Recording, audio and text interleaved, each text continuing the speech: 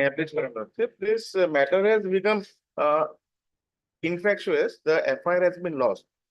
It was filed before the FIR. So my client prays that this can be withdrawn and so that we can go for the bail part. IS Majumdar. IS Majumdar, the Learned Counsel for the petitioner submits that the petition has become infructuous, and as such, the petitioner would not like to press the instant proceedings. Taking into account the above, the instant petition stands closed on withdrawal, whose interim orders, if any, stands vacated.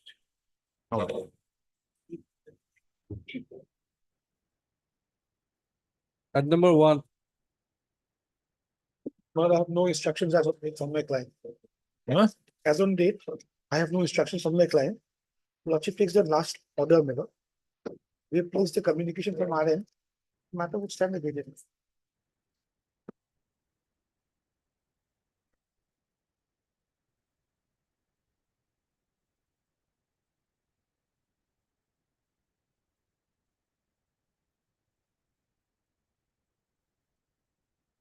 Who died? My lord, respondent number 2, Kumud Medhi, had died. As also, appellant number 4, Okon Chandra Medhi, had died. And it is a joint decree.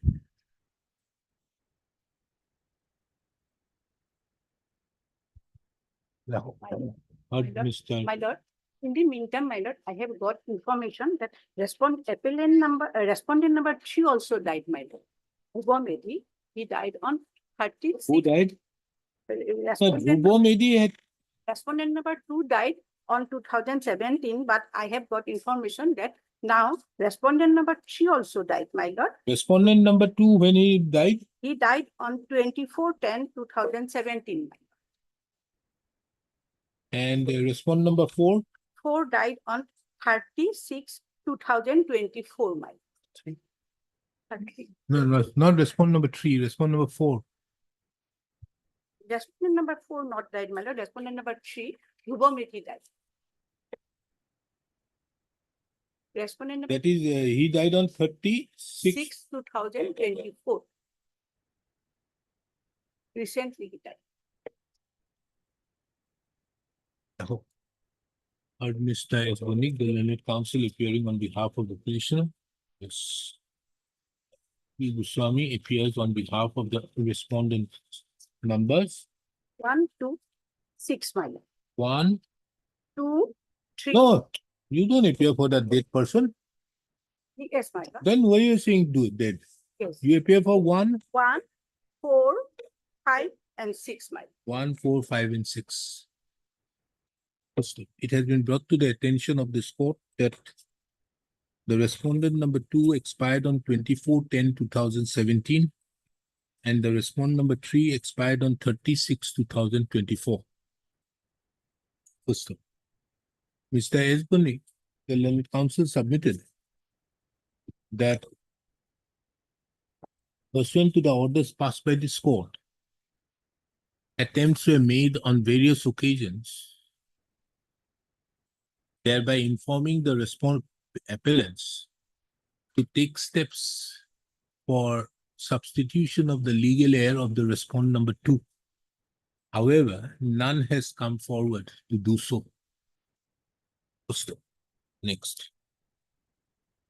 It is seen that the decree which has been passed by the Learned First Appellate Court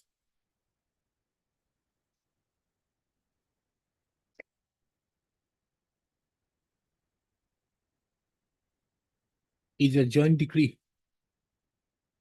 which cannot be severed.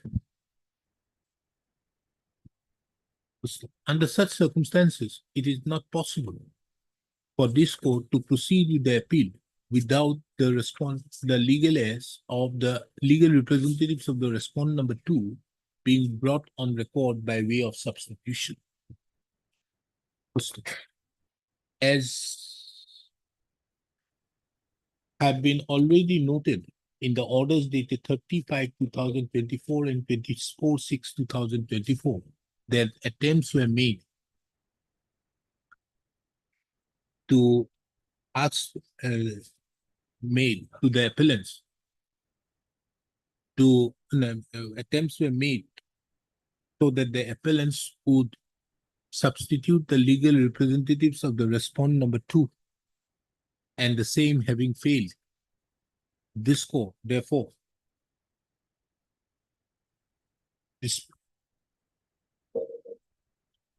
dismisses and therefore closes the instant appeal on the ground that it had abated. Accordingly, the instant appeal stands abated. The LCR be returned to the courts below. Alright, You had a very good case. Sad.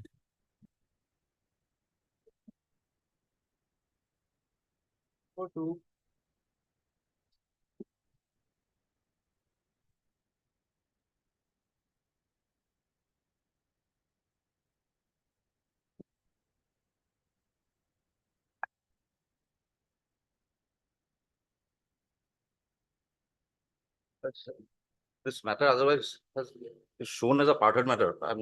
I've been engaged today only. I What don't is know this how much matter of the about? facts have been placed. Hmm? I don't know how much of the facts have been placed. May I just place the facts? You know? Yes. And the petitioner before your lordship is ONGC. Hmm. And your lordship is aware, this organization has been in existence in Assam for several decades now. Hmm. We are in fact the pioneers in this. That would not help you, Mr. Chaudhary. No. I'm just, The question is whether you had those pollution control devices. That's it. sure, we had. I'll just Show me place the that. facts. Two aspects. There are two aspects primarily. Hmm. One, I understand, your lordship had posed a query why we should not go before the NGT. Hmm. On that issue, my lord, if your lordship will first come to the Supreme Court judgment, which your lordship will find at page 65. How the matter reached the Supreme Court. Hmm. Your lordship will find. First, your lordship may have paragraph 4 at page 66. Hmm. The question that arises for our consideration is whether the same is maintained in good order after the industry itself has become functional. The industry requiring consent to operate can be permitted to run only if its primary effluent treatment plant is functional.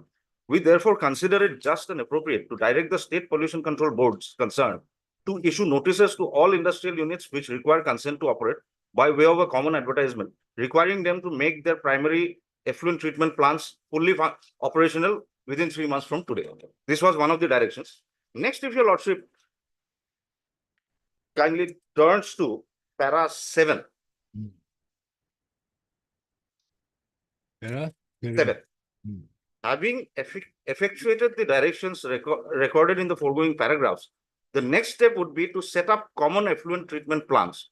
We are informed that for the aforesaid purpose, the financial contribution of the central government is to the extent of 50% and that of the state government concerned, including the union territory concerned, is 25%. The balance 25% is to be arranged by way of loans from banks. The above loans are to be repaid by the industrial areas and public or industrial clusters. We are also informed that the setting up of a common effluent treatment plant would ordinarily take approximately 2 years in cases where the process has yet to be commenced. The reason for the above prolonged period for setting up common effluent treatment plants, according to the Learned Council, is not only financial, but also the requirement of land acquisition for the same. So effectively, this direction was to the state governments to set up the common plant. And now, if your lordship kindly turns to para 14. Hmm. To supervise complaints of non-implementation of the instant directions, the benches concerned of the NGT will maintain running and numbered case files by dividing the jurisdictional area into units. So, the direction for setting up primary effluent treatment plants by the concerned industry and the second direction of common effluent treatment plant by the state government, these two directions were directed to be monitored by the NGT at paragraph 14. Now, based on these directions, the matter went to the NGT and the NGT's order, your lordship will find at page 70. Page 70. Ah. Paragraph 3 what the primary issue was, problem was, is recorded one. By order dated 3/8/2018, the matter was reviewed and it was noted that having regard to the fact that in absence of functional ETPs, CETPs and STPs, untreated effluents are discharged in What it water. is ETP? Ah. Effluent treatment plant. My lord. C is common effluent and S mean Sewage treatment, that we are not concerned. sewage. So the issue is untreated effluents are discharged in water bodies, leading to contamination of water. So this was the problem. Now, if your lordship comes to para 5, your lordship will find that compliance reports by all states, or several states rather, were submitted. But Assam was conspicuously unable to submit, which your lordship will find. Paragraph 5 records that many of the states have submitted. If your lordship kindly, No compliance status report were received from Assam. Assam is one of the states. Page 72. Page 72, and this is also recorded at page 79, paragraph 14.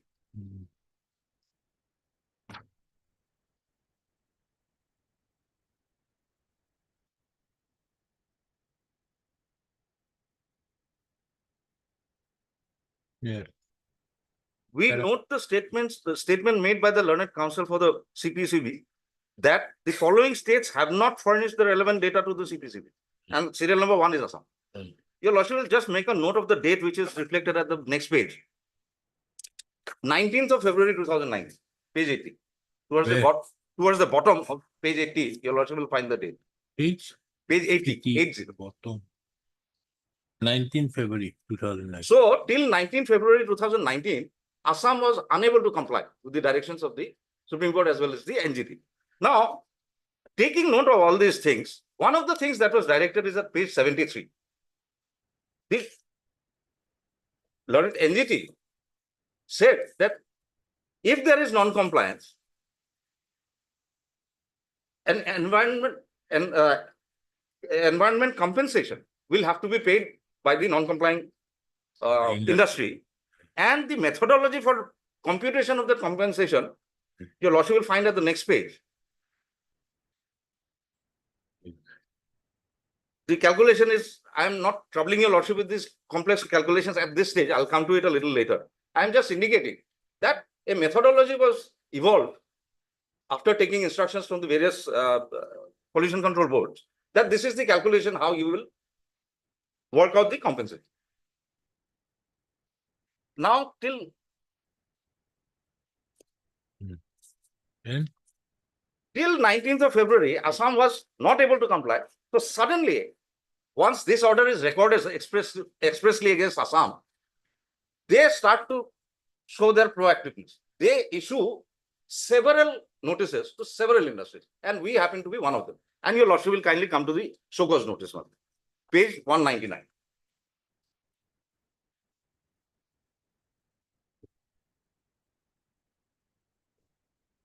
yes. Whereas under section 17 of the Water Prevention and Control of Pollution Act 1974, one of the function of the State Pollution Control Board is to plan comprehensive program for prevention, control or abatement of pollution of streams, rivers and various water bodies. Your lordship will kindly note they are exercising power under the Water Act. Whereas it has been reported that there is no mobile ETP. Your lordship will kindly note that. Firstly, it is reported by someone, and secondly, that there is no mobile ETP. And your lordship has seen the direction of the Supreme Court. It's primary ETP that we are required to have, which we have had since 1996 for treatment of the effluent of the waste pits of well. Your lordship will also note this one. What they are saying that we do not have mobile ETPs for the following 8 numbers of wells. These are the oil wells and waste pits. Next paragraph. Whereas during inspection of the officials of Regional Laboratory Office Sibsagar of the board, it has been observed that there is seepage leakage in the waste pits of the aforementioned wells. Waste pits are full of effluent and without any treatment facility present. If I may pause here for a moment, your lordship will note that there is no date even mentioned regarding inspection. Whether they actually conducted, we are not even aware. They are supposed to let us know. And the other thing they say, is in the waste pits, there is effluence. Obviously, we are drilling for oil. waste pits will have, the treatment takes place after that stage. Now your lordship will come to the next paragraph. Whereas it is also observed during the inspection that no precautionary preventive measures have been taken to prevent the leakage from the well site, and all the waste pits are found full of Effluents effluents. This portion is slightly in this thing. No? floating in the water. It's no And treatment. next parameter, whereas you are directed to install mobile ETP at various locations, etc. Unit is going on without any pollution control measures. Thereby, your lordship will note the next few sentences. Discharging the effluent to the nearby paddy fields. So if it is assuming it to be, we accept it to be correct on face value, the Water Act will not even come into play. If we are polluting, at best we are polluting paddy fields. So how are they exercising power under the Water Act? And the Supreme Court directions are specific to water bodies. Primary effluent treatment plants, so that effluents are not discharged into water bodies. Here their allegation is, we have waste pits and wells which have effluents, and there is leakage. You mean to say that the Supreme Court directions had nothing to do with others? Your lordship will Excuse kindly me? come back to the Supreme Court judgment.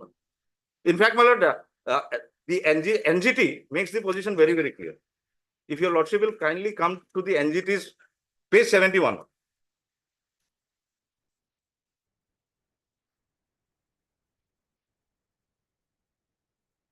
No, kindly come to 66. What Yes. was the issue before the Supreme Court?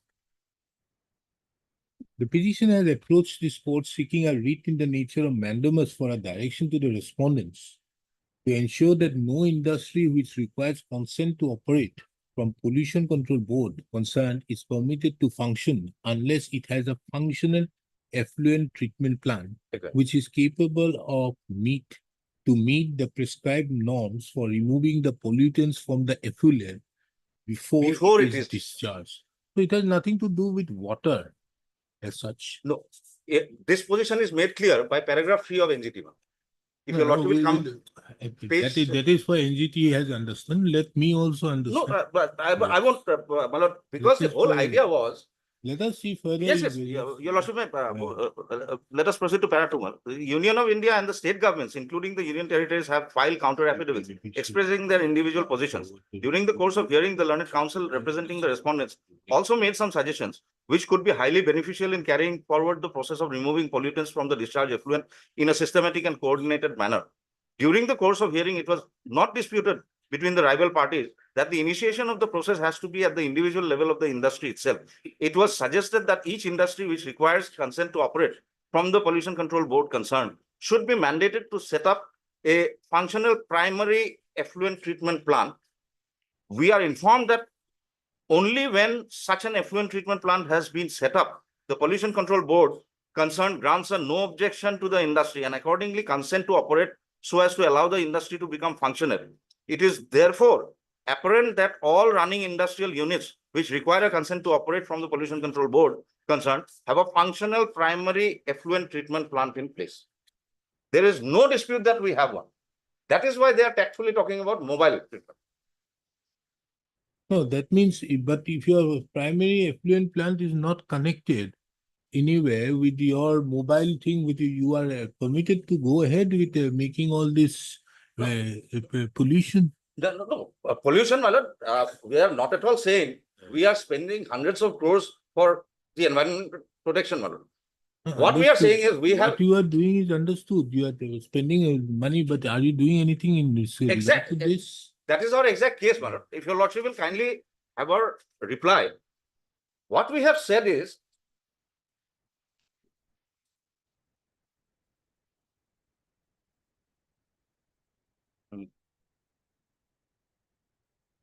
Paragraph 6, liberty is hereby granted to private individuals and organizations to address complaints to the pollution concern if any industry is in default. my lord, On receipt of the pollution alert shall be obliged to verify the same and take such action against defaulting as may be permissible. Such action would be in addition to the discontinuation of the industrial activity forthwith so-and-so. The execution so-and-so to set up common demand. We inform that for the purpose of the financial contribution in view of the financial demand with reference to the common demand which have been involved. Common statement, which is to say, just to complete the same within a period of. If there are available. Home by certain.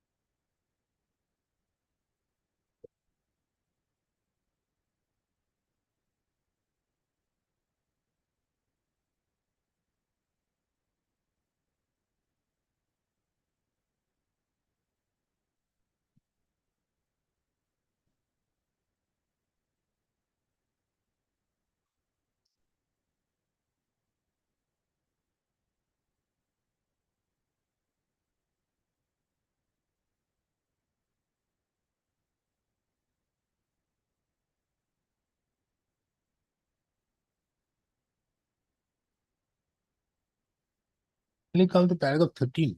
Follow. We are of the view that mere directions are inconsequential unless a rigid implementation mechanism is laid. We therefore hereby provide that the directions pertaining to continuation of industrial activity only where there is in place functional so and setting up of functional formula within the timeline expressed shall be of the member secretaries of the pollution concerned. The secretary of the Department of Image shall be answerable in case of default. The secretary to the government concerned shall be responsible for monitoring the progress and issuing necessary direction to the concerned which may be required for implementation. They shall also be responsible for collecting and maintaining records of data in respect of directions contained. The said data shall be furnished to the Central Groundwater Authority, which shall evaluate the data and shall furnish the same to the Imam. To supervise by so-and-so liberties granted to the EA to approach to the private and organization to approach the bench concern of the Imam for appropriate orders by pointing out deficiency in implementation of above. Needs to be clarified, the instant and timeline shall not any way dilute any timeline. The timeline will expire before.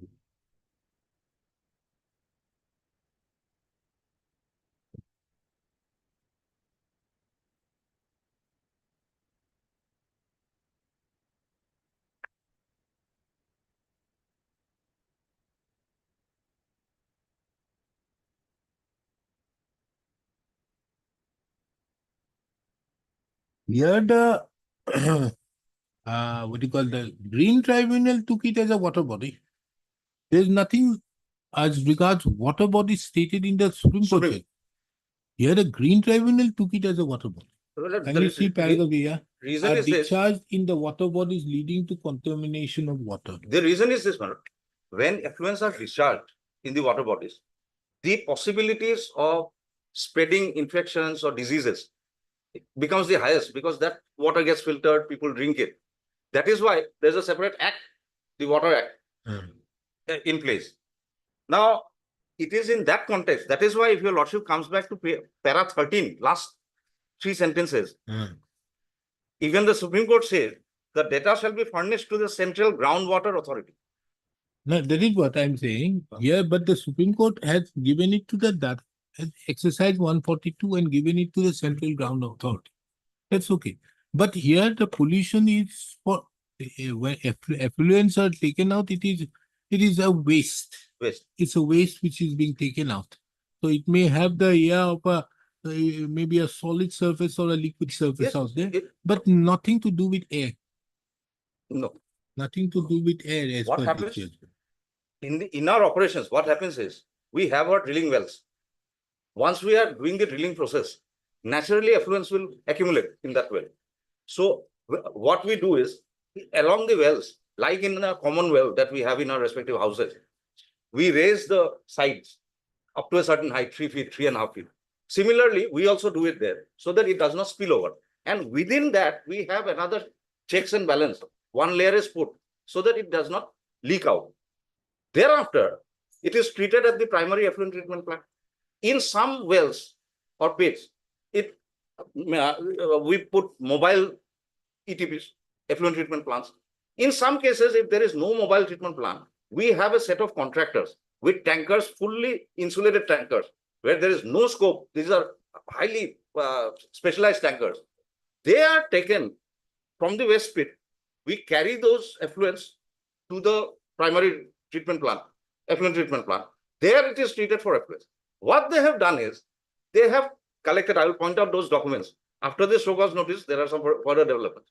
What they did was, they went and possibly collected samples from the waste pit. Those waste pits are bound to have effluents because it is untreated. It is prior to the stage of the treatment. And there, so many anomalies are there. I'll place all of this factually. What they do is, in the first, they issue the show cause notice, we explained to them. This was in June. We responded to them on 18th of July, explaining our position that we do the effluent treatment in 3 different stages. All of this is explained.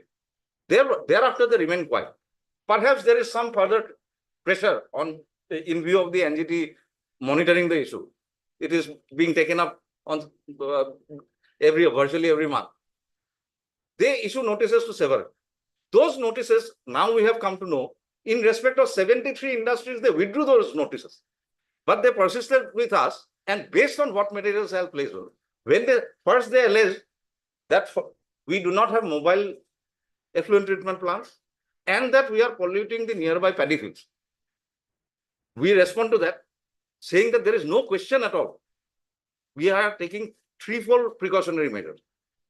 Then they keep quiet. Suddenly in September, they issue an order imposing a compensation of 2 crores odd. Here, that allegation itself that we are polluting the paddy fields, that disappears. Now they are saying that you do not have a primary treatment plant at all. We have had a primary treatment plant from 1996, even before the Supreme Court ever took cognizance. And the manner in which they did it, if your Lordship will kindly allow me to place the reply that we submitted. Page 200, your Lordship will get the reply.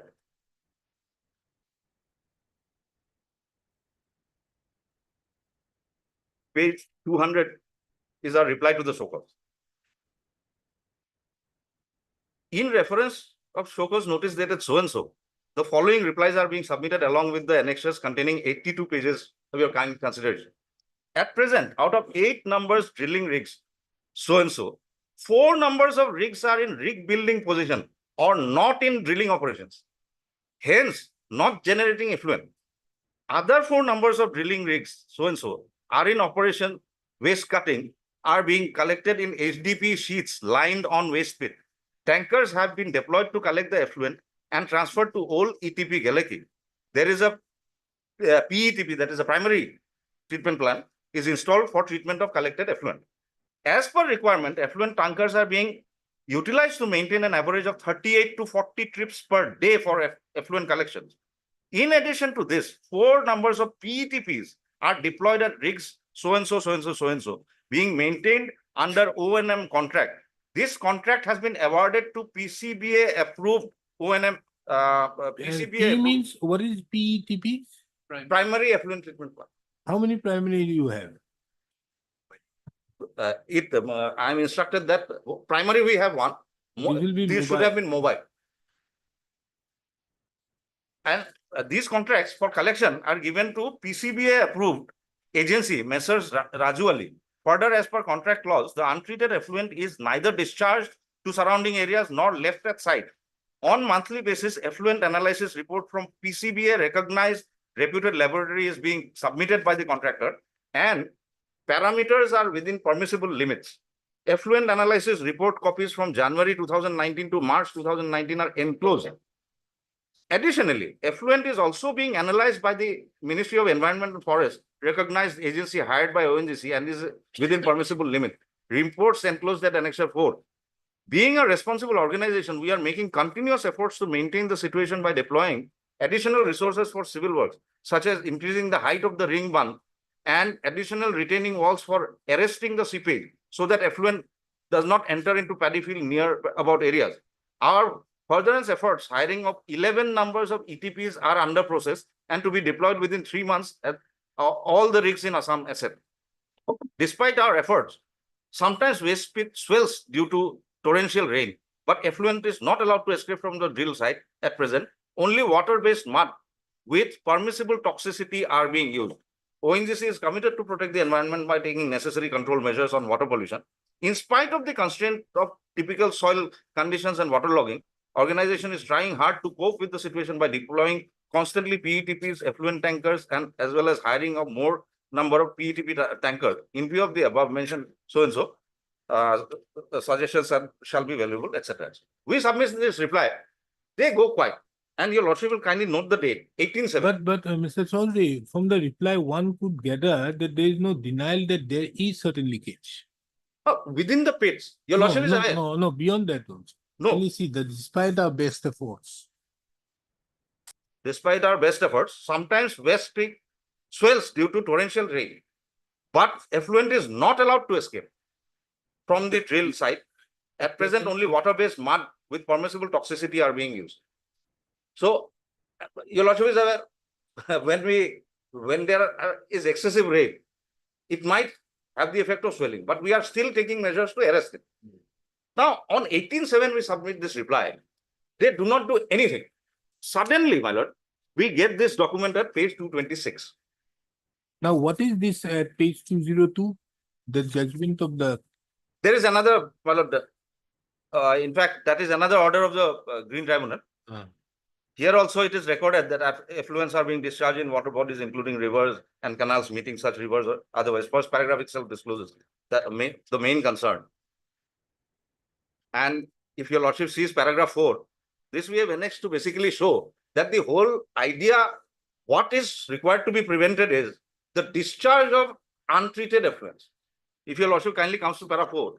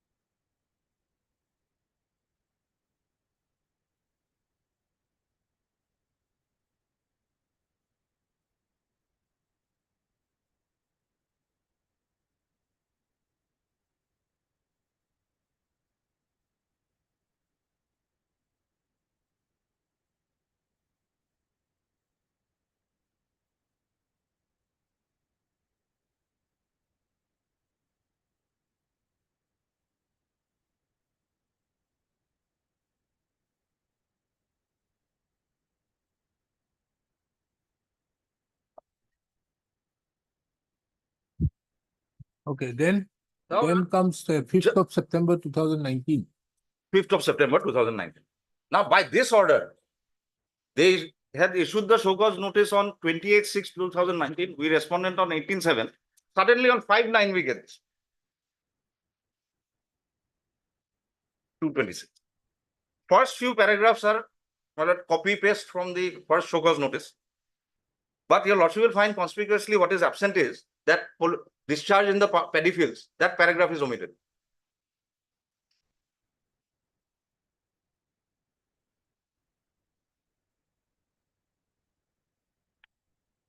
Page 228. 228 makes interesting reading. Your lordship will, whereas your reply to the show cause notice is not based on facts and findings during an inspection carried out during 6th July 2019 to 8th July 2019 by engineers and scientists deputed from head office cum central laboratory of this board. Whereas the drilling operation of the following well units were either completed or in operation without installing any primary effluent treatment plant.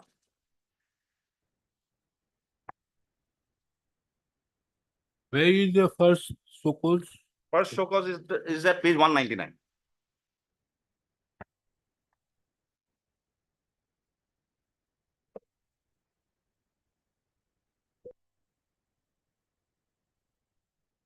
So this show cause is issued and then the order which has been passed is in respect to certain inspection being carried out subsequently. Because you That is see, what this the says. notice was issued on 28th of June 2019. And this inspection was carried out on 6th of July and 8th of July by the engineers of so-and-so remand. Whereas drilling operation was so-and-so, therefore you are violated so-and-so. Yes, and samples collect. Then Now tell me, how do you take care of this situation?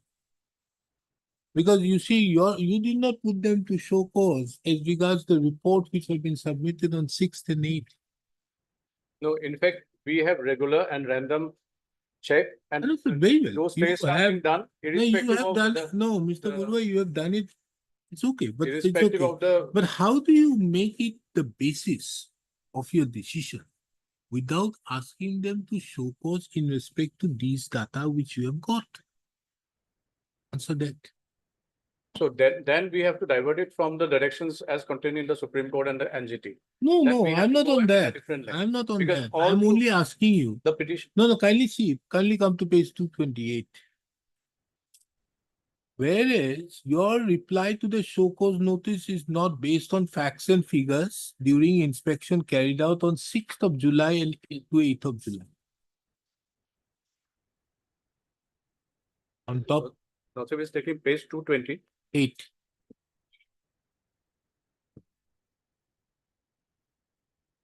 Okay? Did you get it? Your reply is to the show cause notice is not based on facts and findings during inspection carried out during 6th of July 2019 to 8th of July 2019 by engineers and scientists deputed from head office cum central laboratory of this board. Whereas the drilling operation of the following well units were either completed or in operation without installing any primary effluent treatment plants at site. Therefore, you have violated the aforementioned order of the Supreme Court of India pertaining to the installation of primary effluent treatment plant. So this is the Understood. What And then the point? come whereas Environmental analysis report of so and so August 2019 by the inspection from your well found the parameters such as so and so are beyond the permissible limits in it. Very well. It's Yes. okay. yes. But have you asked them about these reports? Asking them the explanation before imposing the compensation. That's all. This lordship, we may not mix up with it with our inspections and the violations and the Supreme Court directions. Because Fantastic. Supreme Court No, no, direction no, the Supreme Court goes has made it independent clear. of what we are doing here. No, no, Supreme Court was dealing with a subject that you see, there was a writ petition filed that when you give a consent to operate, they also has to have a common effluent. Whichever unit that requires a consent to operate should have a functional effluent treatment plant. Functional of So now- effluent. yes. Oh, okay. Yes. Now, if that be so, the Supreme Court said that will require certain expenses to be carried out by the states. No, that is with regard to common effluent treatment plant. Understood. So we have No, two the states effluent- and all these things which will be duly paid. Yes, But each industry also requires to have a effluent. effluent treatment plant. No Primary, point. primary. Now, you are imposing compensation on what basis? Because every drilling unit is also taken to be an industry Okay, in our terminology. fantastic. So because they And- obtain and- consent to operate from us. Understood. For you, you say that these are the 8 drilling unit where there Six. is 6 units are violated. Now, earlier you said 8. 8, but two have. Then they came up and said that no, 4 are not operational and 4 are operational. However, we are maintaining these. Then you come up and say that you made inspection on 6th and 7th, 8th of July.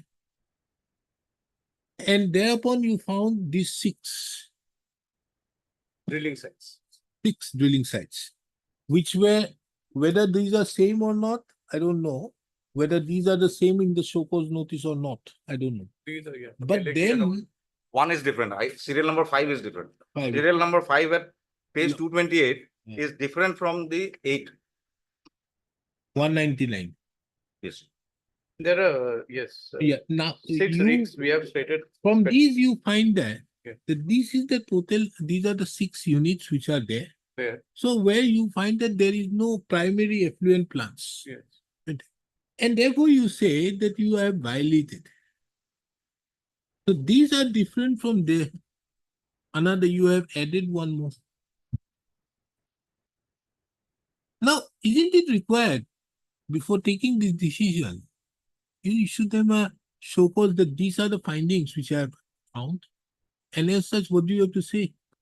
But Basic, Lord, if we go back to the Supreme Court direction, Uh. it says that whoever industry which requires consent to operate shall have a functional effluent treatment plan, and for that matter, even if you they can don't have, ask, so no, we have- we have you all the pa- state, the power to impose compensation yes, or the parameter on which you are to impose the compensation is fixed by the NGT. that formula has been set by the entity. yes. Okay. NGT was, whether NGT could have dealt with that issue, taking into account that it was only dealing with water bodies. Hmm. If you see both the orders, it was only dealing with the water bodies. NGT was dealing on The that water subject, body, which the ultimately Supreme it is Court, the- however, was not, But the parameter is much wider. madam. But the Supreme Court was not. No. The Supreme Court was dealing Overall environment, overall requirement of effluent plants. yes. Now, where is the Supreme Court's direction to impose compensation? Let us see that in the judgment.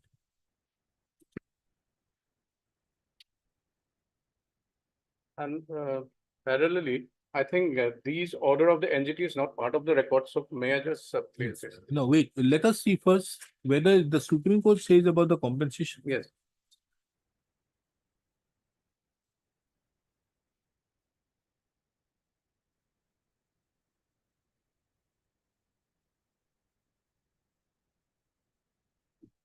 Para 4. So if we just start with paragraph 3, as your lordship got Yes. paragraph 3.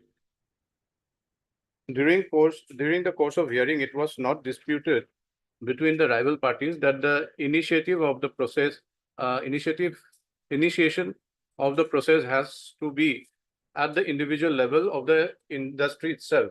It is suggested that each industry which requires consent to operate from the Concerned Pollution Control Board should be mandated to set up a functional primary effluent treatment plan. We are informed that only when such an effluent treatment plan has been set up, the Concerned Pollution Control Board grants a no objection to the industry and accordingly consent to operate, so as to allow the industry to become functional. It is therefore apparent that all running industrial units which require consent to operate from the Concerned Pollution Control Board have a functional primary effluent treatment plant in place. Then we go to the next paragraph. The question that arises from our consideration is whether the same is maintained in good order after the industry itself has become functional. The industry requiring consent to operate can be permitted to run only if its functional effluent treatment plan is functional. We therefore consider it just and appropriate to direct the concerned State Pollution Control Board to issue notices to all industrial units which require consent to operate by way of a common advertisement, requiring them to make their primary effluent treatment plan fully operational within 3 months from today. On the expiry of the notice period of 3 months, the concerned State Pollution Control Board are mandated to carry out inspection to verify whether or not each industrial units require consent to operate, have a functional primary effluent treatment plan. Such of the industrial units which have not been able to make their primary effluent treatment plan fully operational within the notice period shall be restrained from any further industrial activity. So this is very clear. This direction may be implemented by requiring the concerned electricity supply and disrupting agency and distribution agency to disconnect the electricity connection of the defaulting industry. Paragraph 6 of the said judgment, paragraph 6. Liberty is ever granted to private individuals and organizations to address the complaint to the concerned pollution control board if any industry is in default. On the receipt of any such complaint, the concerned pollution control board shall be obliged to verify the same and take such action against the defaulting industry as may be permissible in law. Such action would be in addition to the discontinuation of industrial activity forthwith in the manner directed herein, but only after verification. So if at all they are aggrieved by any of those strictures that we might impose, so they can approach the board. So now after everything has happened, we gone for an inspection. We found that they are defaulting in all parameters, and then we have given them the so-called. They have replied to it, and that reply is not befitting. Finally, we have imposed the environmental compensation fine. And that part, the petitioner has been also harping upon one point, that is, they were trying to make a confusion between the mobile ETP and the primary effluent treatment plant. No. So what I have learned On from- that, I'll take it. Yeah. Let it be a primary effluent plant, maybe the Yeah, question because out for there. There's no drilling point. side, it But has to how be. do you take care of a situation that you are imposing at page 229? That these are the things on the basis of inspection being carried out. Subsequently, without putting them to notice. That this is what we could find out from our inspection. Earlier, you said certain inspection was carried out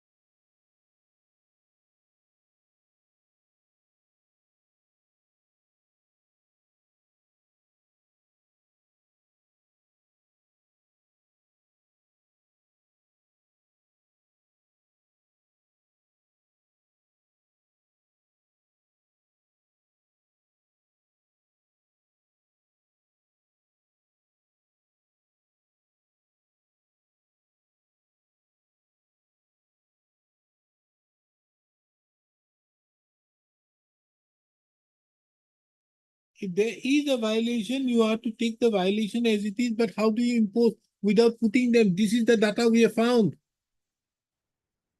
How do they explain? Or is it for this court to decide? Definitely. Because that So what is is the course of action?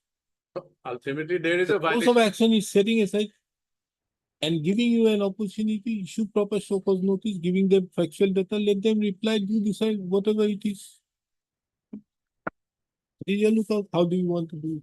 But Lordship, after so many years, if we go for a press inspection at the moment. I'm because not already- asking you for inspection. Because You have ultimately the data? You have the data. that definitely does, You have the inspection report. yes. Give that inspection report to them and tell them that this is what has happened. Kindly reply that these are the violations we found out. Why you're not asking them? So without going to here and there, we only target upon the days from which the violation has taken place. That is And that your, will be based on I am notices. not saying anything. That is your. That is what. The Lordship wisdom is trying to indicate. absolutely yours. That's My only thing is the matter needs to be dealt with by this on the principles of natural justice, nothing more than that. And not on the other aspect. You treat it what as a primary effluent plant and water. As per you, every rig has to be treated as a primary effluent. That's not. Very well, you treat it. But how do you impose the compensation? You can give them notice that this is it. You are saying that these are this you have been used for 399 days. What is your basis? Because as on the inspection dates which you have been conducted, at that point of time, either it may have been a case that these rigs are operational with effluent plant, or you must be having data prior to that, but from so and so to so and so did not have. Give them. Ask them to reply. Hey, SOCO's notice does not mean that you will issue the SOCO because after all you are imposing compensation. Huh? No, How? You are a quasi-judicial authority. Some reason has to be also there. What is your reason? also before Lordship passes, can I just update the court as regard to what data they have been maintaining or through, so that we can also make a reassessment of those calculations. You know, what data you are maintaining, that is your lookout. I'm not on that. But the fact that these are the things which have not been brought to the notice of the court. You had all these things. As is apparent or what is the basis to hold it? Because tomorrow they will come up. That you made the inspection on 6th. As on date, the number 1 which was there at serial page 229 was not in existence or had the primary effluent plant. What is your basis? Again, another set of retribution with so much of environment pollution already done. Unless we get a paperless courts. Because as is apparent,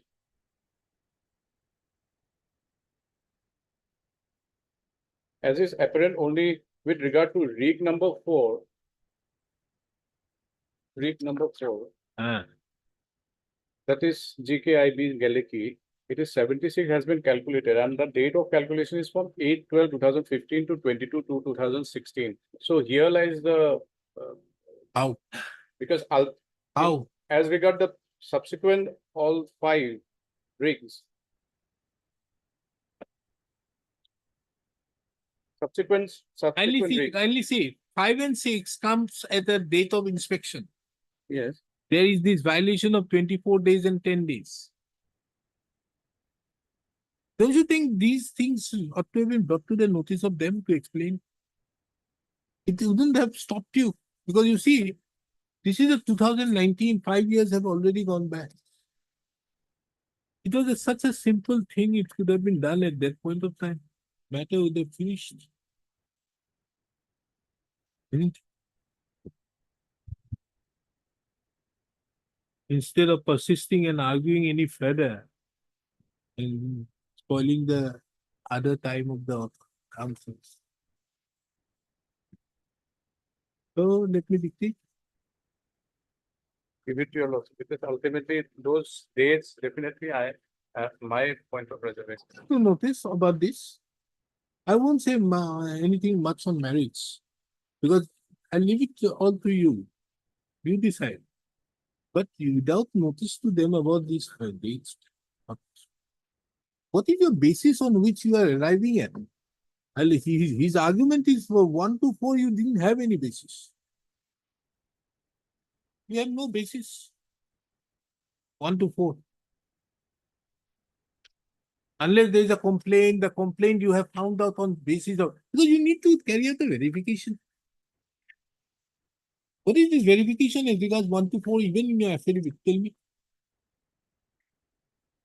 5 and 6, okay, date of the inspection. What about 1 to 4? Even 5 and 6, if the lordship sees the dates, the date of the show cause notice is 28/6.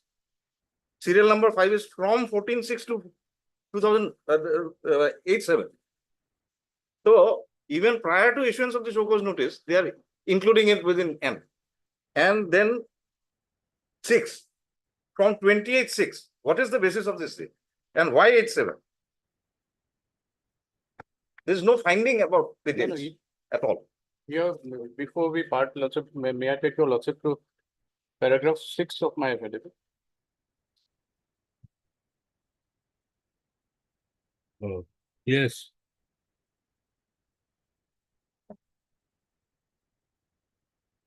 Because that for waste management arising out of the drilling activities, certain conditions were stipulated in the environmental clearance accorded by the MOEF by so and so. This is the MOEF notification. Drilling wastewater, including drill cutting, wastewater shall be collected in disposal pit lined with HDPE lining evaporator or treated and shall comply with the notified. Mr. Borua, No, no, Mr. lordship, Borua, I'm just trying. no, and listen. If you are bringing in this aspect, again, Mohinder Singh Gills catches you by the neck. Old wine, new wine. There, how do you take care of that? All orders are not like wine which matures with the age. How do you take care of that? Because that is not the basis on which you pass the order. Your order says that you didn't have a primary effluent plant. Yeah, you are saying that not only that you didn't issue a notice, you didn't even have this also. Membership. You didn't even take in their consent. This is your statement in paragraph 6.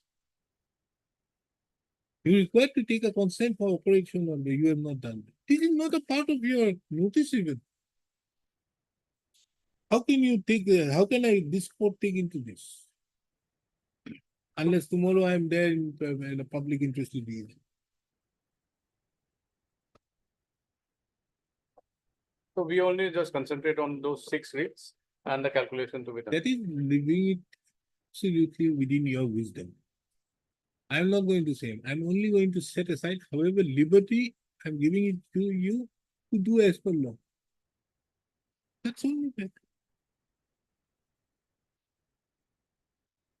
So while dealing with the case, definitely lordship would bring into the fact that those dates as regard the calculation. That I am passing that order. In the order itself, I will put it. So that will make things clear for the occasion. But I am not here to advise you. No? No, lordship, definitely lordship may. Marriages, I am not going much into those marriages. But that is not the question out here. Here, the notice was issued something else. Order passed something else. Okay, let me come back. I'll dictate in your presence.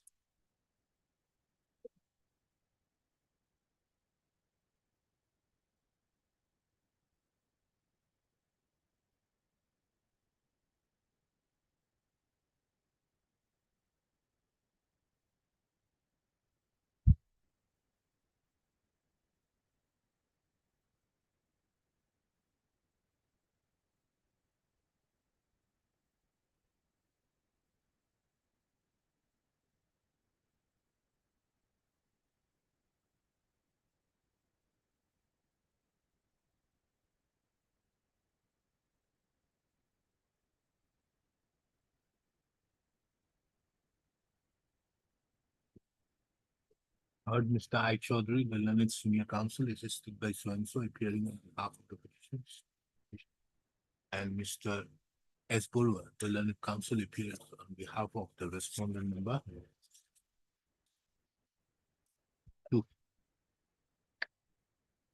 Environment and forest. None, RR Gogoi was, huh? RR.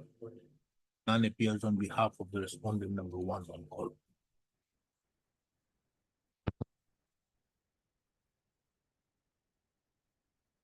The petitioner herein, which is a central public sector undertaking, and engaged in the business of exploration, development and production of oil and natural gas, have approached this court by invoking the extraordinary jurisdiction under Article 2 to 6 of the Constitution, challenging the show cause notice dated 28/6/2019,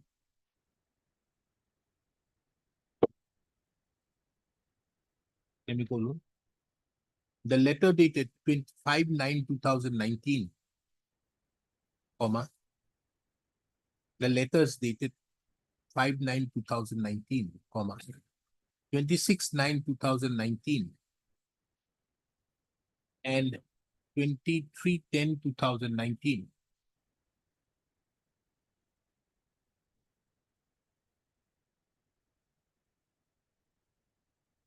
And in addition to that, also have challenged the analysis report dated 5/8/2019.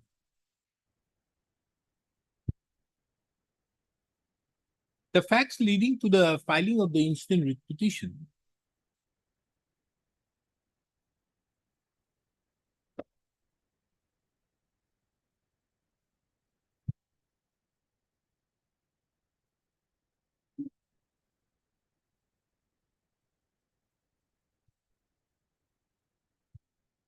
are that the Supreme Court in the case of Paryavaran Suraksha Samiti and another versus Union of India reported in 2017 5 SCC 326, which was passed on 22nd of February 2017.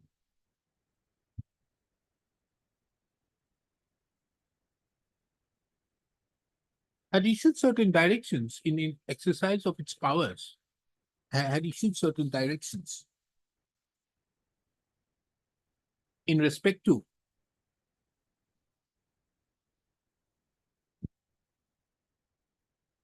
functional effluent treatment plant.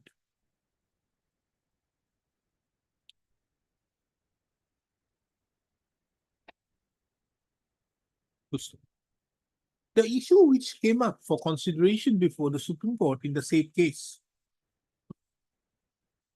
was on the basis of a writ petition being filed, seeking a writ in the nature of mandamus for appropriate directions upon the union government, all state governments as well as the union territories to ensure that no industry which requires consent to operate from the Pollution Control Board is permitted to function unless it has a functional effluent treatment plant, which is capable to meet the prescribed norms for removing the pollutants from the effluent before it is discharged.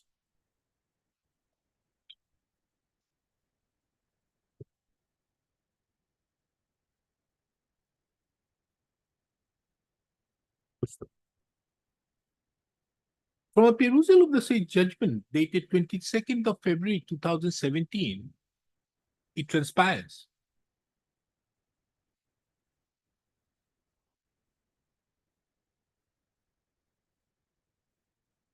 that having the effluent treatment plant transpired that there was a consensus arrived at that having a effluent treatment plant was highly beneficial in carrying forward the process of removing pollutants from the discharged effluents in a systematic and coordinated manner.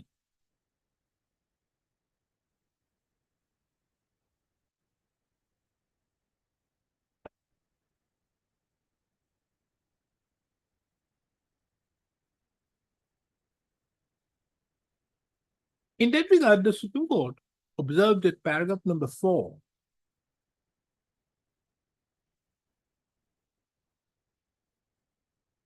that requiring the industry to be permitted to run, there has to be a primary effluent treatment plant which is functional. And accordingly directed the State Pollution Control Board to issue notices to all industrial units which required consent to operate by way of a common advertisement, requiring them to make their primary effluent treatment plant fully operational within 3 months from the date of the said order.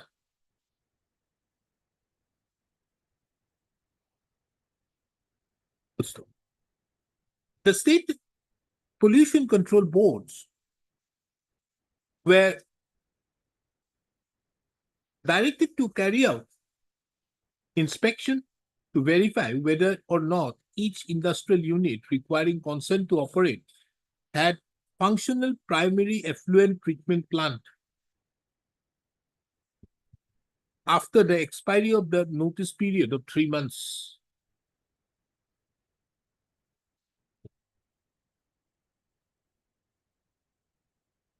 And during inspection, if it is found that such industry does not have the primary effluent treatment plant, such industry be restrained from any further industrial activity. Paragraph 4 of the said order, dated 22/2/2017, is reproduced here in below. It has been to Pago, huh?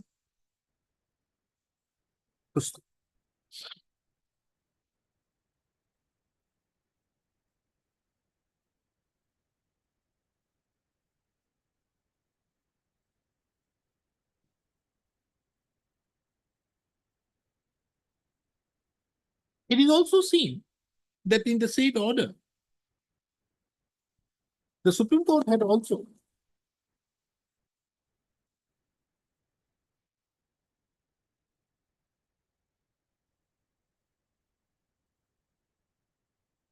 passed various directions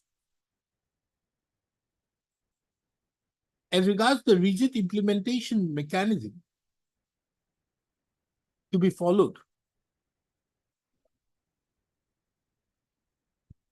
so that the directions so passed in the said order as regards the necessity of having a primary effluent treatment plant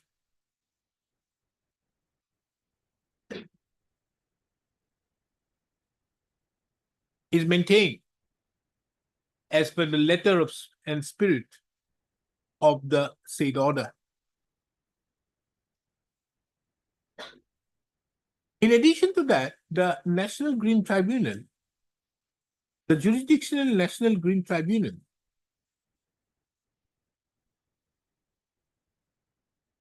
was also directed to supervise complaints of non-implementation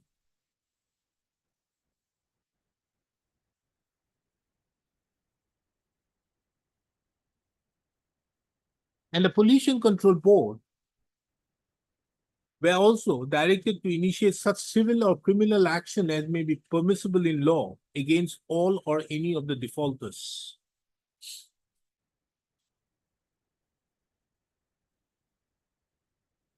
The order dated, in pursuance to the order dated 22/2/2017,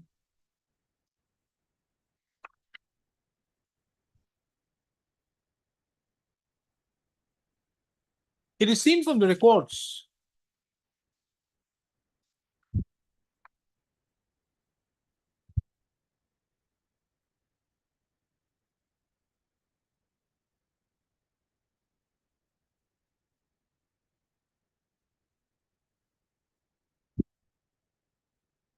that the respondent number 2 had issued a paper publication in the Assam Tribune on 11th of on 13th of April 2017, on 12th of April 2017.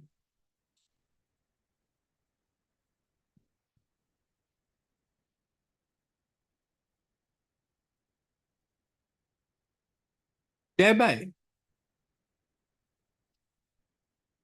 asking all industrial units discharging effluents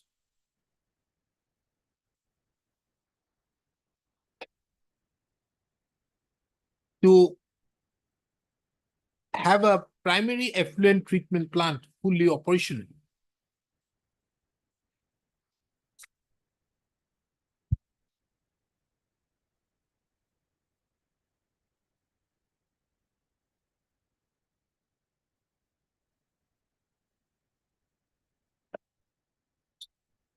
It is also very pertinent to take note of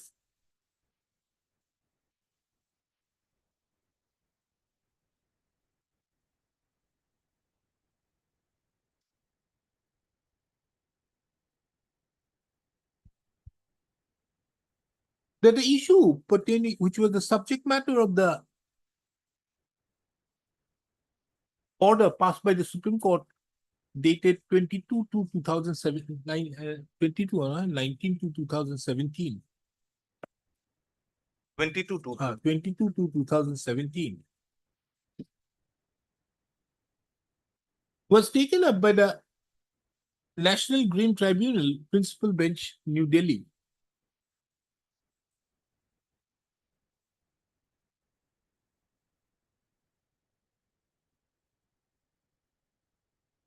As per the directions so passed by the Supreme Court.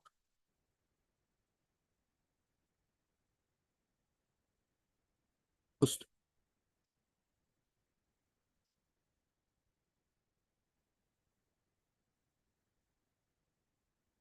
the said proceedings were registered before the National Green Tribunal as original application number 593 of 2017.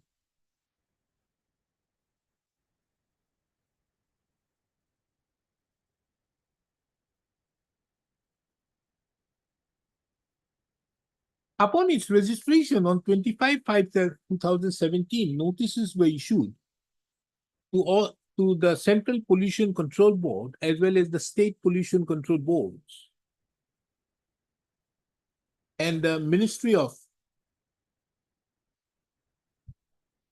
Environment and Forest and Climate Change to file status report as regards deficiencies.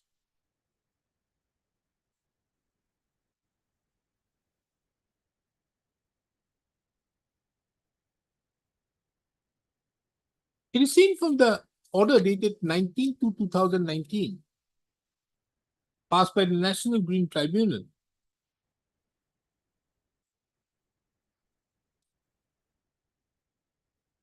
that though many of the states, along with their state pollution boards, had submitted reports, status reports. However, the state of Assam as well as the respondent number 2 did not submit such reports.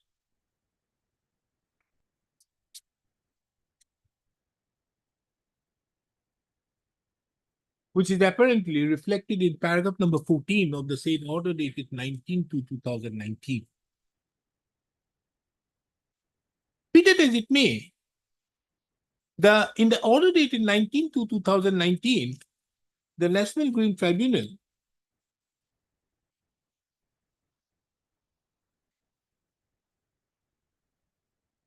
formulated a methodology for assessing environmental compensation, as well as an action plan to utilize the fund.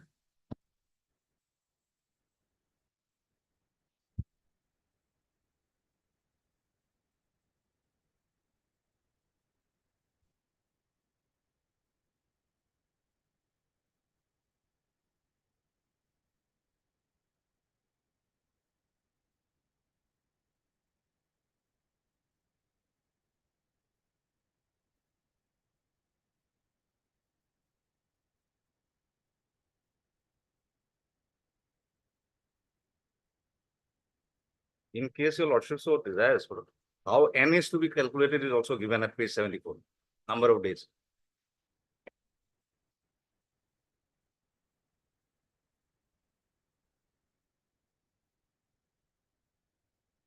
The relevant portion of the methodology adopted to assess the environmental compensation as reflected in the order dated 19/2/2019 being pertinent to the issue involved is reproduced herein under. Page 74 tick mark করে দিছো, হ্যাঁ? The environmental compensation shall be based on the following formula graphs. একটু D হয় F লাগে।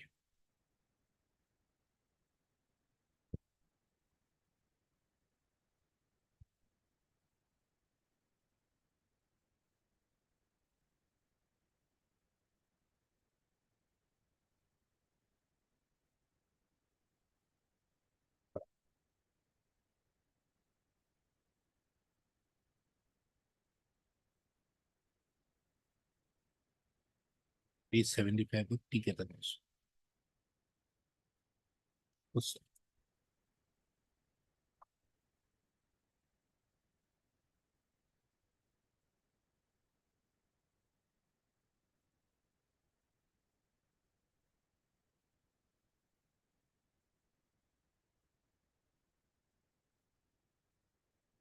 In the backdrop of the above, it is relevant to take note of that on 28th of June 2019, a show cause notice was issued to the petitioner, to the executive director of the petitioner.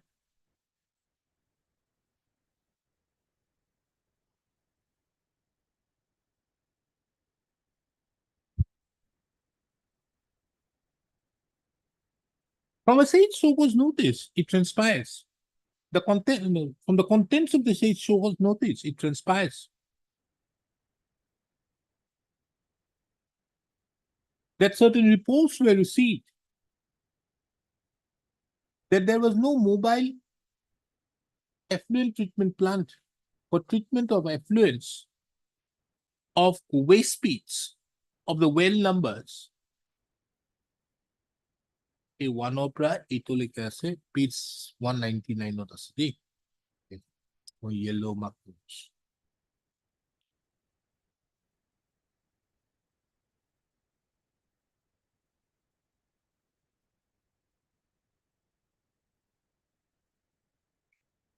It was further mentioned that during inspection by the officials of the Regional Laboratory Office, Sibsagar, it was observed that there was seepage of leakage in the waste pits of the aforementioned wells, waste pits, wells,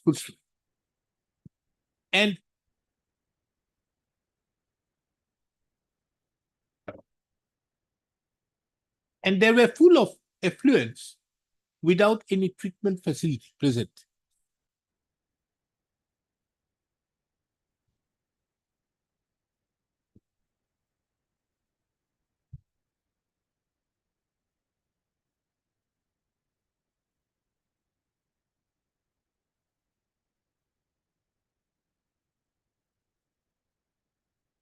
It was therefore directed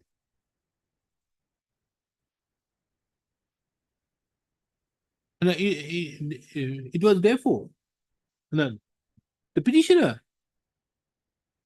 was therefore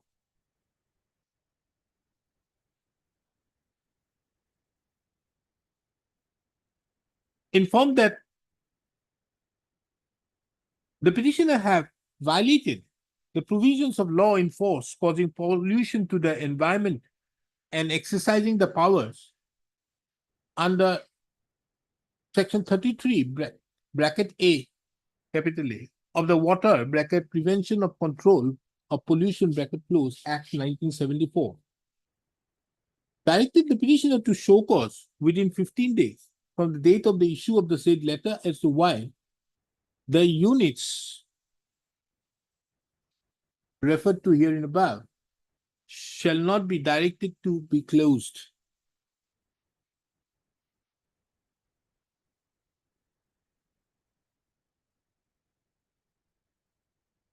The petitioner, upon receipt of the reply, show cause notice, submitted a reply on 18/7/2019 to the respondent number 2.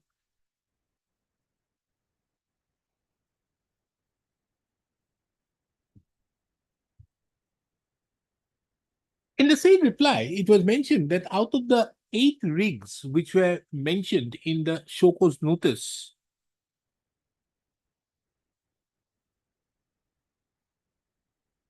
4 numbers of rigs were in rig building position or not in drilling operation. And as such, the question of generating effluents did not arise. However, as regards 4 numbers of drilling rigs, that is, number 1, E-1400 4, number 2, E-1400 Roman 6, number 3, E-1400 Roman 21, and E number 4,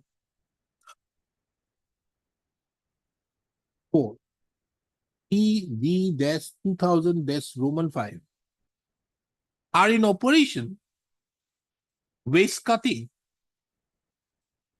and are being collected in HDPE sheets lined on waste pit.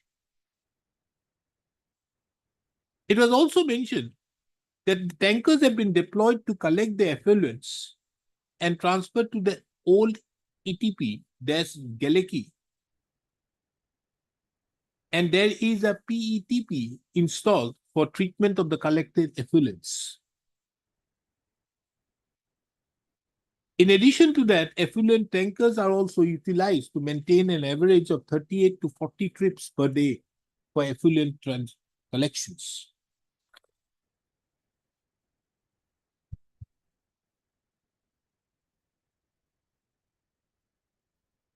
In addition to the 4,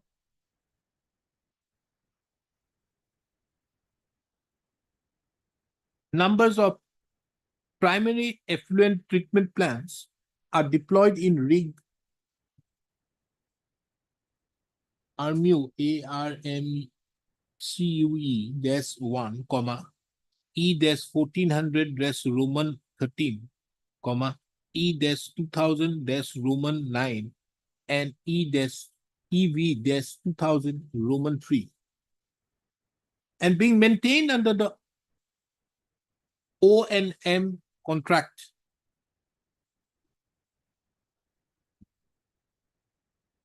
Which was awarded to PCBA approved agency.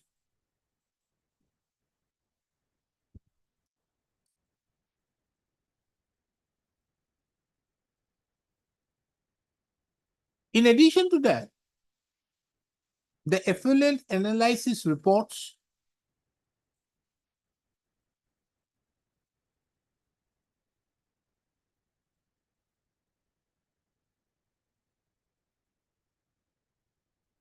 from the PCBA recognized reputed laboratory, as well as effluent analyzed by the Ministry of Environment and Forest recognized agency hired by ONGC,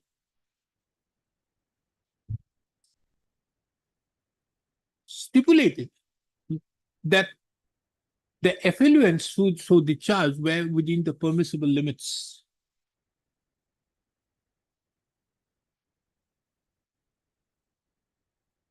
It was also mentioned that hiring of 11 numbers of effluent treatment plants are under process and to be deployed within 3 months at all the rigs in Assam assets.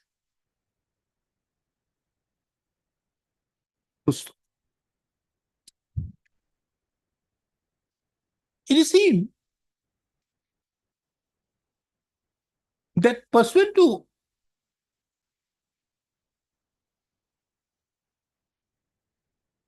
the show cause notice, a reply, the member secretary of the respondent number 2 had issued a communication on 5th of September 2019, whereby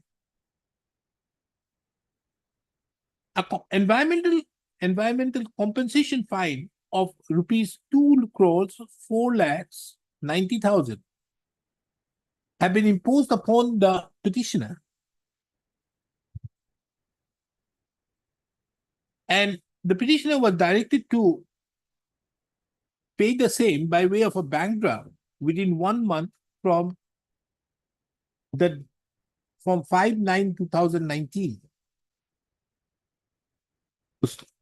In addition to that, the petitioner was also asked to take necessary steps for proper treatment of the effluent and drill cut in all the ongoing drill sites and arrange for reclamation of the completed drill sites.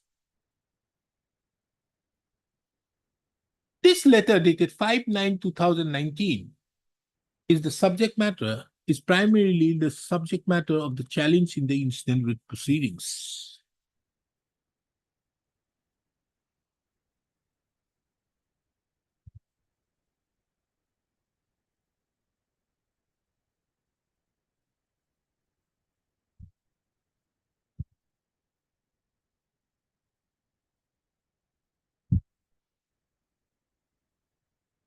The other letters dated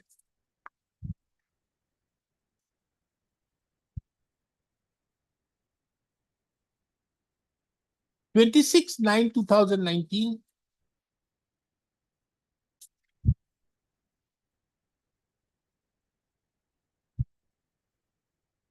and 23/10/2019, where is that? 281. Huh? 281.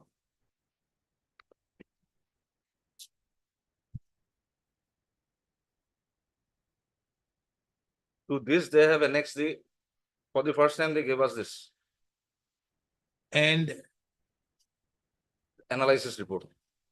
23/10/2019 are follow-ups to the communication dated 5/9/2019.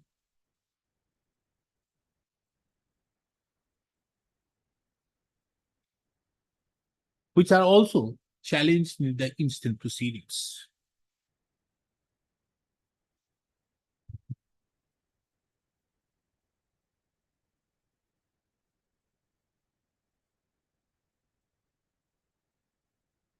Being aggrieved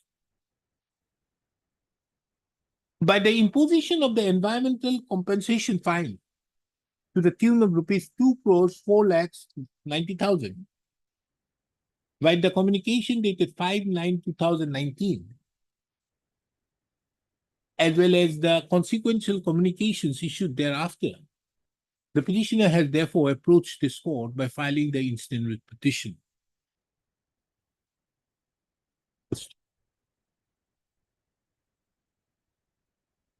This court, by an order dated 23/10/2019,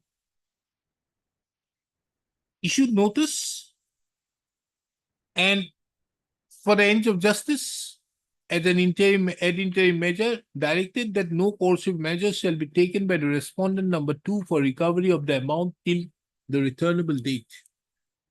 The interim order thereafter has been continued from time to time.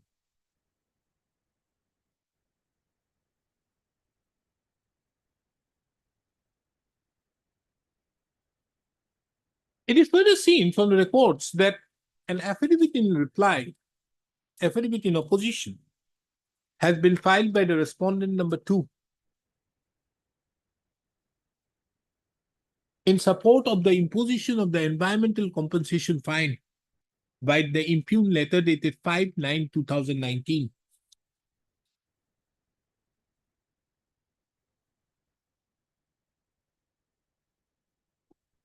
And to the said affidavit, various photographs have also been enclosed showing the environmental damages which have been caused.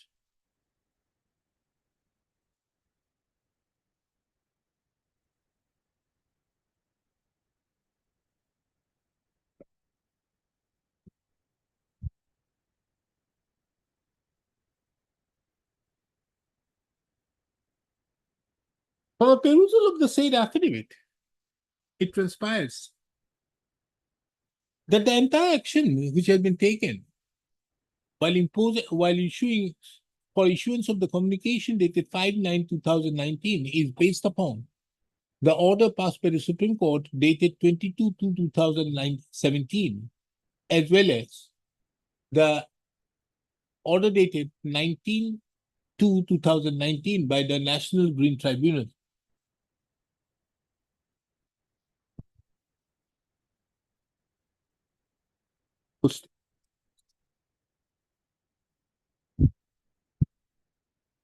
To the said affidavit in opposition, the petitioner has filed an affidavit in reply,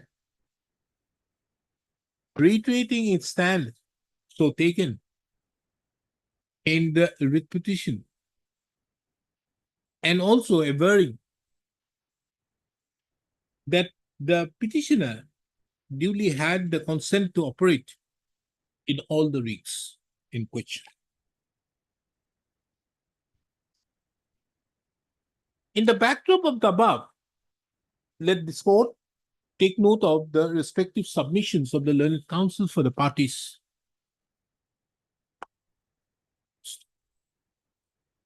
Mr. R. Chaudhary, the learned senior counsel, submitted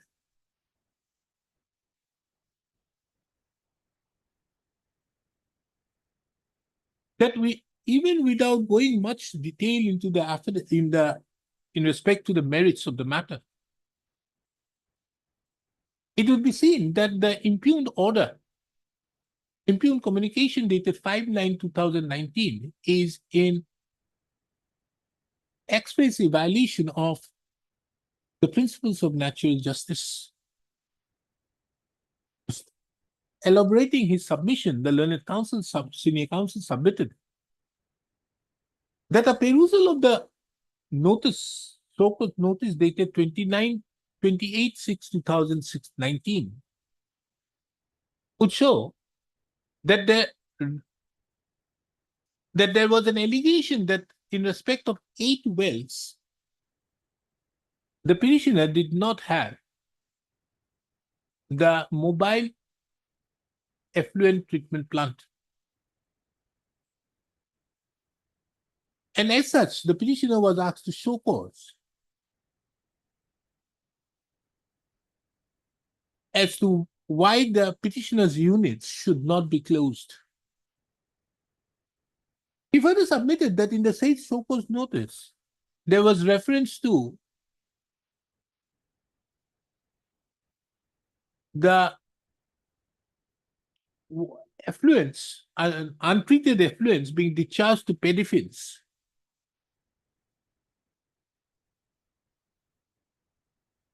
which the respondent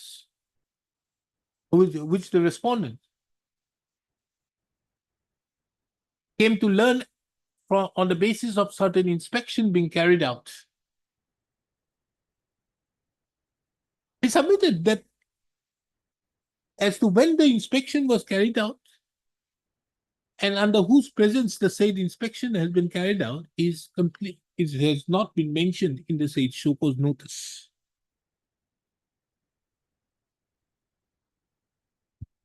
He further submitted that this aspect is also silent in the affidavit so filed by the respondent number 2. On the other hand, the learned senior counsel submitted that a perusal of the impugned communication dated 5/9/2019 would show that pursuant to the issuance of the show cause notice, inspections were carried out on 6th of July, from 6th of July 2019 to 8th of July 2019. And it was found that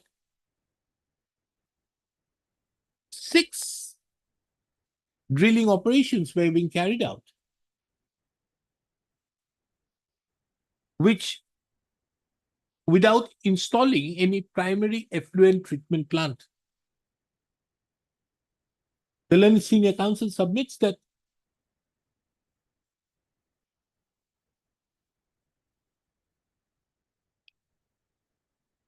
out of the 6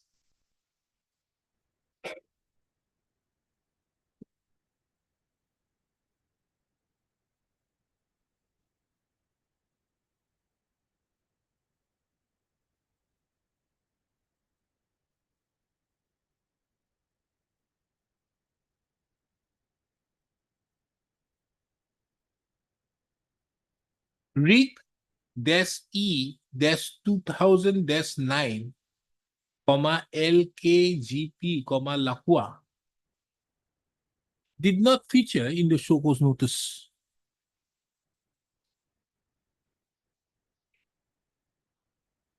He further submitted that the further basis on which the compensation has been assessed is on the basis of an analysis samples collected during 6th and 8th of August 2019. And in respect to that also, there was no show cause notice asking the petitioner to explain.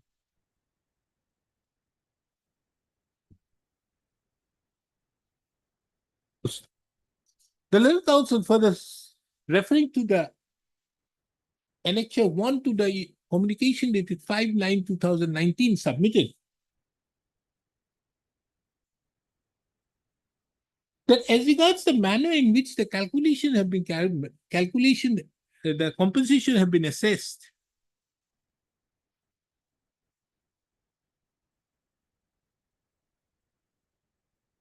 is without any basis.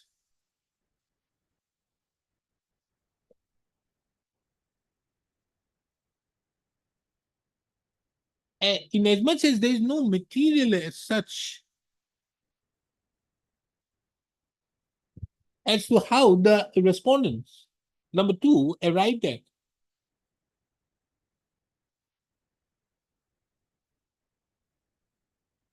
that there was a violation of the directions passed by the Supreme Court on 22/2/2017.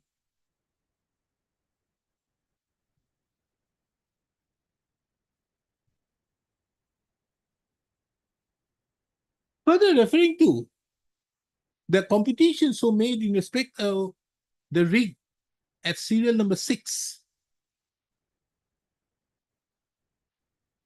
he submitted that in respect to this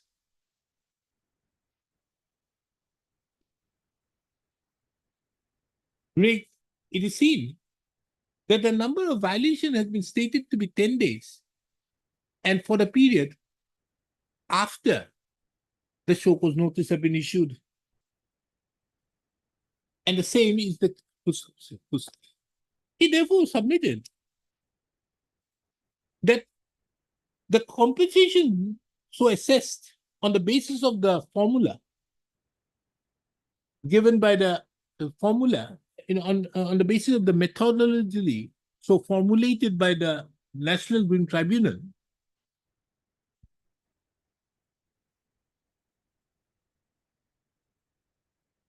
is without any application of mine, and which aspect would be very apparent from the fact that in respect to the rig as serial number 4,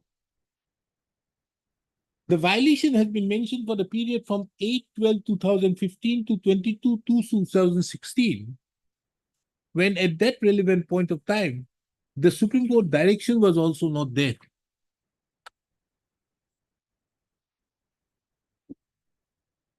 He therefore submitted that this impugned communication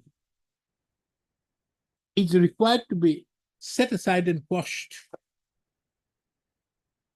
along with all other consequential communications.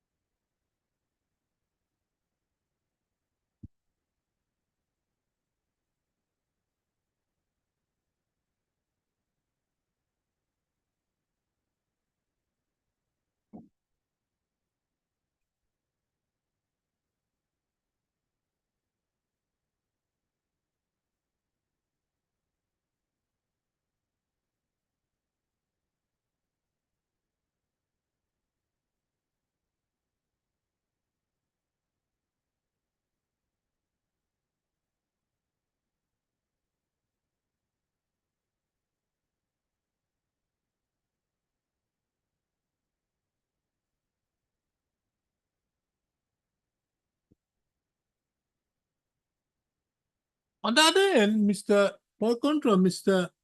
S. Purva, appearing on behalf of the respondent number 2, submitted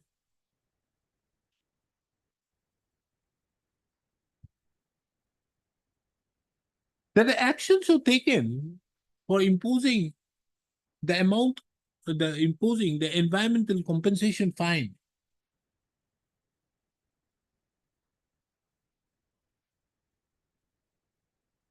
is on the ground.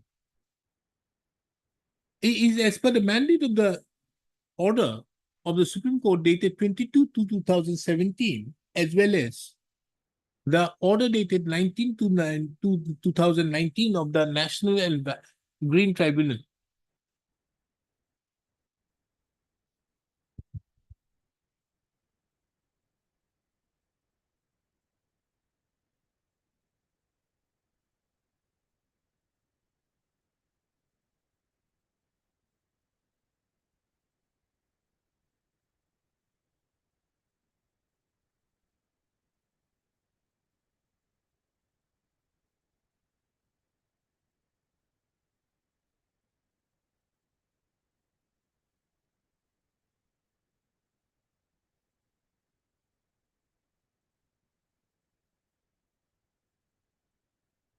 He submitted, drawing reference to the analysis report dated 5/8/2019,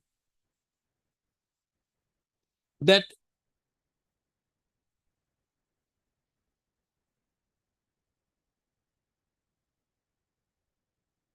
the environmental compensation fine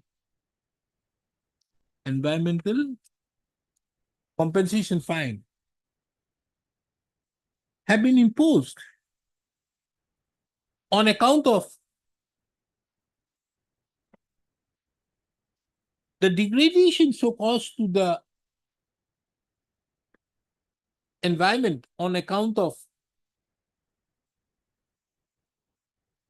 spillage of oil,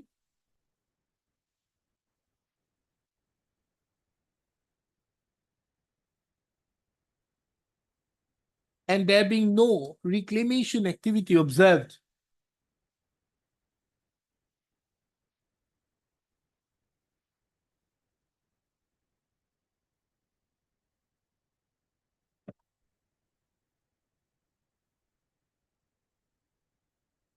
He further submitted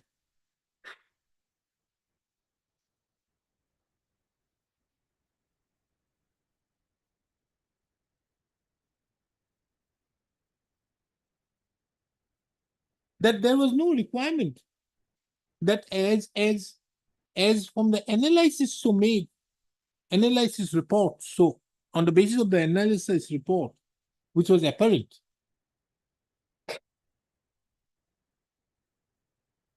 the methodology so mandated by the National Greens Tribunal was duly applied.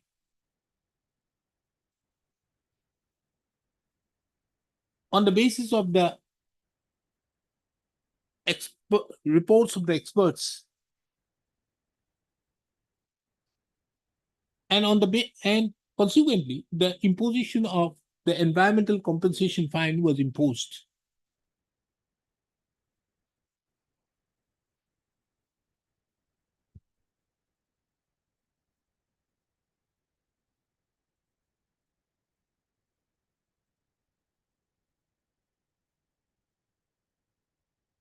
He therefore submitted that as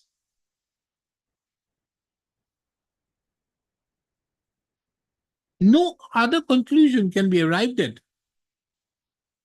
on the basis of the materials on record,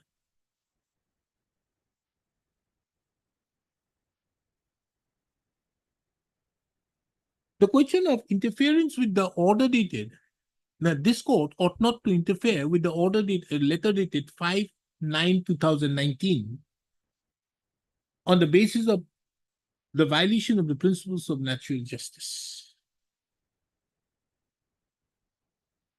Anything else? Very difficult. Please, page 281, that they have questioned the analysis report. So accordingly, we have given them the answer as regard the methodology and also the analysis report before the imposition. So page That is what 281. I mentioned that anything else. So this method you gave them later on. To the mention. Yes, on they being asked, we have already produced.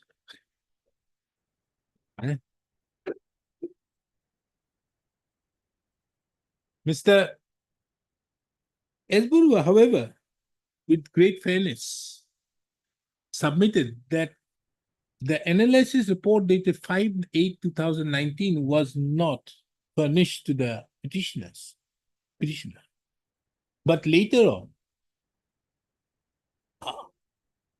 when the petitioner sought for a report, the same was furnished. In the backdrop of the above, materials on record as well as the submissions so made by the learned counsels for the parties, the question which arises for determination as to whether the impugned order dated 5/9/2019 as well as the other consequential orders and letters are required to be interfered with on the ground of not affording the petitioner any opportunity before imposition of the environmental compensation fine.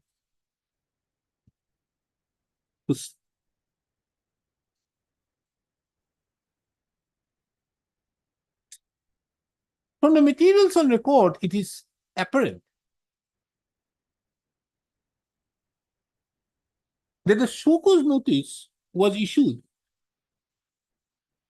not for the purpose of imposition of the environmental compensation fine.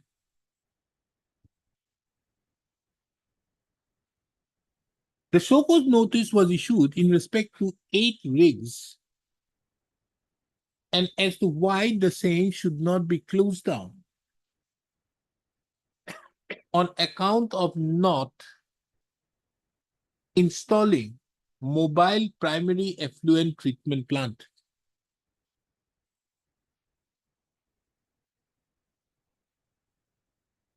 Be it as it may, it is also seen that on 6th of July 2019 and to 8th of July 2019, an inspection was carried out.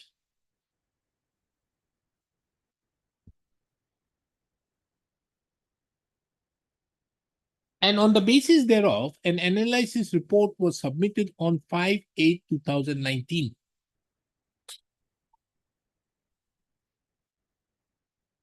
Admittedly, this communication dated the report dated 5/8/2019 was not furnished to the petitioner at any point of time till the petitioner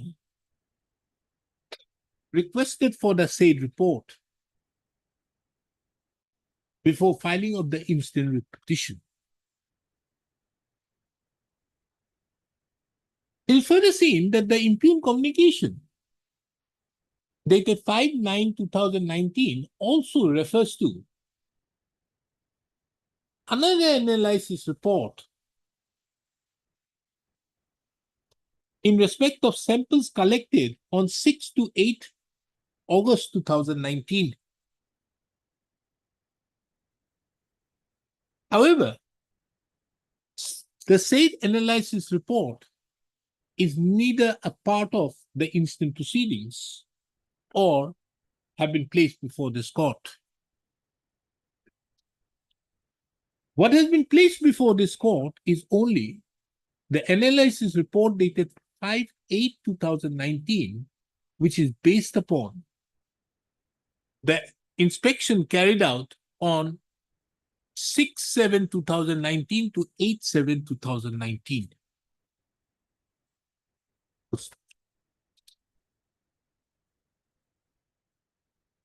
However, From a perusal of the impugn letter dated 5/9/2019, it is seen that it is on the basis of the analysis report dated 5/9/2019, 5/8/2019, and another undated analysis report on the basis of the samples collected on 6th to 8th of August 2019, that an environmental compensation fine have been imposed upon the petitioner. The impugned communication dated 5/9/2019 is a communication by which civil consequences have befallen upon the petitioner. And under such circumstances, it being the mandate of law that the same is required to be done only after giving due opportunity to the petitioner, to the petitioner, and under such circumstances, it being a well settled principle of law that when civil consequences are follows on the basis of certain orders being passed, there is a requirement that the principles of natural justice is required to be followed. Under such circumstances, as is apparent from the impugned letter dated 5/9/2019, that the principles of natural justice have been violated, and there was no notice being issued in respect to imposition of environmental compensation fine, and the basis on which the fine is to be imposed. This court is of the opinion that the impugned communication dated 5/9/2019 and all other consequential communication issued on the basis thereof is required to be interfered with. Accordingly, the impugned communication dated 5/9/2019 as well as the communications dated 23/9/2019 and 23/10/2019 are all set aside and quashed. This court, before parting, however, makes it clear that that the report, the analysis report, though challenged in the instant proceedings, is not being interfered. Report dated 5/8/2019, though challenged before this court. This court is not interfering with the same. However, the petitioner herein would be at liberty to challenge the veracity of the findings in the analysis report dated 5/8/2019 should the respondent issue any show cause notice for imposition of environmental compensation fine basing on the said analysis report dated 5/8/2019 or any other analysis.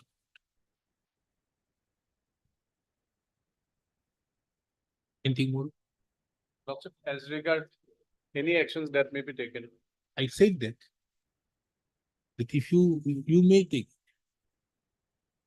So it is further made clear that the setting aside of the communication dated 5/9/2019 as well as 23/9 or 23/10 would not prejudice the respondent number 2 to take such action otherwise and by permissible under law. Right.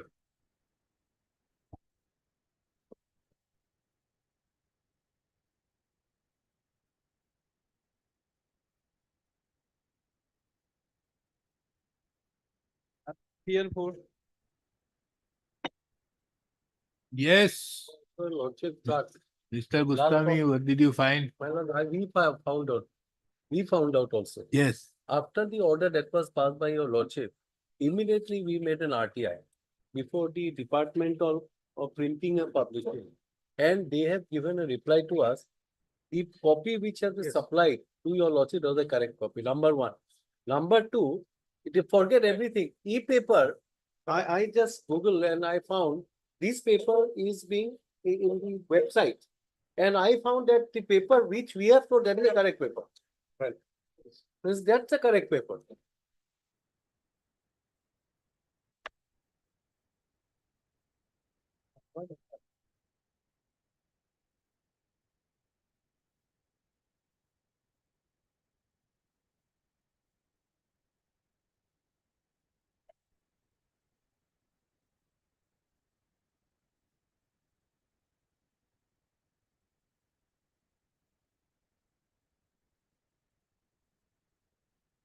So there's nothing out there.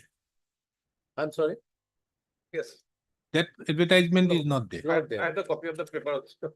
We also got the copy. And online, Bodusa e-paper, if your lordship does on, yes, that also will reflect. Third page, Lord. Nothing. Where is Mr. S. Bora? This, I will take strict action against. That's it. what this the I fishery will take also, strict action. Where is the Mr. S. Bora? This is something very dangerous. What has happened? that's only a limited, your lordship. has- Luckily, I remembered doing some matter under the registration of newspapers and all. And That this is gave why me an you- idea how it yes, is. Huh? That's why your lordship. I Because- also didn't knew that my learned friend has shown that is an uploaded this paper, not forget about this. If your lordship does that e-paper, E-paper, Google your lordship will find it out. And this is the newspaper which is. It which is we there have- in the archives. Yes, that's also he found. Where is the Borderland Territorial Council? We'll call that because, yes, Mr. You have also produced that. You have also produced that newspaper. Why we should not initiate 340 proceedings against? We are going to initiate 340 proceedings against you. It is on the basis of record, my lord. Let the Bora come, Bora will. What is there on record? When that newspaper is not there, when the respondent number 10 and we initiate that person who had filed affidavit also saying that this is there. What is his name? Respondent number 10. We'll take action against him. We'll ask his personal appearance and he should be arrested and brought before this court. What is his name? Respondent number 10. 11. Filed by so and so. 11. I am managing manager of so and so. We'll take action against him. Advertisement is there. To state the communication was made to the advertisement and closing in mind, requesting publish here was published in by 1 and 12 in the same format and supplied to the office of the. Reaction. Bora is likely for. Who is appearing for that? Respondent number 10, 11. Bhattacharjee was appearing. Where is she?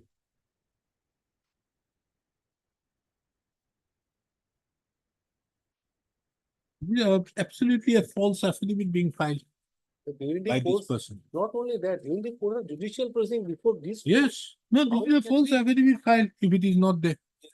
Page 66 of the affidavit filed by the. This, they also mention. Understood. Whoever has filed it, it's okay. Page 66, may let him mention who is this? The divisional forest officer. Why you did? We ask the personal appearance of these two persons to be present, and if they don't appear, yes, Mr. Bora. This is something very serious these people have done. I will show it. My information, my lord. Huh? My information along with the paper and the paper authority has also given the bill for that advertisement. We also got before that.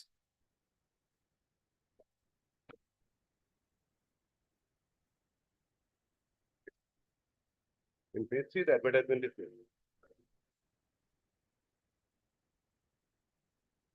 This is there. It is there. Then, Also will see before that, but not the first letter, my first point. huh? Second page, my lord. Second page of the letter, my lord. Every details have been how the advertisement of first process. With reference to the, I have the honor to inform you the following points. Request letter from And the size of the advertisement, everything. issue of letter has been issued on so and so on amount to the advertisement, submission of date, amount of a money. Support the newspaper. What are the? I'm not sure if it is newspaper small or not. Newspaper small, or also newspaper. Are you doing that? Then Even the paper has given the bill for that advertisement, size of the paper bill has. Then it is not, however, available in the e-newspaper also. E-newspaper, I have. No, no, it is there. It is there in the archives. Archives. E-newspaper also it is not there. That information. This is the report of that person concerned now with Director of I have seen Information. that, my understand that Then- e-newspaper, no, that is the hard copy. I have seen. So the hard copy is okay. This is the hard copy which he has provided. This was what was provided to that authority. This newspaper, which did not have that advertisement. It's- Yes, sir, that I have seen, madam. There is no advertisement. That's why it is very serious, madam. Something has gone wrong totally. Someone is taking false. No, no, but this person has, this person, the respondent number 11, who has filed an affidavit before this court, Yeah, the Rup paper. Swarang Brahma. What he has done is very serious. Yes, paper has also filed an affidavit that advertisement is there. In the this is public relation of the public information and public relation of the BTC. They have this paper, they have given it. Ah. Nothing, second page. Then what action are you going to take against this person? For making these false statements? False newspaper, publishing a false. We have to take care of all these things because according to us, it has been published. We have given the information, the paper to publish. The size has been given. Paper has No, come. no, you may not know. Somebody in your office knows, however. You see, the person who is making the payment may not know. Your office, your main head person may not know. But somebody knows. This has to be done because this is how the newspaper was published. This is very serious. And apparently, when we have got this thing, this particular, that is why I asked the director here to give it, because they categorically stated on the last occasion that we have given it to the director. In fact, they should have given it to the district library also, which is the requirement. Otherwise, the paper has to be closed. Yes, now the person who is appearing for the paper, let us say. Yes, What is this? she is there.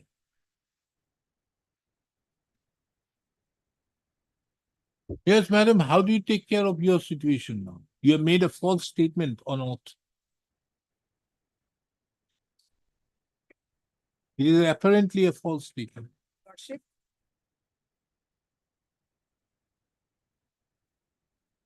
False statement on oath. which one, Lordship? That this newspaper, there was no advertisement in page number 3. Lordship, the paper that we have, Lordship, this is. Forget about your paper which you have. The paper which was sent to all other persons, which I have asked, they have given it. That there was no advertisement to that effect at page number 3. Okay, Lordship, then I have to take instruction. No instruction. We'll get him arrested and brought him before this court as to why contempt proceedings should not be initiated against them. We should immediately close that newspaper. Close that newspaper immediately from circulation and pass an order. And pass and why that person should not be sent immediately to judicial custody. I'm coming at 2 and Lordship. pass that order. And including your divisional forest officer. He will also face the rot. I'm coming up 2 o'clock. Get whatever you. It is taken 3 o'clock. 3 o'clock, but at 2 I have already. taken. You don't be there. That's your lookout. You pass the order into asking him to be. 6, 8, and 9. By the way. Huh? 6, 8, and 9.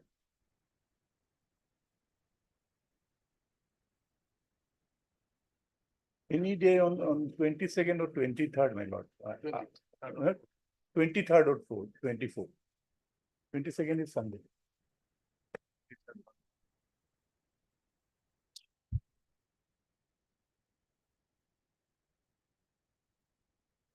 Otherwise, I'm ready, my lord, but I'm not feeling very. Huh? I'm not feeling well.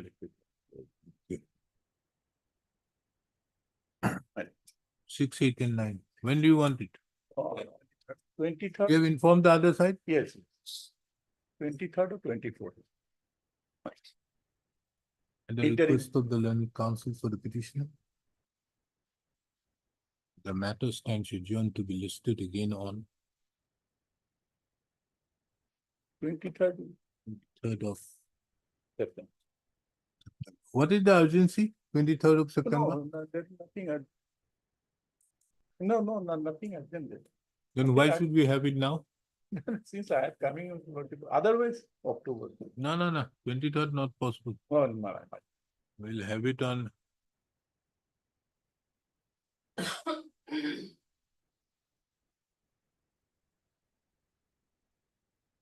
25th, December, October.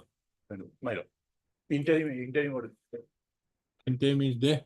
Yes. What is the interim in item number 6? Interim 6, Mouty estate, in 6 there is an interim. Yeah. In 6. What is there? And 8 is on behalf of the respondent, petitioner has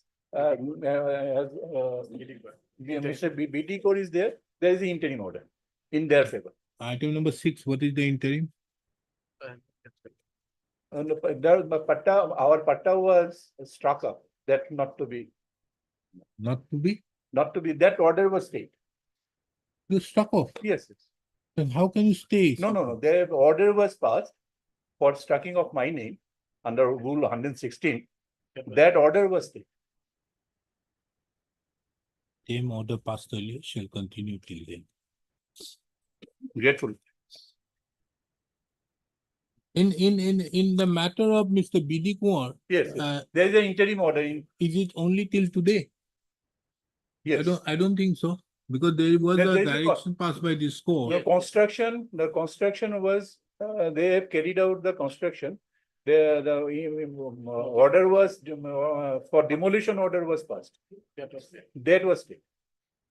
Yes. After what I directed. Yes, for that Then what report, and that report has come. The report is there in favor of the petitioner. Yes. So under such circumstances, what remains? There nothing. Nothing. I think it is better you leave the, whatever has happened, ever no further construction would be better in that order. Yes. Instead of fighting that litigation for 1 or 2 inches. This it's not an encouraging sign, Mr. Dr. These matters, it may be at best another, if we take it otherwise also, it may be it's hardly 6 inches. We'll get to your lordship.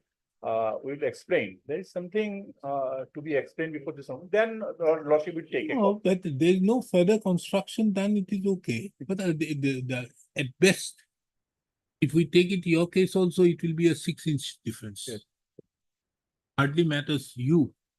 Yes, if the Tinsukia Municipal Board says it's a different aspect of the matter which can be looked into. But in your instance, I don't think. Yes. We'll come back, your lordship.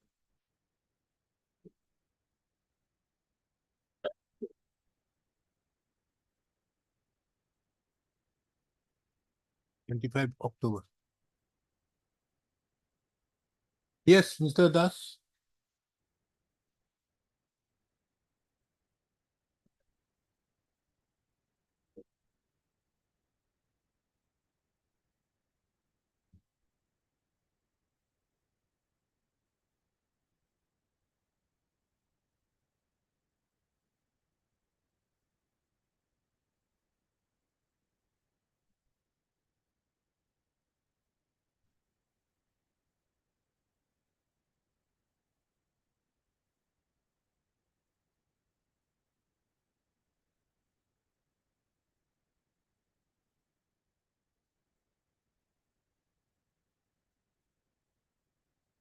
Where is the computer person? Yes.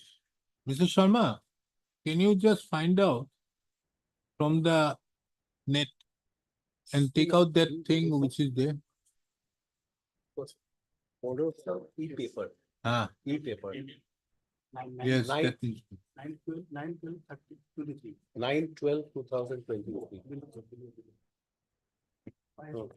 8, 9 of delay, 9. Nine, nine. এইটো ধৰিকে press কৰিব লাগে আহিব। সেইটো আহিব, press কৰিব।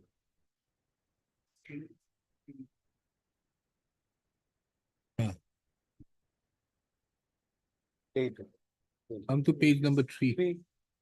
Page number 3. This is the page.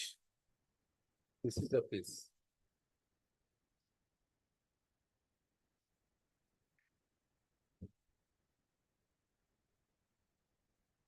Yes, madam, what do you say?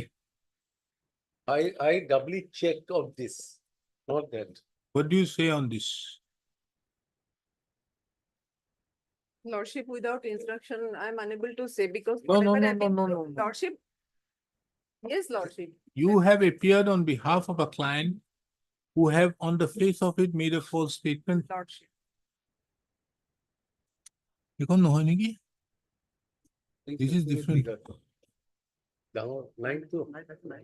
Nine. It's not there itself. No, no, সৰু ইফাল এখন দিয়ক। সৰু কৰক, এইফালে। It will be on the right hand side. Not there.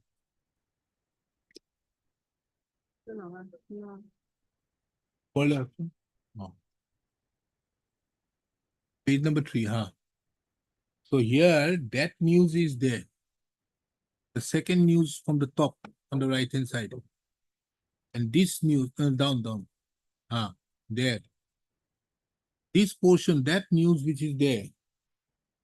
There is that in Hindi, it is written out there just above the, we have the external affairs ministers above news. This area is there out here. This is the press notification, which is not there in the photos. Lordship.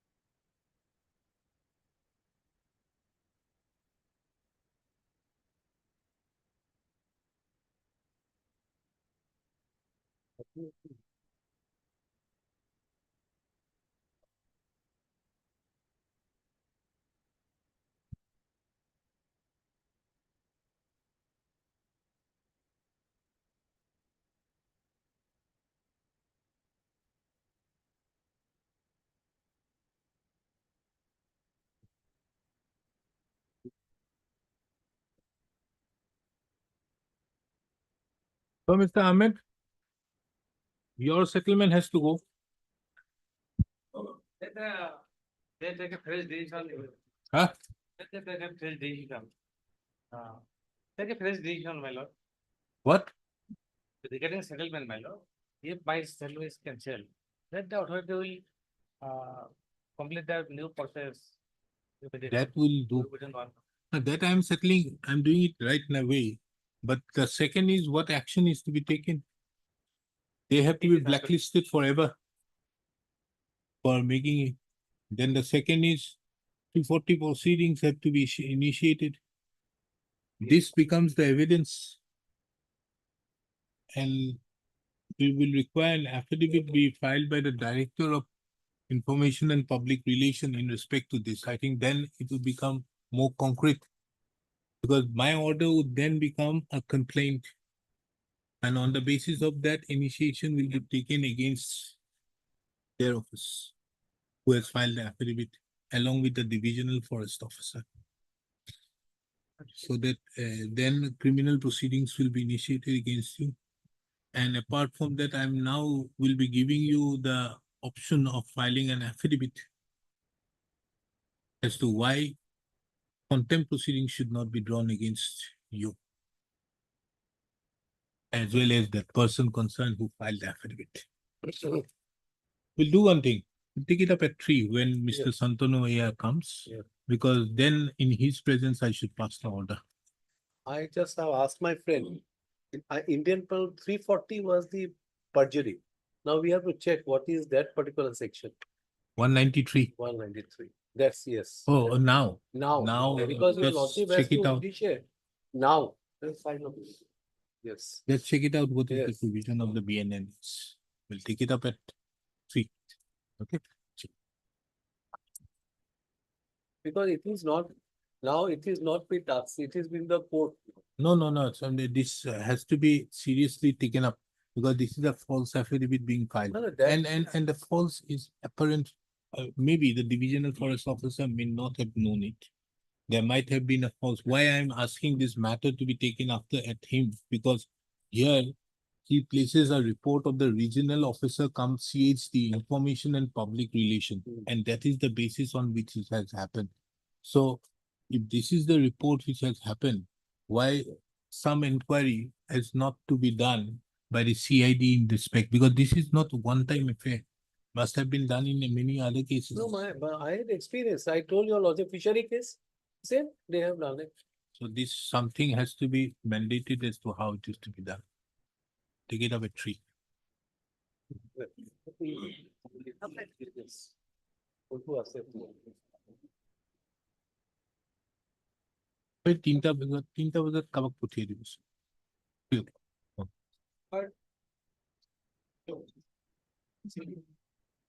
It's 379 of the NS. 379.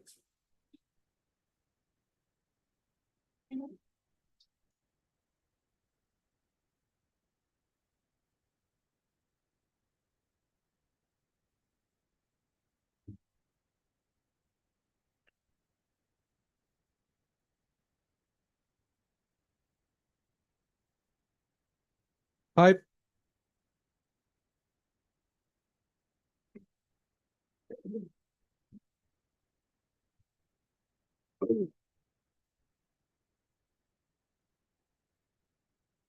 Where is that impugned order?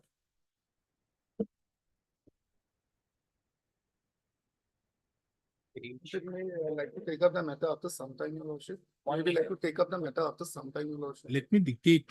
Where is that? That's Impugned order is where? Page 191. 191.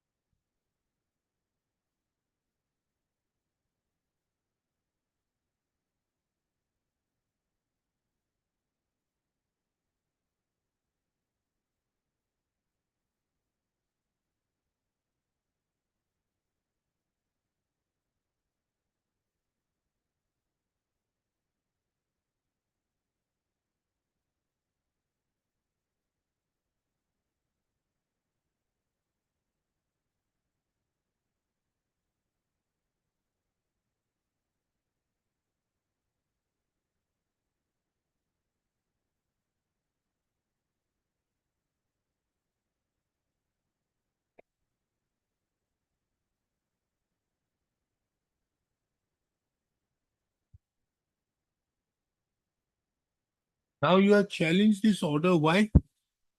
This is a notice of termination. Yes, lordship, but these are contrary to the other previous orders, your lordship. Kindly to come to page 138, your lordship.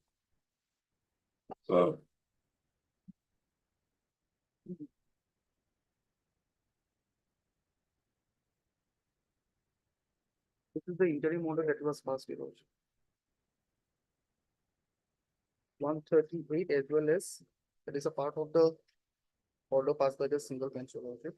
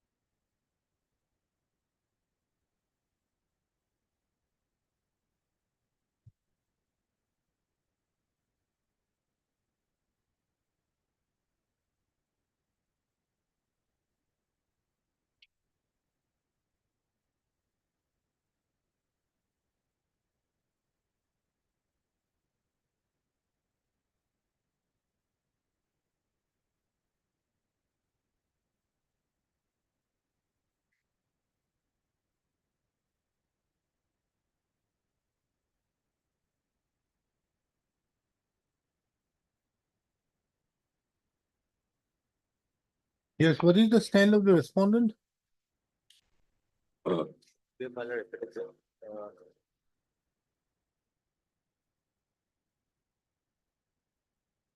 Page 223, your lordship.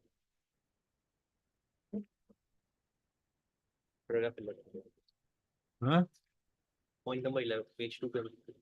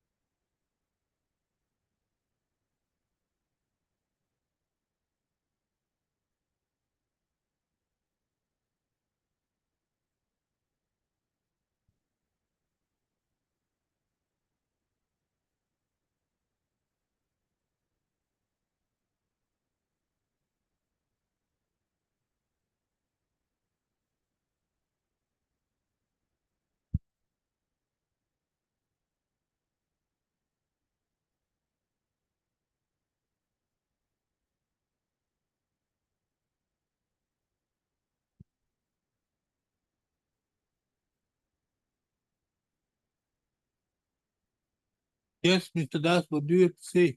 Paragraph 13. Lordship, in our reply, Lordship, we have annexed the notifications of the Government of India, Lordship. Huh? In our rejoinder, Lordship, we have annexed to notification of the Government of India, Lordship, where it is. We come, Lordship, to page number.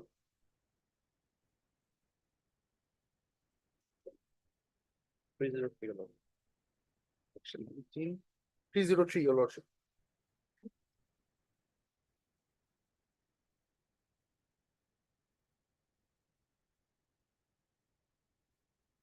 Guidelines for diversion of forest land and non-forest purpose under the Forest Conservation Act.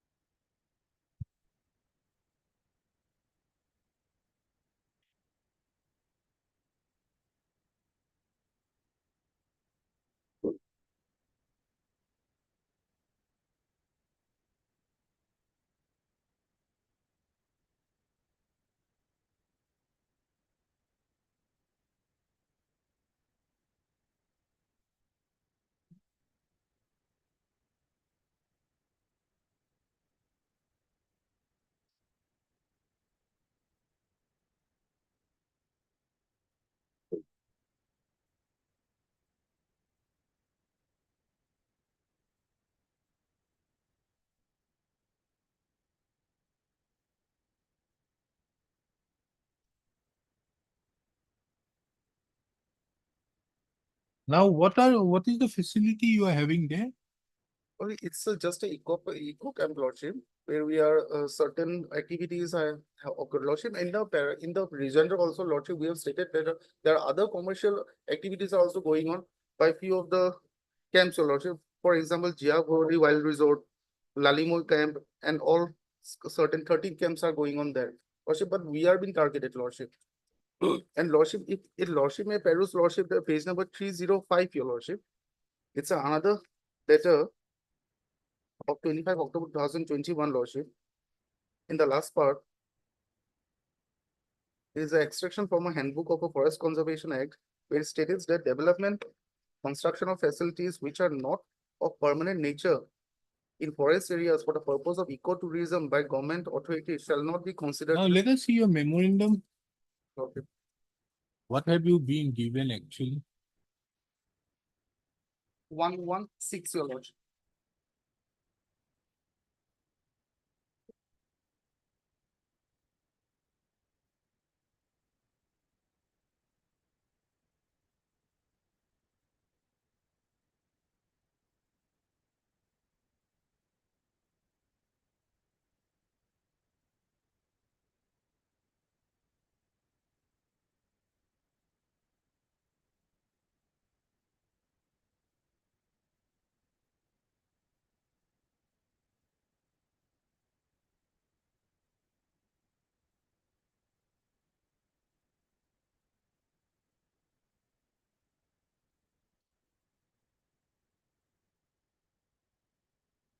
This is between National Research of Cold Water Fisheries. Who is that? Indian Council of Agricultural Research.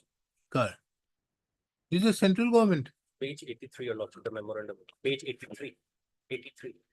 Down on page 83, 84 is the main part, lordship.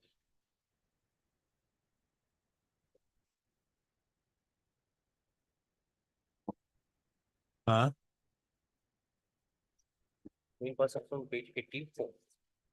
This is the meeting. This is the mind. That is the memorandum between us, your Lordship, between the petition.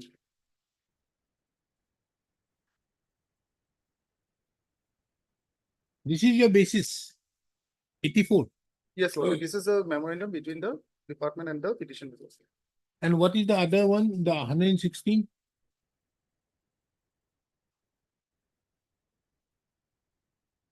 This is different. It's the National Center of Cold Water Fisheries. This was executed in Lordship 2008 and this.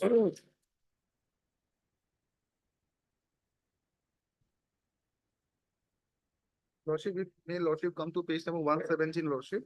The clause J, it says that in respect to the agreement made upon the NRCCWF, that is the National Intel, and the implementing agency, ABACA.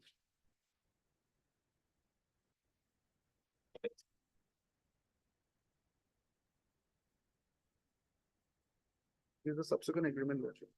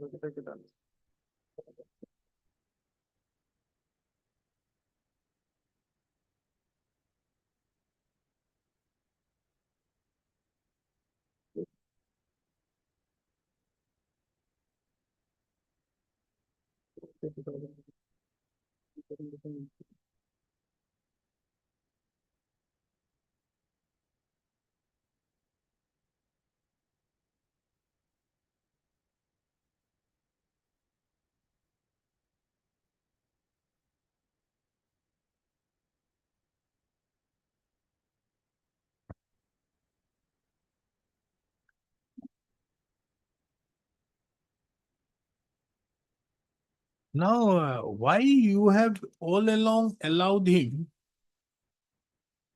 to run? Why this change happened? Since Lordship, there was a memorandum of understanding between the petitioners and the department, Lordship. Even in the memorandum of understanding, they said they will occupy a certain area, they'll not go beyond that area, Your Lordship. That is that which they have done. And and they got an interim order in earlier writ petition, Your Lordship, which was where the writ petition was allowed and the interim order was merged along with the final order. That was clarified. That is clarified, Your Lordship. That is not the issue. So now the termination order which we have issued, Your Lordship. Even in fact, in the memorandum of understanding, at clause 9, Your Lordship, page 88, it says that it is agreed that in the event that the running of the camp becomes unviable, Why? the order. Why is it unviable? Because once the interim order was that only 10%. That has been duly taken. There's So no- now you have nothing. To be honest, we have nothing at all, Your Lordship. Now. Yes. No, you say that there is a violation of various acts. That is why I'm saying. You have referred to paragraph 11 of your affidavit now. Yes, sir. That was an interim order. Interim order stipulated that 10% can go in. And therefore it had become unviable. Therefore, I asked them to get a clarification. They get a clarification. Now they can very well go. So that is there. Now you have terminated issued the notice of termination of 3 months on the basis thereof. Now you say that there are other violations Yes, sir. in paragraph number 11. Yes. The Now, section- if those are the violations, then what stopped you from was this violation not there earlier? the violation, Your Lordship. Paragraph number 11 of your Yes, sir, Lordship. affidavit, what did they say? The section 2, which maintains the clearance of government of India, Your Lordship, for running any non-forest activity in a forest area, Your Lordship. No, but non-forest activity has been That's the defined. issue. They have, in a in reply, they have 305. said that the central government has given that notification, Your Lordship. This 305. 305. 305. That's the clarification they have given the reply. So now the issue is that the clarification says temporary structures, Your Lordship. Yes, temporary structures. There, Those structures were already there by you. Yes, Your Lord. Prior to them, let us see what are the structures you see. Here, kindly come to 85. This eco camp was set up by you. At that point of time, you allowed them, okay, you may continue with this eco camp like this for the purpose of ecotourism. Or if it is ecotourism, 305 kicks in. There's no allegation that, yes, you say that you have given them 5,000, but they have used 10,000 out there, 10,000, they have no business out there. Okay. It's true, Lord. Is that us? Yes, Lordship. 10,000, you have no business. Your area has to be limited. Beyond certain limitation, we had no. You have only till 5,000. Remaining, you can very well take it. I'm not on that. But if it is only on 5,000, If they remain within that 5,000, there is no violation because they, as per the our affidavit, they have encroached more than 5,000. That's why it's. okay, if if there is any encroachment, you take it over. There's no Correct. quarrel. They don't have any problem with it. Do you have a problem? Lordship, but our access should not be stopped, your Lordship. No, Access. your access was there at that point of time also, earlier also. Yes, Lordship, but it was because of the forest space and other things, Lordship, because of the impugn orders, our access also has been stopped, but it was clarified by the interim orders. That has been cleared. That is earlier. I'm not on that. I'm not on that. But your area was 5,000 square meters. Lordship. Their allegation that you have encroached upon another 10,000 square meters. That you can't do it. Can you? Can you? Beyond the MOU. Can you do that? No. Answer has to be no. Because if you are basing your right on the basis of the MOU, it has to be on the basis of the MOU. So it has to be on the basis of these 5,000 square meters where it is given. Area.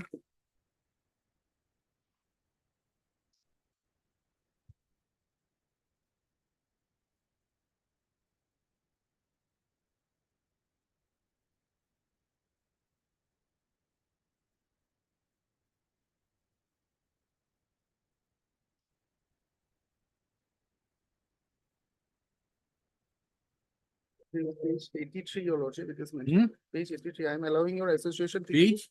83 only, it is mentioned there, Lordship. Of I'm page allowing- 83, that is it.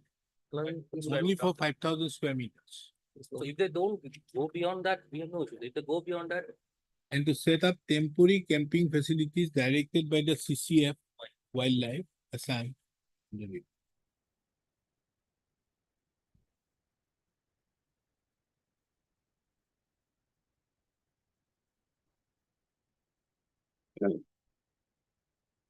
But they cannot also, Lordship, seize all the materials or all the, Lordship, for example, Lordship, the articles, properties, which is beyond, which is within the 5,000. You see the materials, what are to be brought in, paragraph 3, page 85. Yes, Lordship. Paragraph. Will be completed with the assistance of the DOF with the funds generated by IA and the right, title and ownership of all the materials and equipments, including those purchased out of the grant received from the NEC, will lie with the ABBA. However, the said materials and equipments will remain in the joint custody of Iman during the seasonal operation of the eco camp. Isn't that? Okay. And in the last structures, at present, the eco-camp consists of semi-permanent bamboo and thatch constructing along with tented accommodation. Hereby agreed that the present decor be maintained and further additions in the form of structure, etc. should conform with the eco-friendly ambience and so and so. So we interpret it that this portion has to be read as if like development, construction of facility which are Yes. not a permanent in forest area for the purpose of ecotourism. In consonance with 305. I think that is the only way. Okay, but Lordship, in practically, Lordship, this construction is of 1994, Lordship. In the meantime, we have developed few of the things. Lordship cannot, it's like, and a humanitarian is impossible, Lordship, but 1994 construction is still functioning. That cannot happen, Lordship. So And what we are have you developed- having now? We have developed few of the structures, your Lord. Are you making permanent instructions? No, Lordship, that we, Lordship, there are. as long there as are it is photos, temporary, as there are long as it is photos are temporary, they there, have your developed as lordship. long as it's temporary. It has to be Page- temporary. 132, 132. Development, construction of 132. facilities which are not of permanent nature. We have annexed the photographs, Lordship. These are Where? temporary structures. Page 132, Lordship.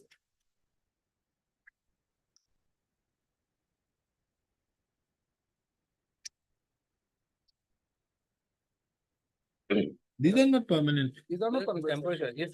These If can it remain. was not, These can remain. These are not permanent. government is saying if they have developed and build it like this, like, we have no issue. This is a temporary structure, Lordship. And not also, permanent. and also in page number 204, your lordship.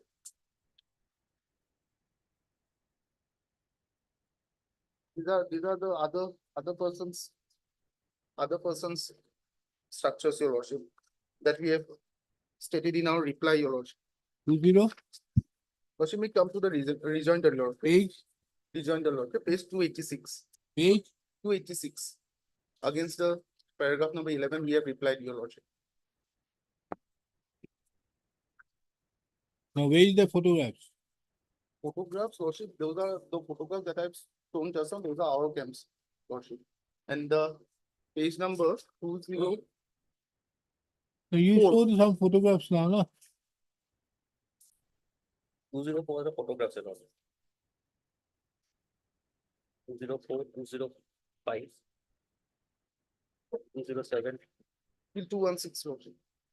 Yeah, got it. No, but whether these are inside or outside, These are lordship, we have stated in our rejoinder, your lordship.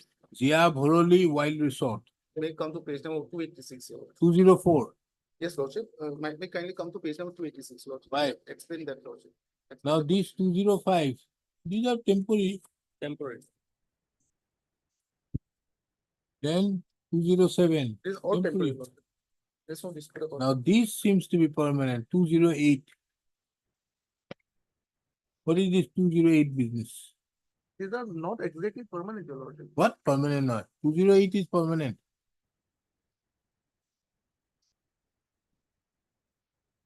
Permanent section, section. Temporary. 208, 208 is temporary? No, all are bamboo and. No, glass. that is okay, but do you say 208 is permanent, temporary? What will happen to your house then? In Kano. Others are temporary, 208. 208 must be somebody else. not- Somebody else. Yeah. All that we are He showing is is, saying that it is. all that we are showing is, my lord, there are permanent structure, they are not doing anything. These are two, because 208 it seems to be Yes, permanent. others. Because this is all, Ah. all this with pillars. But you all, I don't think so. In fact, my lord, from 208 onwards, these are all permanent structures constructed by some others against whom no action has been taken. Because in respect to these photographs which you Yes. have brought it after 203, Yes, are photographs to show that they are not doing anything in against respect of those, these people. but they are only doing against you. In fact, my lord, full-fledged resorts are there. 6, 7 resorts are there. There are 13. At page 288, we have given the list. In fact, my lord, at page 204, this is a Giavaroli Wildlife Resort. One can, my lord, book in the internet. This is the website. 215, can you see? Yes. 216. 215, 216. Mr. R.R. Gogoi. There is one thing, this court can very well pass an order set aside. Other thing is, on the face of it, in view of the correction being made or clarification being given by the coordinate bench, would you like to take a call on it and report back to this court? I'll give you a time. I'm not disposing of, I'm keeping this matter pending. Would you come back, taking into account what submissions you have made? Regarding this. Taking into account 305 as regards the construction. But one thing I make it very clear, that they will only limit themselves within this 5,000 square meters. Yes, yes. They don't know. So taking that, I'll put it to you, give it to you to take a decision on this and come back to this. Regarding this 305, this clarification. law. Yes. Clar- 305, clarification being given, and the structures which are there. Yes, Because sir. the moment I say something out here, I'll have to touch the others Yes, sir. True. where you may have interest. Not directly, indirectly. Which may have a very big thing, because the moment you are, if I touch paragraph 11, which is your submission, and say that, and I'll have to counter it, with what his submission is there and the photographs of those. Then in that case, if I bring in 305 out here, they cannot be in the reserve forest. I have to issue directions to them that they cannot, which means that you have to apply for others also. I'll get back. up. I think better off. Better get back. to that. What do you say, Mr. Chaudhary? Yes, we Let me have pass waited out. so long, another one Huh? week will not do. We have waited for quite some time. Another 1 week or 10 No, days. no, they will do it. Yes, Let them pass an order. And Yes. if they don't take a decision, then I'll pass an order. yes. Heard Mr. K. N. Chaudhary, the learned senior counsel, assisted by Mr. So-and-so, appearing on behalf of the petitioner. Mr. R.R. Gogoi appears on behalf of the Forest Department of the Government of Assam. The petitioner herein have assailed the order dated, where is that order? Order dated 12/6/2000, the communication dated 12/6/2023, whereby the divisional forest officer had invoked clause 9 of the Memorandum of Understanding entered into by and between the respondent forest department and the petitioner dated, what is the date? 84, page 84. Dated 26/1995. 26. Full stop.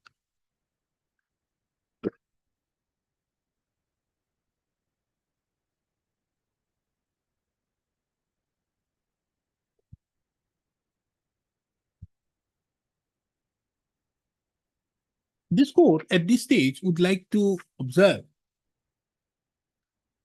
that on 30/3/1994, the Divisional Forest Officer, Western Assam Wildlife Division, permitted the petitioner association to use 5,000 square meters of land for wildlife purpose and to set up temporary camping facility as directed by the CCF (Wildlife Assam). Pursuant thereto, a memorandum of understanding was entered into on 28th of June 1995.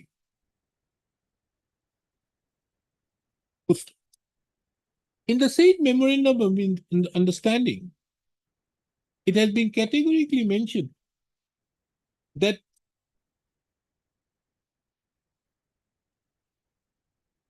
the eco-camp scheme, which would be set up on the basis of the said memorandum of understanding, it will be set up and implemented on the basis of the said memorandum of understanding by the petitioner, would be completed with the assistance of the divisional, what is DOF? Forest officer. Office, DOF is what? It's not, when your DFO is there. DFO, it should it should be DFO.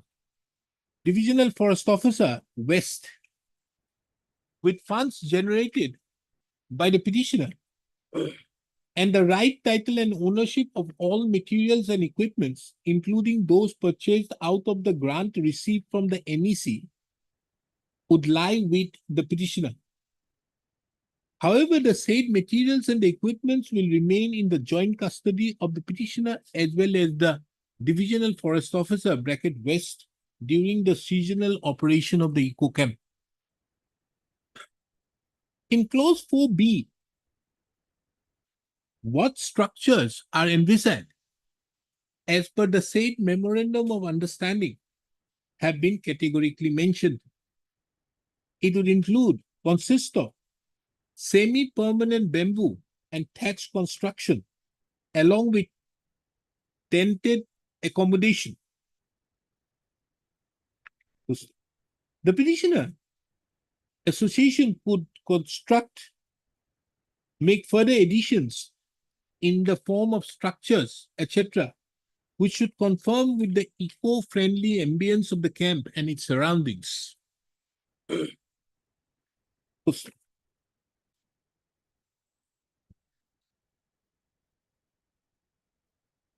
In the said memorandum of understanding, clause 9 stipulated that if the running of the camp becomes unviable, the divisional forest officer west or the petitioner would be at liberty to terminate this, the understanding by serving 3 months prior notice. Pusta.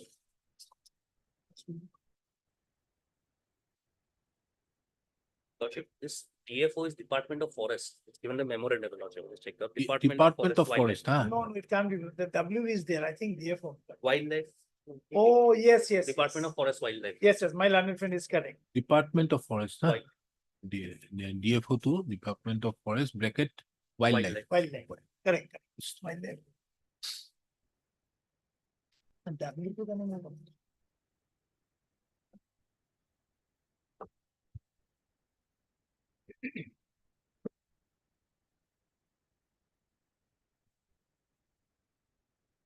In the backdrop of the above, it is relevant to take note of that the petitioner association have been running the said eco camp. The structures which have been constructed, which are in existence as of now in the said eco camp, have been mentioned in, is shown in annexure. Where is that annexure? One. 130, my lord. 132, 133, 134. Have been shown in annexure A1.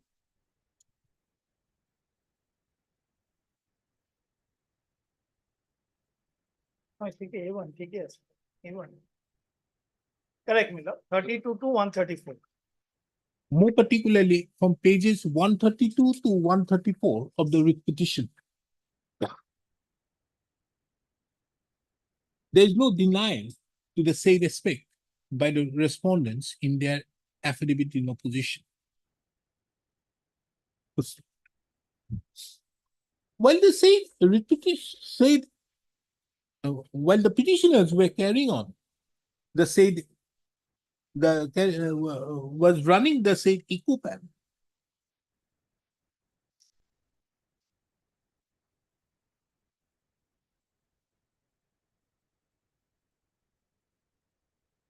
An offense report number CH-35 dated 25/1/2020 was submitted to the court of the Chief Judicial Magistrate Honitpur, whereby all members of the petitioner association was termed as accused against offences under section 24 capital A and 24 capital B and section 25 of the Assam Forest Regulation 1891 and under article 2A and 3B capital B of the Forest Conservation Act 1980.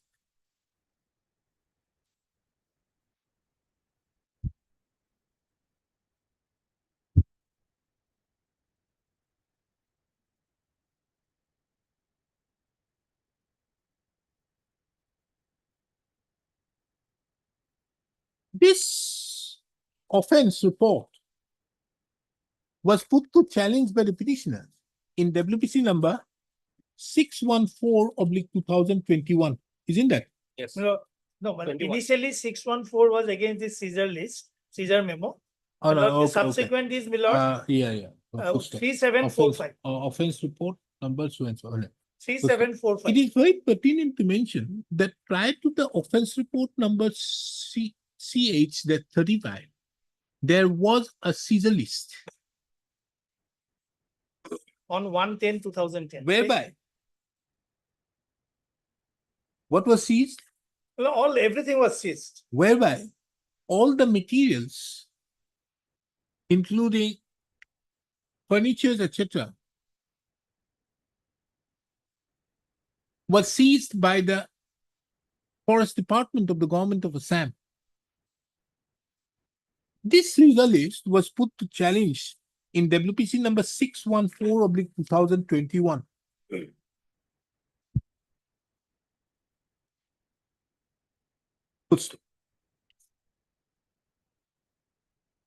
This court, by an order dated 3/2/2021,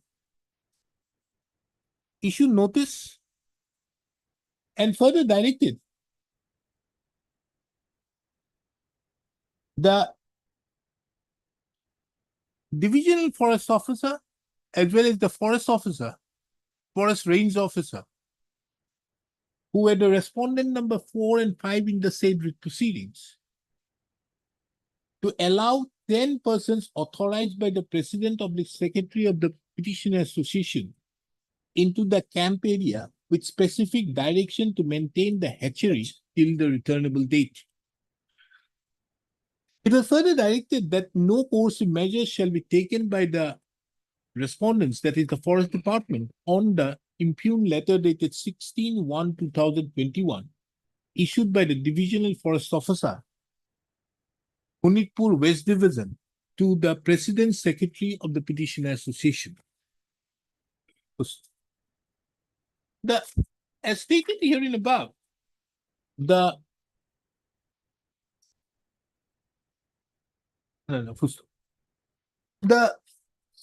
offense report number CH-35 was also challenged by the petitioner in WPC number 3745/2021. Full stop. This court, by a common judgment and order dated 30/3/2023,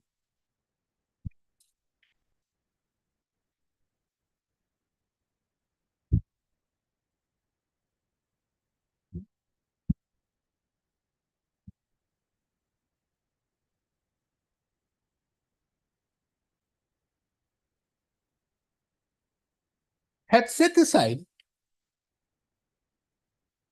the offense report number CH-35 dated 25/1/2020, issued by the Divisional Forest Officer Honitpur.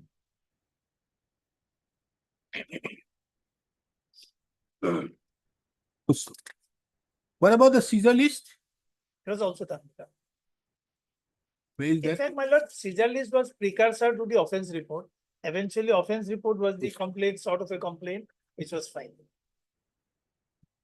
Consequently, the Caesar list dated 6/1/2021, no? Yes. Caesar is a 1/10/2000, my lord.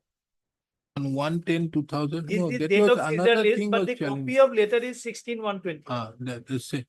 Consequently, the letter dated 16/1/2021 was also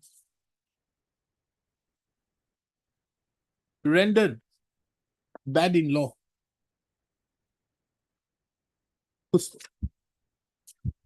However,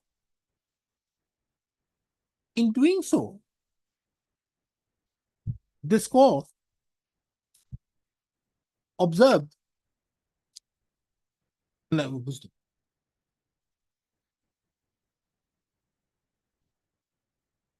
under such circumstances, it has to be taken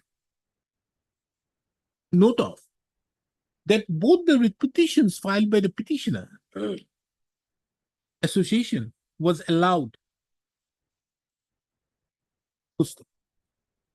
Be it as it may, in the judgment and order dated 30/3/2023, this court further observed that the interim order by which only 10 persons were permitted to go inside the eco camp was made absolute.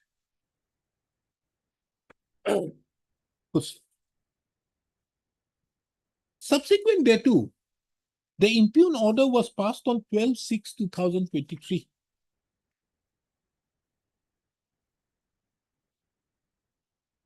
Whereby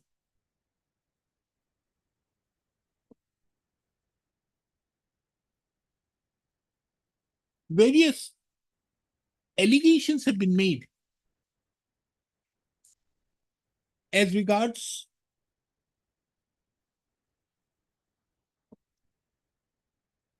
wherein it has been mentioned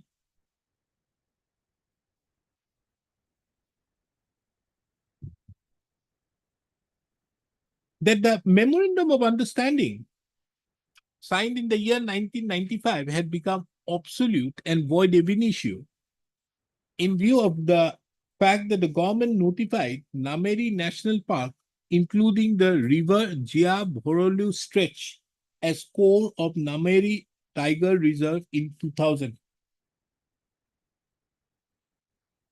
It has also been mentioned, alleged, that the petitioner association was only permitted to use 5,000 square meters. However, the petitioner association had encroached an additional area of 10,000 square meters in the Balipara Reserve Forest.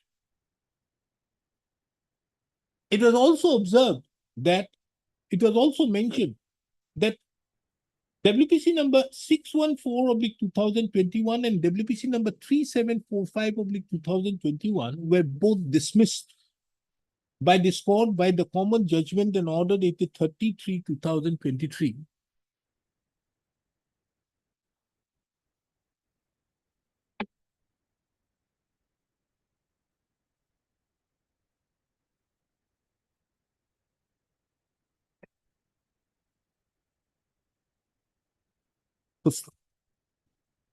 In addition to that, it was mentioned that as the order dated, the interim order passed in WPC number 614/2021 was made absolute, the petitioner association could only use the EcoCam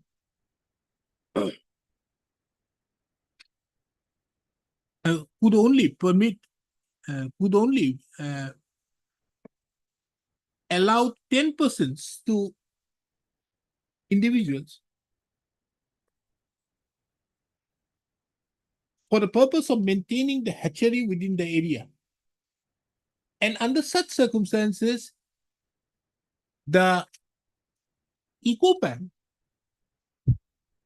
had become unviable, and consequently, clause 9 of the MOU was invoked,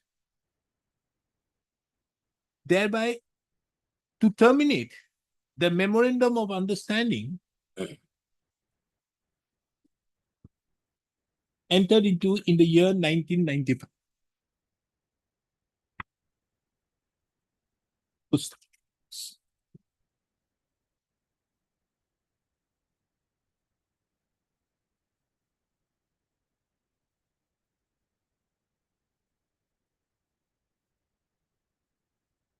This court, challenging the said communication dated 12/6/2023, the instant writ petition was filed, and this court, by the detailed order dated 28/8/2023, issue notice and further directed that no action shall be taken pursuant to the communication dated 12/6/2023.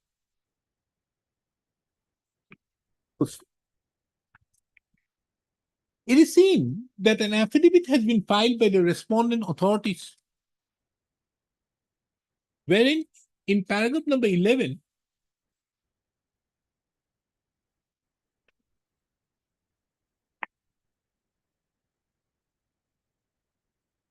paragraph number 11 and 12,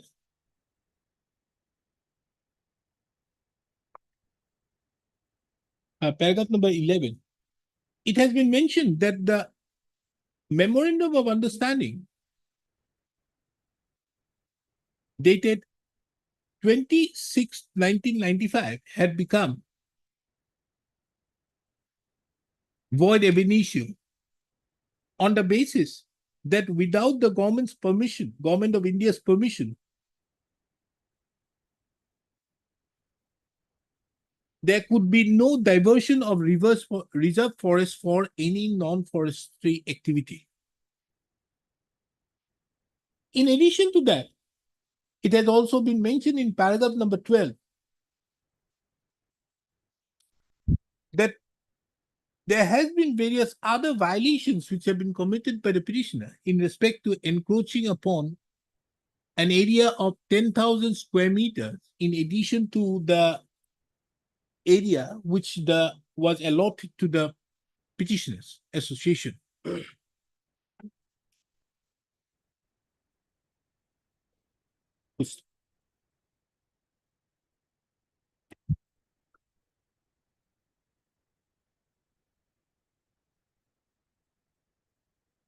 Mr. K. Chaudhary, the learned senior counsel, to the said affidavit, an affidavit in reply has been filed,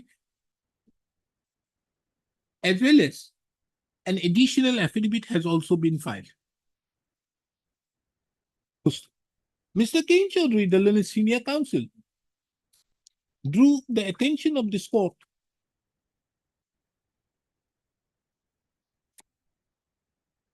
to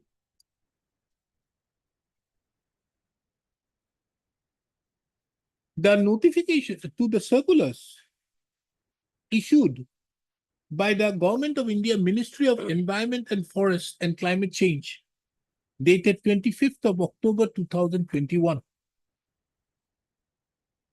wherein it has been categorically mentioned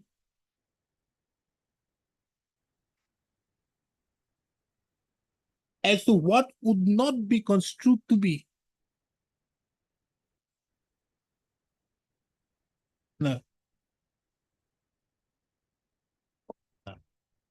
wherein it has been categorically mentioned on the basis of para 11.10 of the Handbook of Forest Conservation Act 1980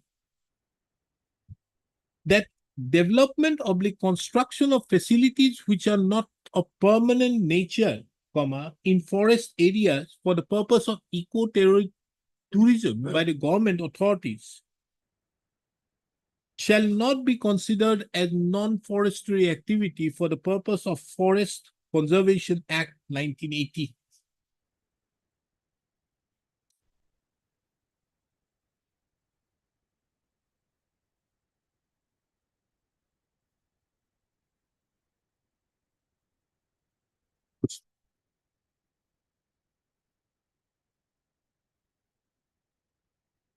He further referred to another guideline issued by the Ministry of Government of India, Ministry of Environment and Forest and Climate Change, dated 7th of October 2014.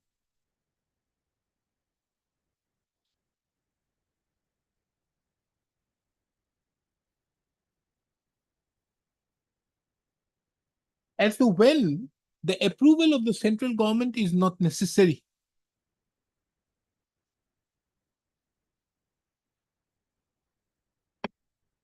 The senior counsel submitted that from the guidelines dated 7th of October 2014, temporary work in forest land which does not involve breaking up or clearing of forest land or portion thereof, or assigning by way of lease or otherwise to a firm, person or organization using the forest land temporarily, and where no right has been created on such forest land to any firm, person or organization, would not require prior approval of the central government under the Forest Conservation Act. He further submitted that the state, in terms with the state guidelines, state government and union territory administration may authorize officer of any appropriate rank, preferably the divisional forest officer having jurisdiction over the forest land proposed to be utilized temporarily to accord permission for such temporary activities. In the backdrop of the above, the learned senior counsel, therefore, drawing the reference to Annexure A1 of the writ petition, more particularly pages 132 to 134, submitted that the structures which are standing thereon are purely temporary structures and have been made in such a manner so that the eco camp, that the ambience of the eco camp is maintained. In the instant case, there is no question of creation of any right on such forest land to the petitioner, which can be very much seen from the MOU dated 26/1995 itself. Under such circumstances, what has been stated in the affidavit cannot be applied. The learned senior counsel further submitted that from a perusal of the impugned communication dated 12/6/2023, it would be seen that the divisional forest officer had completely or had erroneously applied its mind in as much as the writ petition which was dismissed, which was allowed, where in as much as when both the writ petitions, being WPC number 614/2021 and WPC number 3745/2021, were allowed by the by this court, and thereby quashing the communications dated 16/2/2021 as well as the offense report. The divisional forest officer have mentioned it, have referred to it as the writ petitions were dismissed. The learned senior counsel further submitted that the basis on which the impugned communication dated 12/6/2023 was issued was on the ground that the interim order was made absolute, thereby only permitting 10 persons to enter the eco camp and thereby rendering the eco camp unviable. However, the order dated 33/2023 passed in WPC number, the judgment and order dated 33/2023 passed in WPC number 614/2021 and WPC number 3745/2021 have been subsequently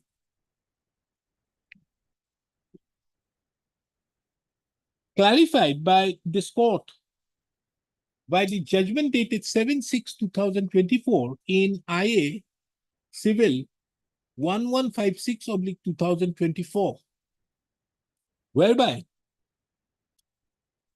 this court categorically observed that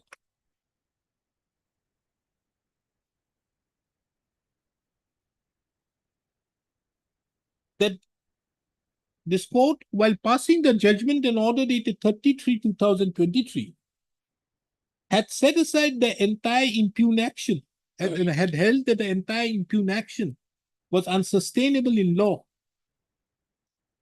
And the observation that the interim order has been made absolute would not be given a restricted meaning of allowing only 10 persons to enter into the area in question. The coordinate bench of this court also observed that such restrictive meaning would be against the direction contained in the judgment and order dated 33/2023. Paragraph number 7 and 8 of the order dated judgment dated 7/6/2024 being relevant is reproduced hereunder. The learned senior counsel therefore submits that as the very edifice on which the impugned notification was issued no longer exists, in view of the clarifications so given by this court in its judgment and order dated 7/6/2024, as well as the guidelines and the circulars so issued by the Government of India, which have been enclosed and made a part of the report. The impugn order, the impugn communication dated 12/6/2023 is required to be interfered with. I've also heard Mr. R.R. Gagoi, the learned counsel, appearing on behalf of the Forest Department. He submitted that at the time when the order dated 12/6/2023, the communication dated 12/6/2023 was passed, there was no clarification available. There was no the clarification which had been given by the judgment dated 7/6/2024 was not available. He further submitted that from the impugn order, as well as the affidavit which have been filed by the state respondents, by the Forest Department, more particularly taking the stand in paragraph number 11 and 12,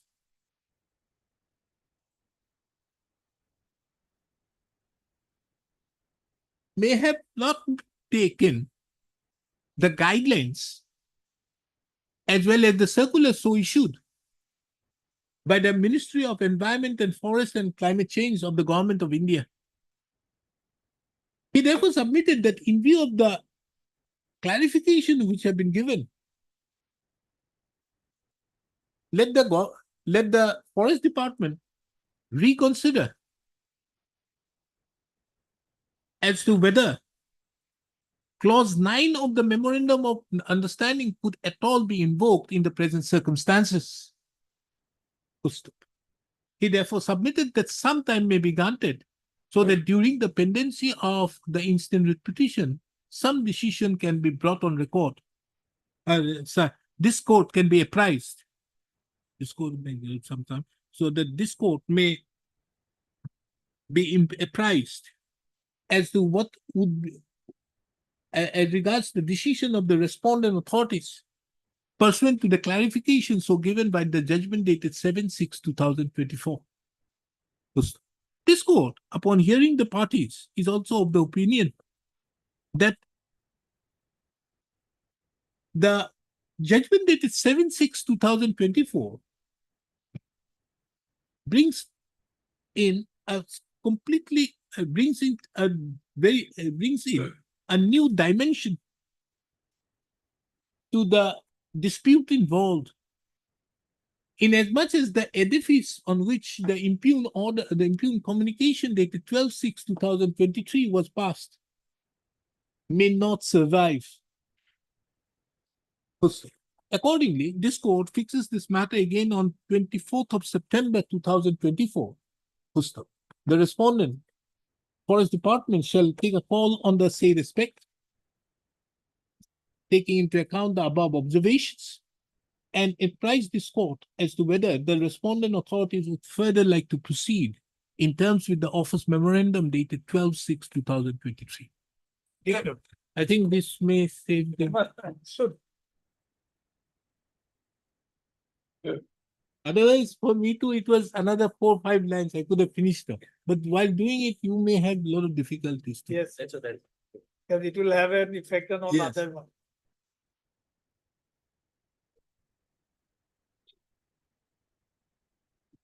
Website to this to use. Okay. I put the address to. Yes. Actually, this is my document, Huh? the process we have followed. The DTO has given to the public information officer, the BTC, to make a publication. And the publication has been made to the advertisement manager of the particular paper to do an advertisement of particular size. That I've looked into. That has come into, the advertisement has come in the paid newspaper. And and also bill has come. Advertisement was 9/12 and the bill has come on 31/12 for the bill of 4,367. Did you pay that? Till date, we have not. That's my instruction on telephone that. So somebody must have done some cheat somewhere. Somewhere, Because you see why that, see that. This is the e-paper. E-paper.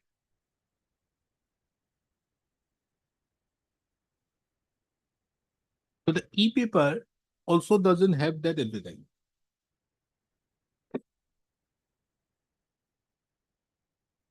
Page 3 of the. Yes, yes, yes.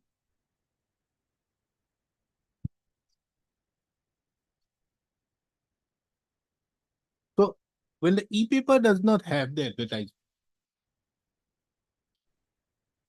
meaning thereby something is grossly wrong. Something is totally, they said that is absolutely clear, man. Huh? Something is wrong because another paper should not have come up. I have annexed the paper where the advertisement is there. There should not be another paper without the advertisement. Physically one. And no, not only that. In the e-paper, which is still available in the archives, this is the e-paper I'm showing you. It is still in the advertisement, there is nothing. Okay. So under such circumstances, I think Paper should answer what is going on. the paper, not only that, this person also has to answer. The RO comes CHD Information and Public Relations. Yes. Because it is at his instance, you file the affidavit, the divisional forest officer. It is Divisional forester filed affidavit because it is in the record that the paper is there. understood. Yes. In view of these documents which you have given. He did not verify on its own. Yes. He has received the paper, yes, kept it. and He they have has not- done only on the basis this. And he has not checked the e-paper or something like that. It has whether there is. Actually. So we have to construe today that there is no advertisement. Or do you still insist that there is an advertisement? Yes, this paper says there is an advertisement. Forget about Someone- that. someone- Oh, these are fraudulent papers. I'm not on that. As of now, for people, general people to know that, there is no advertisement. Lordship will have to inquire about how that there can be two papers and the paper. How can there be no? There are not two papers. there are- One paper has been fraudulently manufactured only for the purpose of your eyes, the divisional forest officer's eyes, and for this court to look at. One penny paper is manufactured. That is This is this is manufactured is your paper, which you have shown it to me. This newspaper is manufactured. not manufactured. Which one is correct, man? That has to be. Mr. Bora, do I have to now speak in Assamese? No. It is clear. It is apparently clear from what the Director of Public Director Relations doesn't- says. Not only that, from the e-paper, which is still there in the website. You That's want true. to see the paper, how it is being brought in? Show it to him.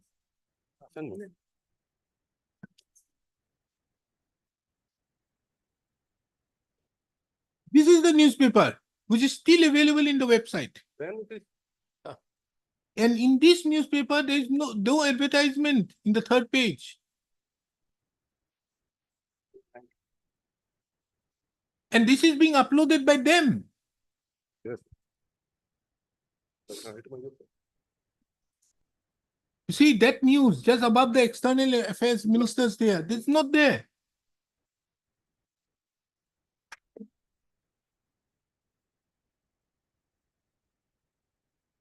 Yes, just.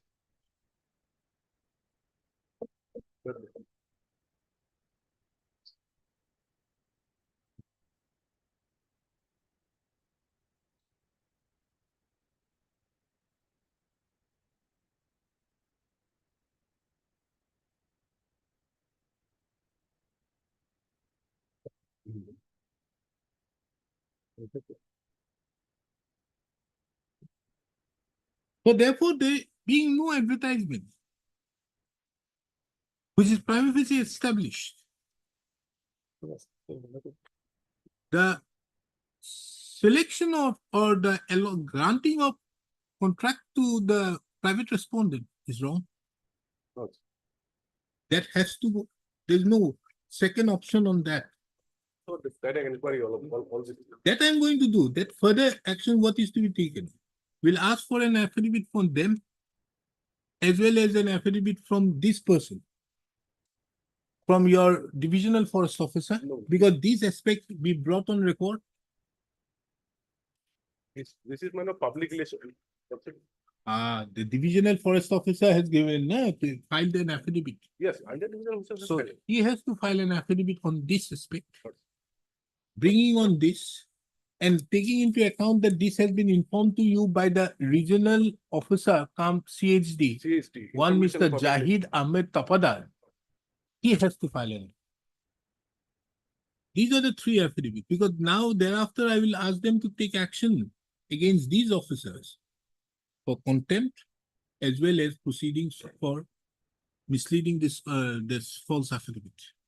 That will be done under 379, nah? Yes, please, yes, 379. Of the, Procedure that is BNSS under 379. But the offense that is under section 236 236 of the of the BNS. Lahore. Heard Mr. D. Das, the senior advocate, senior counsel, senior counsel, assisted by Mr. So appearing on behalf of the petitioner, Mr. S. Bora, the learned standing counsel of the BTC, Ms. M. Bhattacharjee, the learned counsel appearing on behalf of the respondent number 11, Mr. J. Ahmed, the learned counsel appearing on behalf of respondent number 10, and Mr. N. Gusami, the junior government advocate. This court, by an order dated 21/8/2024,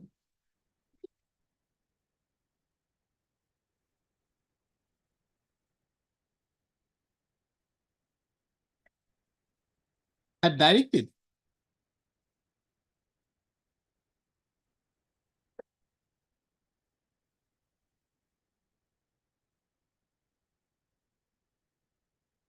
had requested Mr. N. Gusami, the learned junior government advocate, to ask the Director of Public Relations of the Government of Assam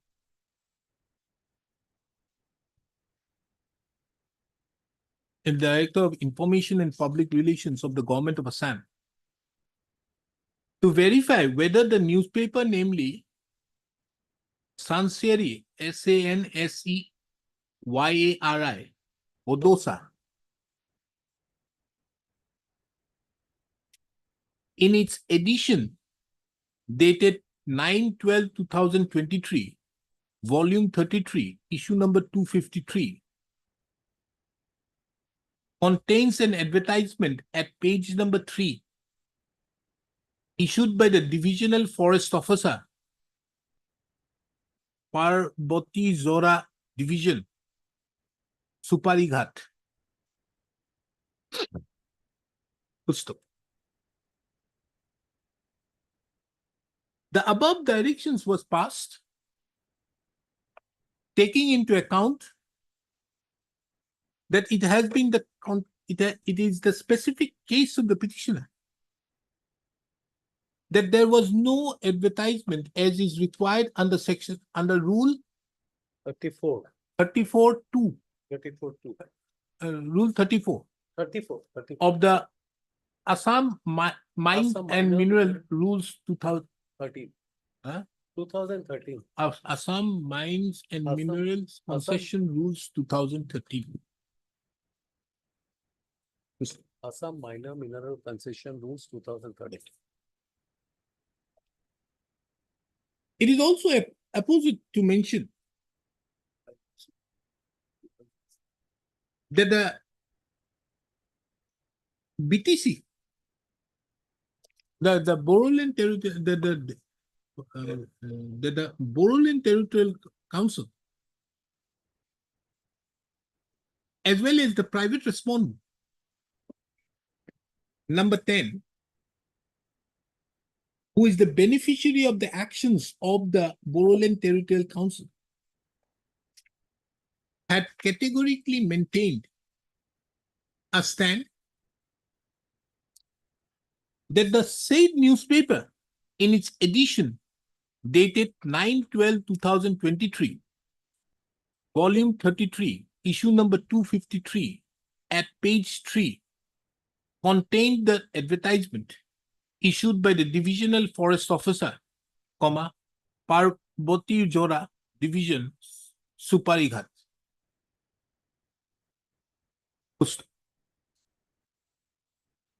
Today, Mr. N. Goswami, the learned junior government advocate, have placed before this court the instructions issued by the Director of Information and Public Relations, dated 2nd of September 2024, wherein it has been categorically mentioned that in the newspaper which was submitted to his office in the copy of the newspaper which was submitted to his office,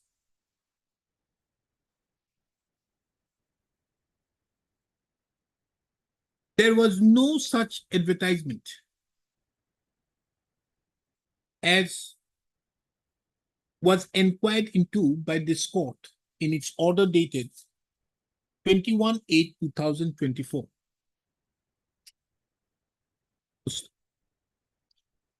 In addition to that, a photocopy of the newspaper which was available with the Director of Information and Public Relations was also placed before this court. And a perusal thereof also shows that there was no advertisement issued by the Divisional Forest Officer, Parboti Jora Division, Suparighat, at page 3.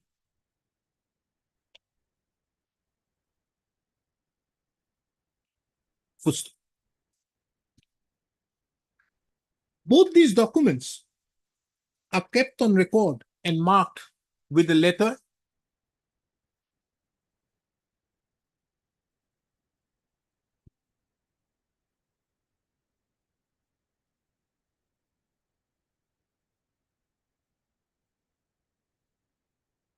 Y and Z.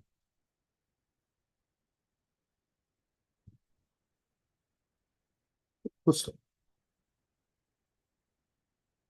this court directs the Director of Information and Public Relations, Assam, to file an affidavit insofar as the said instructions have been placed on or before the next date. First, during the course of the hearing, this court was also apprised by Mr. D. Das, the learned senior counsel,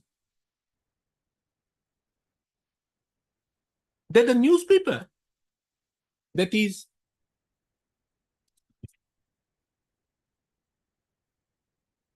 Sanseri Bodosa, also publishes an e-paper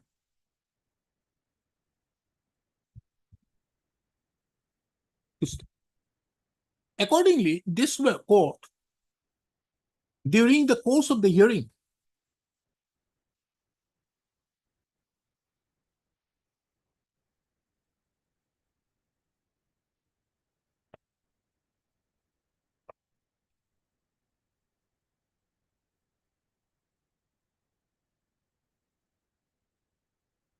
went during the course of the hearing, was shown the website of the said newspaper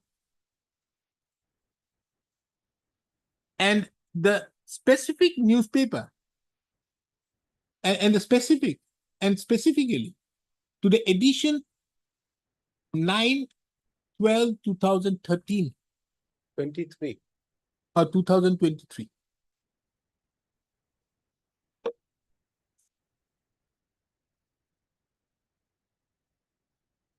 It is seen that in the website https://BODOSANEWSPAPER.com/e-paper/ this further I think will be something more than that. Mr. Sharma, aru kiba eta thakibo tat? No, specifically to thakibo no. Oh, big particular here for he could take name. So and so.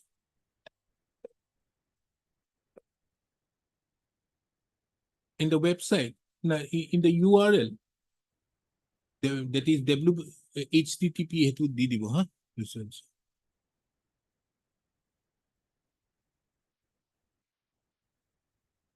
The said edition of the newspaper also shows that there is no advertisement issued by the Divisional Forest Officer, Porbat Jora Division, Supari Ghat.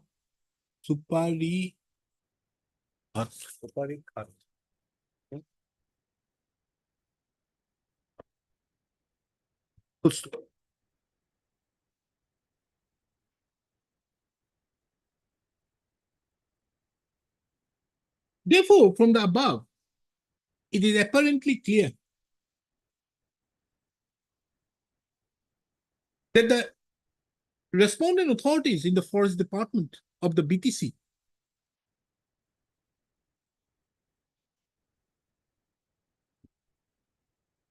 in concert and in collusion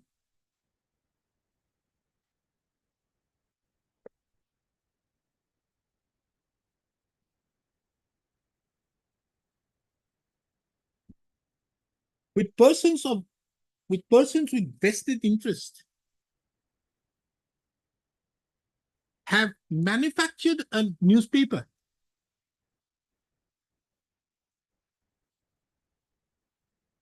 showing and manufactured an edition of the newspaper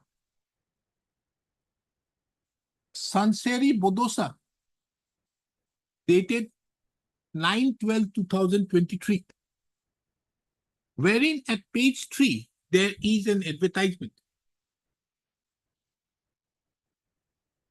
And on the basis of the said advertisement,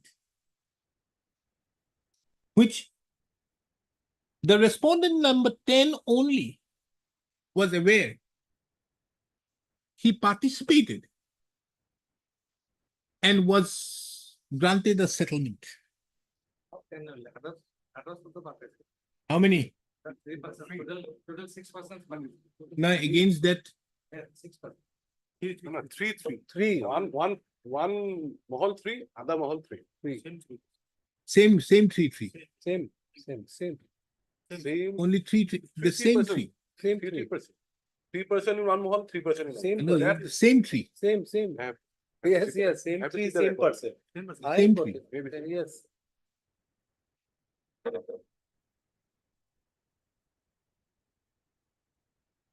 Last line too.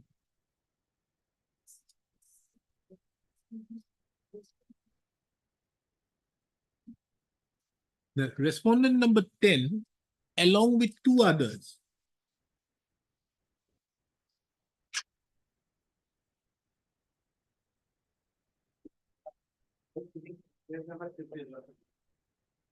page number, There's number 50. page number, page number, 50. The same person. 6% Close, is close. 6 bidders participated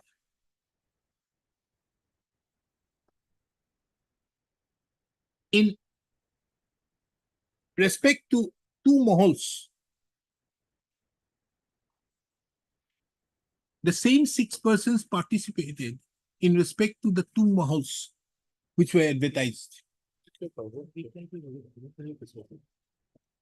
I think that was reply, we asked for RTI.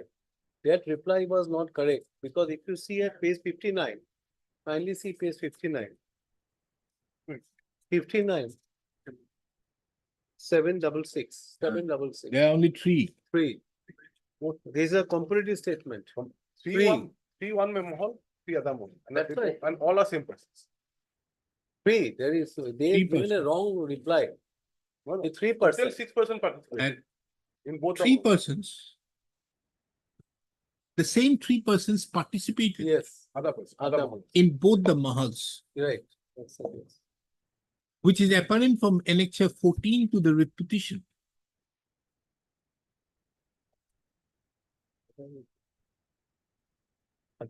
Therefore, from the above, it would be seen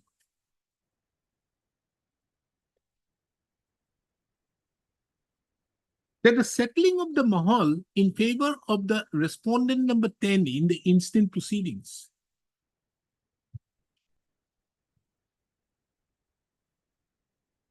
is based upon a fraudulent newspaper, a newspaper which had been fraudulently manufactured.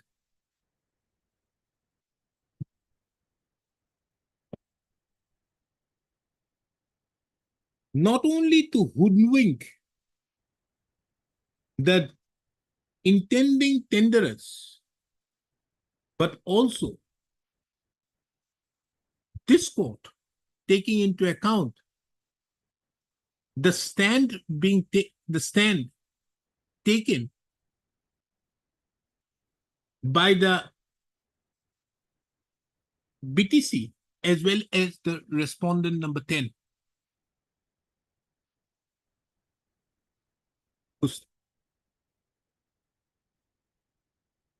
The frauds which is being sought to be which have been committed upon this court is not limited to that. The manager of the newspaper, the respondent number 11 is the newspaper that is Sanseri Bodosa.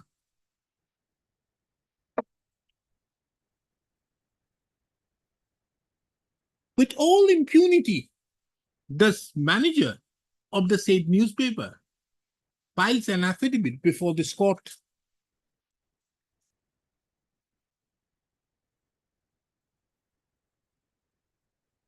On 30th of May 2024,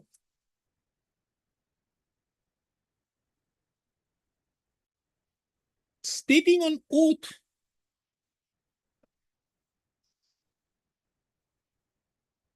that the newspaper which was published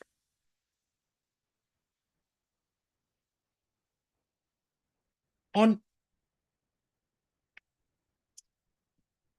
9/12/2023 containing the advertisement, stating on oath that the advertisement was published in the daily edition of the newspaper on 9/12/2023 in the same format as was supplied to the office of the newspaper.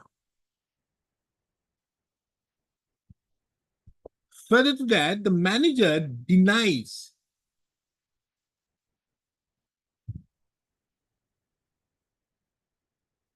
the newspaper so published by the the manager denies the newspaper which was published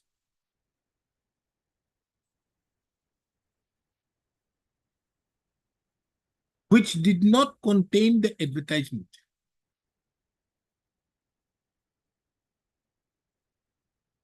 The above act on the part of the manager of the respondent number 11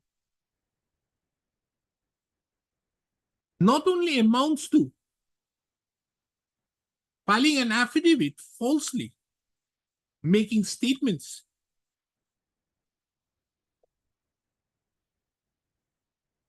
knowing it to be false,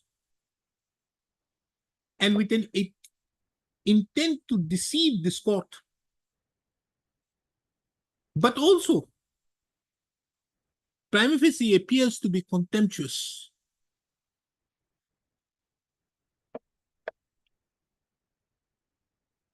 Yes.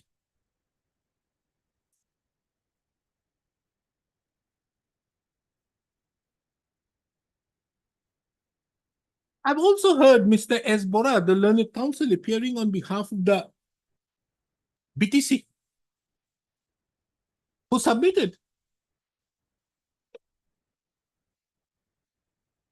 that the affidavit so filed by the divisional forest officer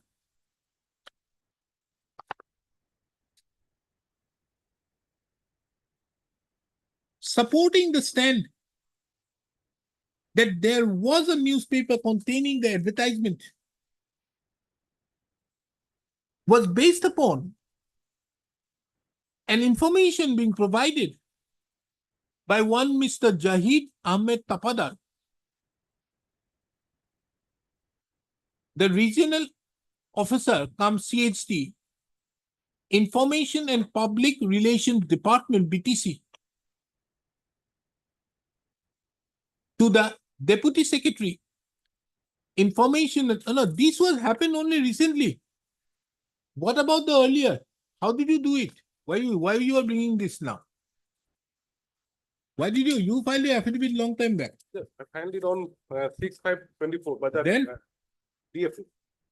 What is your basis to say that? So, no, Mr. S. Bora, the learned standing counsel appearing on behalf of the PTC, submitted that the divisional forest officer for both Jora division Suparigat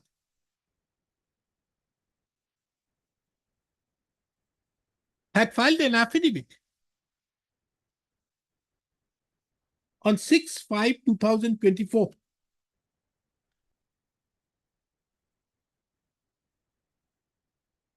The said affidavit was based upon instructions so received and running page number 74, Annex 1. This is the press notice. By the division. Huh? Page number 74, running page number 74, Annex 1. You couldn't have said about the newspaper was published. How did you say that? Where is that newspaper published statement? Lordship will see the copy two. Copy two, the second one. The NIT dated year was duly published in the newspaper as per law only extending in so and so. Submitted. Para 8, last 4 lines of page 68 of the affidavit. Answering upon reiterated a person to NIT was issued to all concerned, hanging notice by all concerned, including newspaper publication was duly. Submits that the statement so made in the affidavit that the advertisement was duly published in the newspaper was based upon instructions so received by the divisional forest officer. Gusto. Today, during the course of the hearing, Mr. S. Bora placed before this court certain instructions issued by the Deputy Secretary, Boroland Territorial Council, dated 3rd of September 2024, as well as another instruction dated 3rd of September 2024, issued by the Regional Officer cum CHD, Information and Public Relations Department, BTC. Wherein also it has been mentioned that the advertisement was published in the newspaper on 9/12/2023. He further submitted that the bill was duly submitted by the Bodosa newspaper on 31/12/2023. However, he has instruction that the payment has not yet been done. The fact that the newspaper was published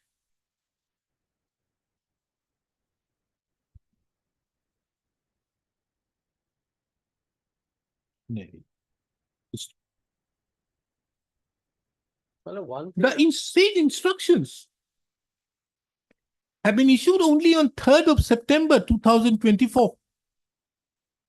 Whereas the affidavit was filed by the divisional forest officer on 6/5/2024.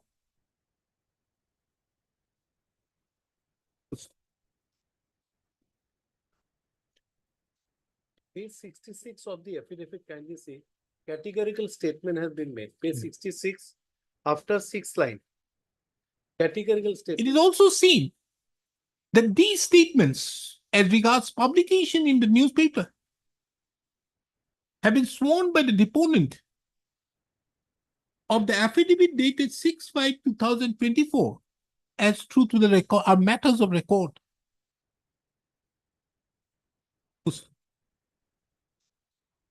Under such circumstances, this court is of the opinion that an explanation be sought for from the divisional forest officer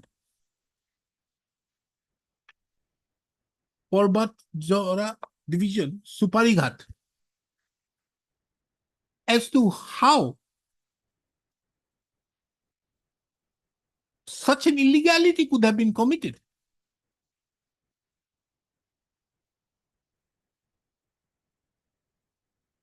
Of not publishing, of selectively publishing a newspaper, an advertisement in a newspaper, and thereby to not only defraud the people, but also this court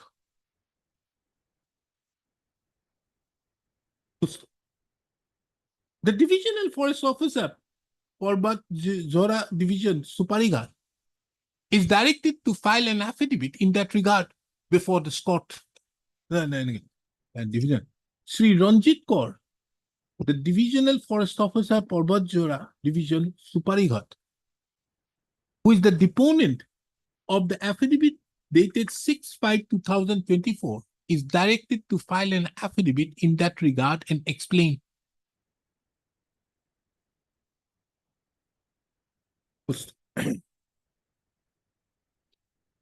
From the above, one thing is clear, that the settlement sought to be made, settlement done, settlement order. Where's the stay order? Approval. Now, what you have done?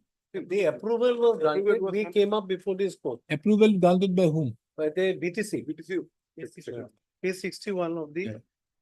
writ From the above, one thing is very clear,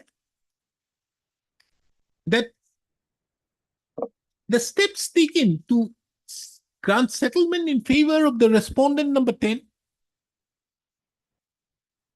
by making a selective publication of a publication by selectively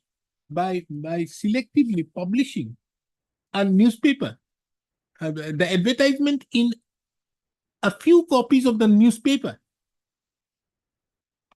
is in violation to Rule 34 of the Assam minor. Assam Mine and Mineral Concession Rules 2013.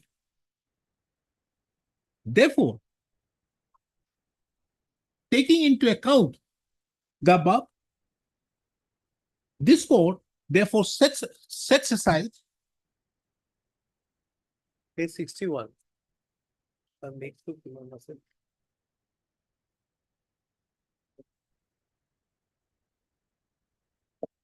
the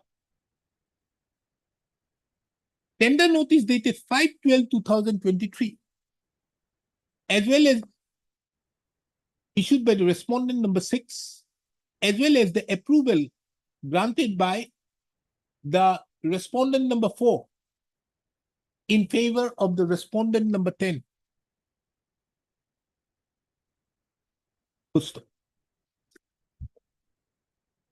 The BTC, in view of the above, is directed to issue afresh a notice inviting tender in a newspaper which is widely circulated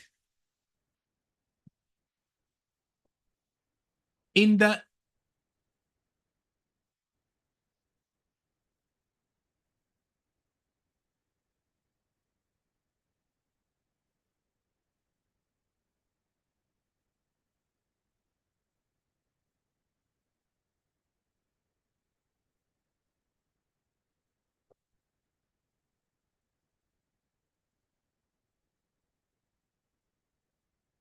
having wide circulation in the area, keeping in mind that the respondent authorities are calling for a tender for the best to get the best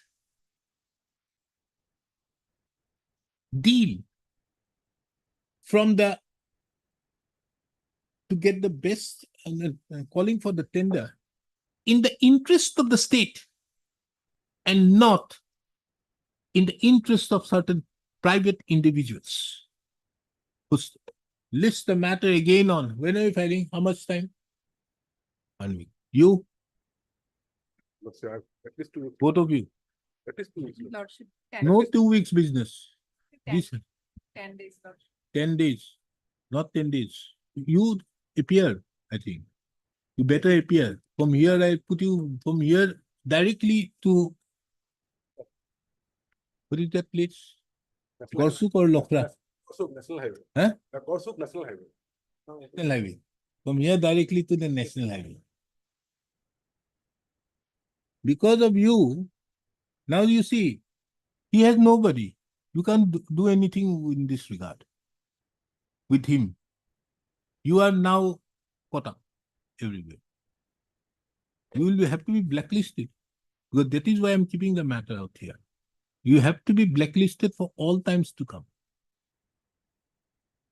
And what action is to be taken against the divisional? Something has to be, we'll ask for a departmental inquiry to be initiated against him. In my records, the original records have the particular paper. Huh? Particular paper in the original records. So this is what they have done. They knew it. It couldn't have been otherwise. List this matter again on 19th of September 2024. On which date? The affidavit so sought for. We'll have it on 24th. 24th of September 2024. On which the affidavit so directed to be filed herein above be filed on or before 28th of September 2024. Full stop. Failing which this court would be constrained. This court it is directed, it is observed that in the circumstance, the affidavit is not filed by the respondent number 11 or the divisional forest officer, this court would be constrained to seek their appearance as per the mandate of law. I can take back the instruction note. Huh? The instruction note. Instruction, you take it. You know, mandated by law. What is meant by this? And mandated by law is through police, not by any other. That's why I say there are more instances that your lordship is taking it seriously. I have also done few cases. That day I said in fishery also, orders are set aside, but this action is required. If I am the other side also, there is action has. to Now be you taken. go for, and by next date, I want you to come up with that newspaper, huh? Publication.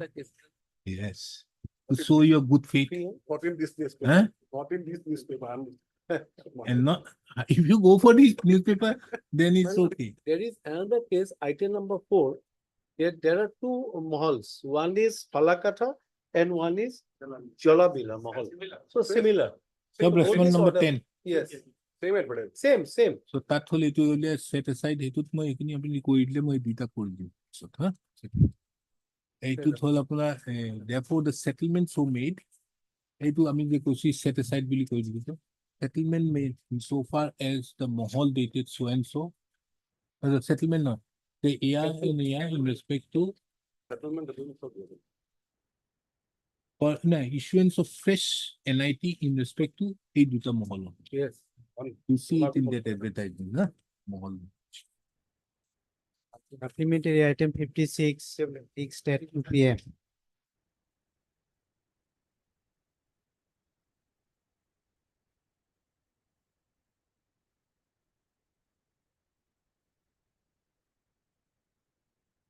In this case, instruction were placed by the council for IOC and your lordship. Suppose there your lordship by No case. loss.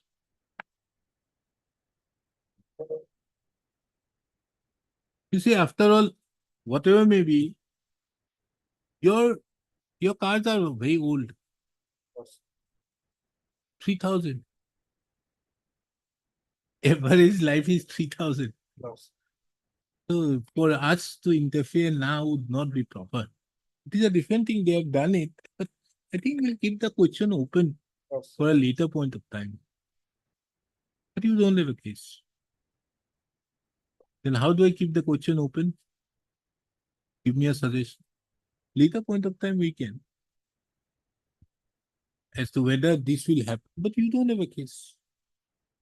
If it number 6 would have come, 7 would have come, it's okay. They have 600, 700 days. Some because it is average.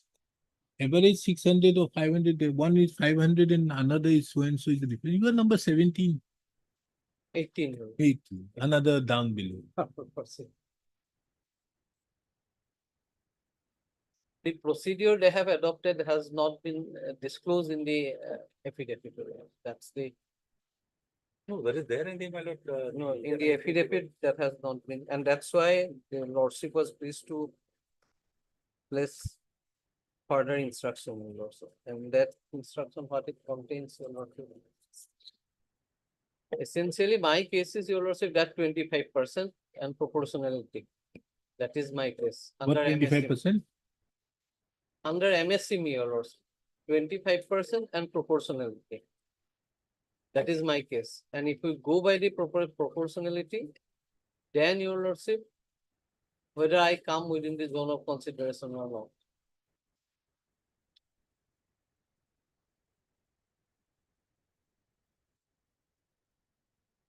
$75% for non-MSCME and for 25% among the MSCMEs. Your lordship. Now, if your lordship comes to the problem, if your lordship comes to page 31 of the writ petition.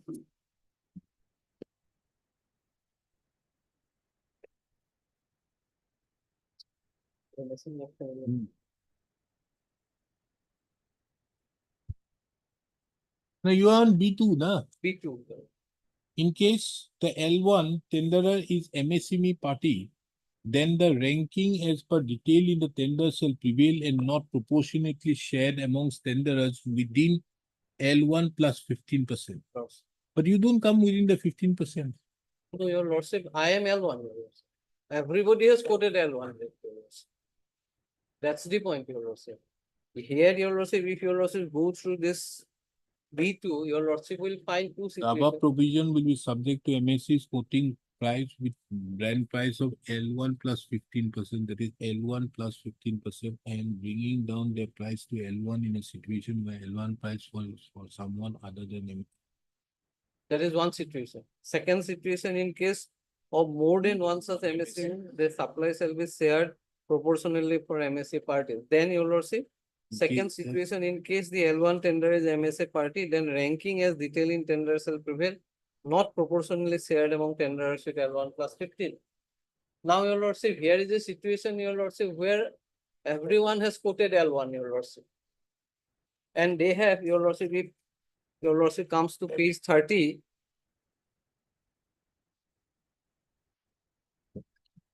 Yes. Your lordship will clause 10. The technically qualified SC, ST, MSC tenderers shall be ranked separately. So your lordship, there is a 25% for MSCs and MSC's general category, there will be separate ranking. And that ranking, whether that should be given proportionately or not. That is the issue, your lordship. Tank trucks offered by those technically qualified SC, SC, MT shall be allocated as per the Government of India directives and shall have preference at each step of evaluation above. And your lordship will kindly come to page 57. This is the order issued under section 11 of Micro, Small and Medium Enterprise Development Act 2006. This is the order 2012, your lordship. If But Correct. all the people were MSCs. not MSCs, your lord. There are 75% is for non-MSCs and rest 25% is for MSCs, your lordship. So you were I am in the MSCs, your lordship. you So were I am number not 18 concerned in with the the- MSC. Yes, sir, and 18th in MSC. In the Now- MSC, you were number 18. Number 8. So what they did, they have taken it from the first 5 MSC. Lordship, that's my point, your lordship, whether it should be distributed proportionately or not, your lordship, since the mandate of the policy is that it should be proportionately. Let us read that policy again. Your lordship. Whereas the central government ministry department of public sector undertaking shall procure minimum of 20%. In 2018, it is made 25% of their annual value of goods and services from micro and small enterprises.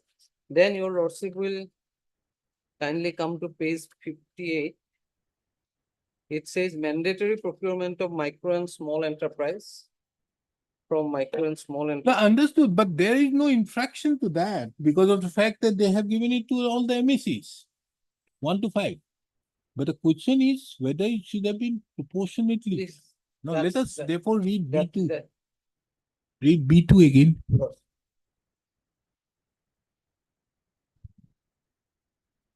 The provision of reservation, the provision of reservation shall be 15% and 7.5% for scheduled castes and scheduled and all demand.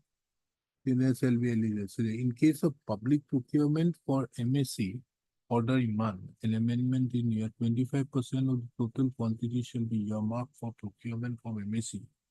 And out of the above 25% up to sub public target of 16%.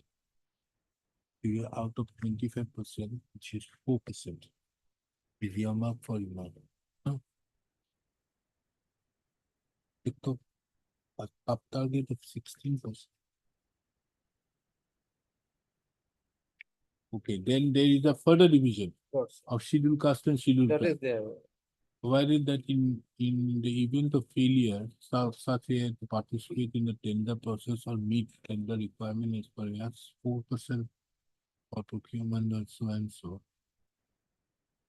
Our proposition will be subject to MSC quota putting within the brand price of L1. L1 will be the min. That is not an MSC. But your brand has to be within 15%. L1 plus 15%. So within that, if you are there, then you will. Just for example, the number 1 who was there amongst all the MSC, he may have quoted, if it is 100 by the year, he might have quoted 110 rupees. So, then Then as per L1 plus 15%, he will come within it. And bringing down their price within the blend, that is L1 plus, and bringing down their price to L1 in a situation where L1 is for someone other than MSC. In case more than one MSC, the supply shall be sold proportionately from the MSC party. But this is not clear. course, yes, This aspect is not there. That- How proportionately? Lord, that has been, your lordship, considered by the Honorable Justice Bhuyan's judgment, your lordship, which I have annexed to your lordship. Show me here. That is that your lordship will get it at page 63. But this is on a different line he has taken, if I'm not correct, on the last. Only difference, your lordship, it will be my duty to point out, your lordship. If your lordship comes to para 8, your lordship.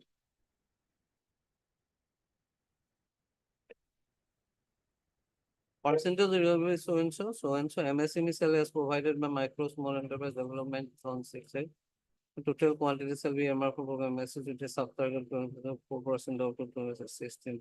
It is clarified that the above reservation would be subject to MSC quoting price within so and bringing down their price to L1, where the L1 price is from someone other than the MSC. In case of more than one such MSCs, the supply shall be sold proportionally for MSCs. Now, pausing here for a moment, your lordship.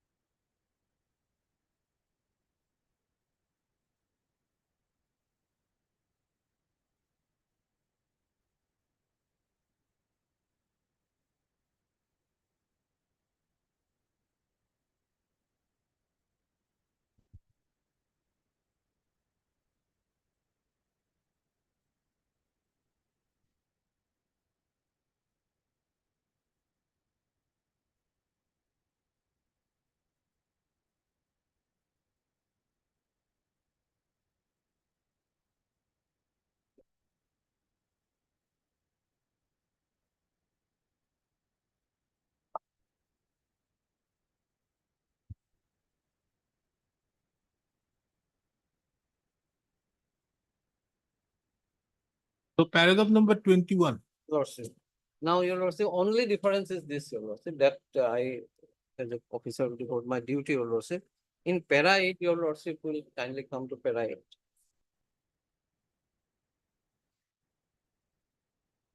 Yes. It was same as B2, your lordship will find, but only one line is not there.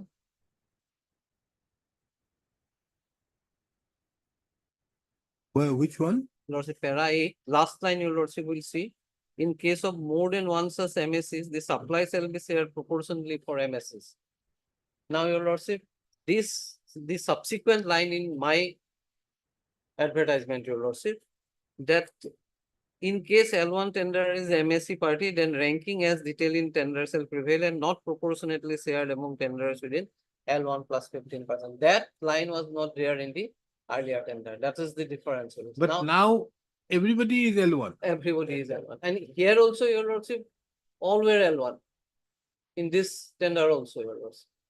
Now, in a case where everybody is L1, and when you have categorized MSME differently, rank them differently, and going by the policy, your lordship, of allotting it proportionately, whether I come within the zone of consideration or not, that is probably in my case, is my case, your lordship. That is my case. And But Mr. Kotago, tell me, would it be within the ambit of the court's jurisdiction to interpret this term of the tender in view of the recent judgments of FCONs and all? When they have not done it, they have understood it in certain manner. And they say that we are going to give it to the highest of the year. L1 was, everybody is L1, but we are taking into each. In fact, paragraph 21 is your case, exactly your case, 21, where what they did, the petitioner was number 3 or number 4 in that list. And the petitioner, the respondent number 3 was at 1. There were 6 tender trucks required, of which they took 5 from 1, and from the respondent number 4, 1 truck was taken. So exactly your case. But tell me whether it would be permissible for going into this aspect of the matter, unless you challenge the term or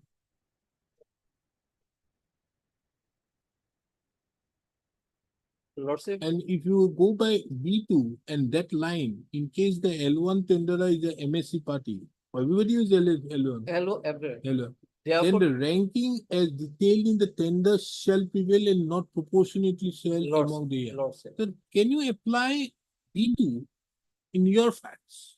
No, your Otherwise. Lordship, my submission will be, your Lordship, once your Lordship, they have decided that MSMEs will be categorized separately, and there will be a separate list for ranking for MSMEs, then they will have to follow the policy. That's order is a statutory order, your Lordship, under section 13 of the MSME Act 2006, your Lordship. No, that order, does it say that you have to give proportionate? Yes, your Lordship. Where?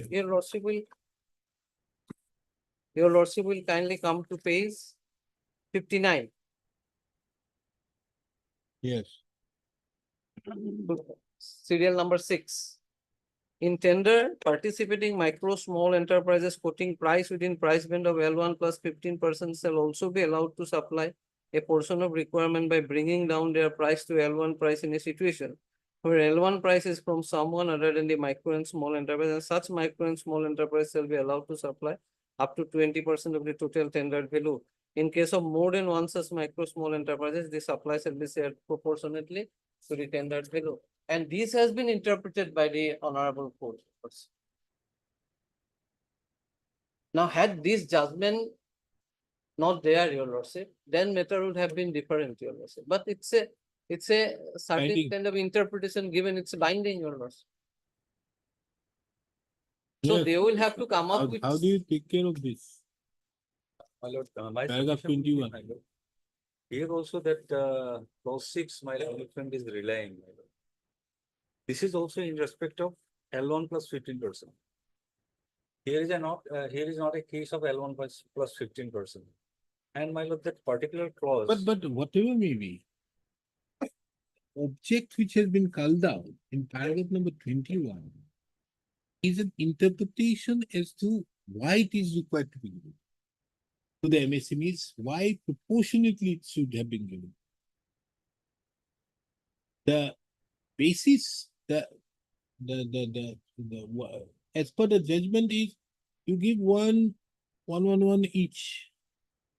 And then again from top you come to number 2. The second truck may again go up. If you were having 32 trucks. So 1 to 18. Then one more after that. There might be 2 trucks which may be given to each. Or yeah.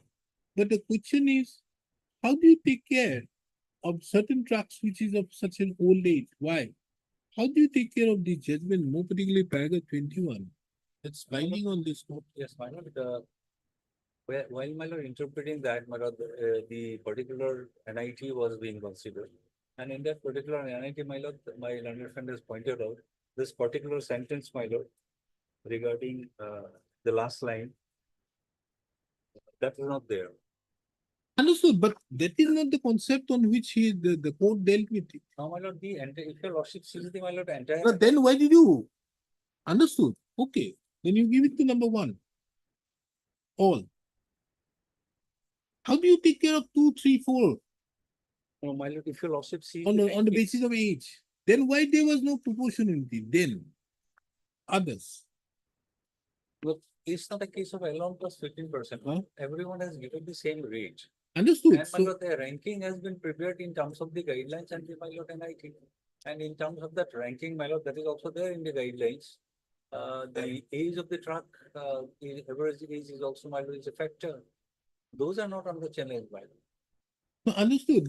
So, but if let us assume that in case L1 tender is the MSME party, then the ranking as detailed in the tender shall prevail and not proportional. Understood? So ranking, it will go as per ranking. But how do you go to number 2? My lord, if your lordship sees the, my lord. What is your basis for giving it to number 2? Ranking in the, my lord, the offered trucks. That my learned friend has also I have placed it in Is that a hidden criteria? my lord. Is 39 if your lordship sees, my lord. The requirement of 32 trucks were made, my lord, met by the, my lord, first 5 serially. No, and this I've looked into. You come in number 18. So we required, my lord, 32 trucks, that 25% of the total number of, my lord, the trucks that were required. And the serial number 1 offered 5, 2 offered 3, 3 offered 16. That way, my lord, 32 was covered by, my lord, the 5 tenders in order of ranking. And this ranking has been done in terms of the, my lord, guidelines. If your lordship permits for a moment, your lordship. Now, your lordship, the word proportionality used in respect of MSC means only to ensure that no monopoly is created, your lordship. That's why proportionality. Now, if you take 16 from 1, your lordship, the very purpose, your lordship, for which the policy is formulated, your lordship, that goes, your lordship. And that's why, your lordship, that interpretation is given by the honorable court. For that, my lord, the clauses of the tender that had to be challenged, my lord. Those are the clauses of the, my lord, tender document. Those are not under challenge. Why does he have to challenge when the Supreme Court, a coordinate bench have already decided what is No, my lord, proportionate? suppose that the bench decided on the basis of that particular sentence was not there, my lord, that has been incorporated now in this tender. The facts are different. No, but if you see the idea behind it, only see paragraph 17 onwards, if you read it.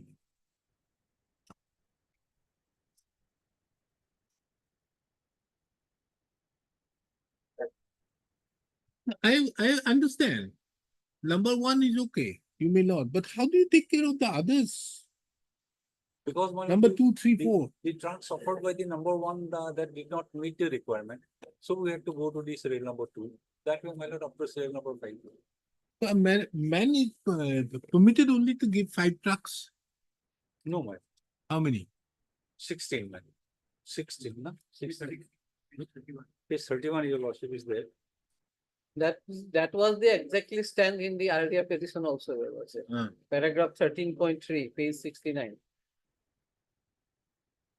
How many? Maximum number of trucks that can be given, my lord, Where? page 30, your lordship. will find. 30, my lord. The allocation in the above sequence will continue till the locations quoted in SSA fulfill. In case of more than one party has quoted the same rate, seniority shall be decided in the following criteria. Average age of the fleet. Clause 13. 33, my lord. The Clause- maximum page number of 33. TTs shall be 10%, including ready built so and so of the total requirement of TTs, that is 16 TTs. In case the same number of truck is offered, you are referring to which clause? My lord. That is, my lord, clause 11. Clause 11, Starts from page 29, your it lordship. starts at page 29. Okay, offer of so and so. Evaluation of tenders. Then how many trucks? Then next page, page 30, your lordship will find the allocation. Seniority in case more than one party have quoted the same rate, seniority shall be decided in the following criteria. Average age of the total volume of so and so, maximum number of areas shall be 10%. Maximum number shall be 10%, including ready bill TT and purchase invoice of total of TT in the standard. That is 16, meaning That means, my lord, the 10% is, my lord, total number that was, my lord, advertised. Was, my lord, 100 and Your lordship, total 169, your lordship. Page 32. 169. Out of that, my lord, 32. it is, my lord, 32 is for MSC. One NIT requirement. We'll be concerned if you have quoted for the MSC quota, then it will be 43. 43, out of that, we are concerned with serial number 7, MSC general. 32. So it can't be more than 3. No, 10% of the total number of total number. That's why they specifically stated. Maximum number TT shall be 10%, including ready bill TT and so of the total requirement of TTs in this standard, that is 16 TTs. Okay, so you go, and that is the difference between this and that judgment, where it has been said 5. But how do you take care of this interpretation? The very difficult paragraph 17 onwards.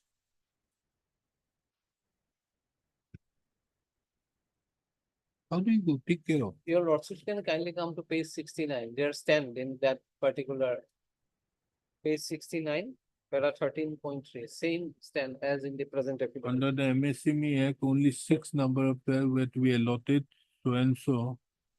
On 5 trucks and so Iman 4 trucks, the respondent had 4 trucks and we attached. Since the number of allotable tanks got exhausted at this stage of serial number 2, there was no occasion for allotting tank trucks to the petition.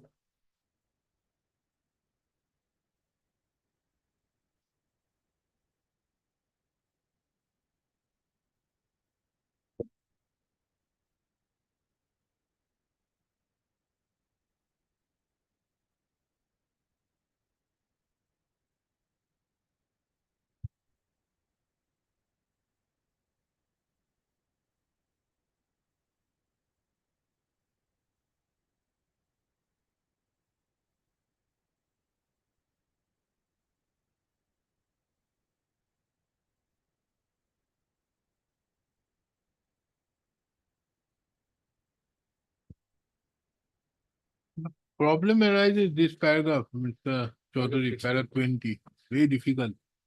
Because he has gone into that concept. Why it is, Proportionally. why it is, otherwise it will say it has been stated that the basis or the why the MSME Act is there. I understand you may be concerned that those are old age, why should we take it and all? But that's not your policy. But my lord, that provision for that ranking has been already there in the my lord guidelines and the NIT. As to how the ranking will be decided. No, that is there at page 30. Yes.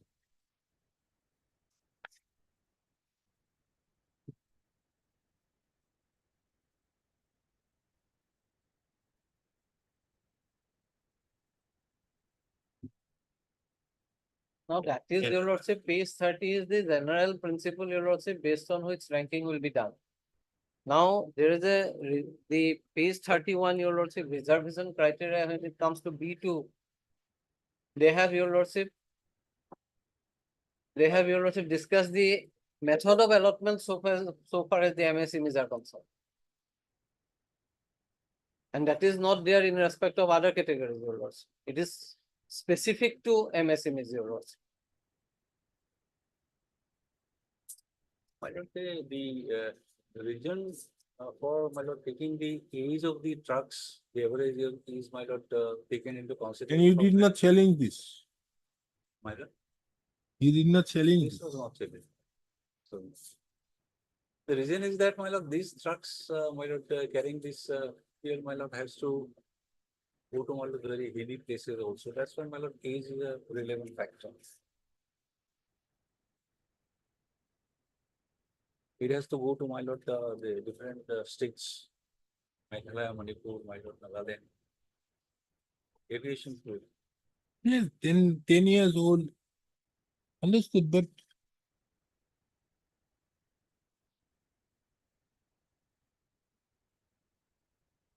At least, my lord, there is no malafide, my lord, and while taking the decision-making process, my lord, they have followed the guidelines which have been given understood, but how do you take care of this?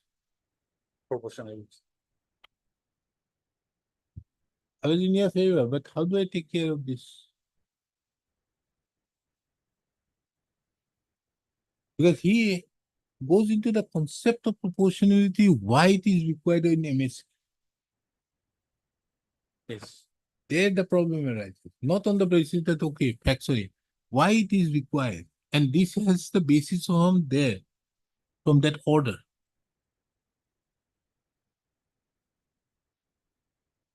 My submission will be, my lord. The tenders are, both the tenders are different and my lord, the clauses that have been incorporated, those are not under challenge. No, clauses are not there. What about the second? How did you give it to number 2? 1 is okay. You may go. Because, my lord, But how do you then operate two, Because, three, my lord, four. the truck supported by the number one, my lord, that did not fulfill our requirements, so we have to go serially, my lord. Then how do you go without proportionality then? There the problem that was my specific question. How do you go to number 2, 3, 4, 5, 6? Why not use So then, not my give lord, it that? Another question comes to my mind. Eh? Another question, my lord, if you look it in a different way. If your lordship sees, my lord, the list of the L1 and L1 candidates, 39, there are, my lord, as many as 21. My lord, Hmm. 21. 21, Hmm. 21. 21. So far as Now, MS is if we, assuming, my lord, that we have to go take it proportionally, then also, my lord, 21 each, even if, my lord, 2 trucks are given to my lord, 15 persons. 16, my lord, then also, my lord, it goes 32. He does not come into that also, my lord. He comes. Why will you go 2 trucks? 1 truck one each. truck each, then And then you go to the To the next as per the next. judgment. That is the problem. The first, my lord, the first person has offered, my lord, 5 trucks. We have to give him 5. And then you have remaining 27. 27, he comes within it, is number 18.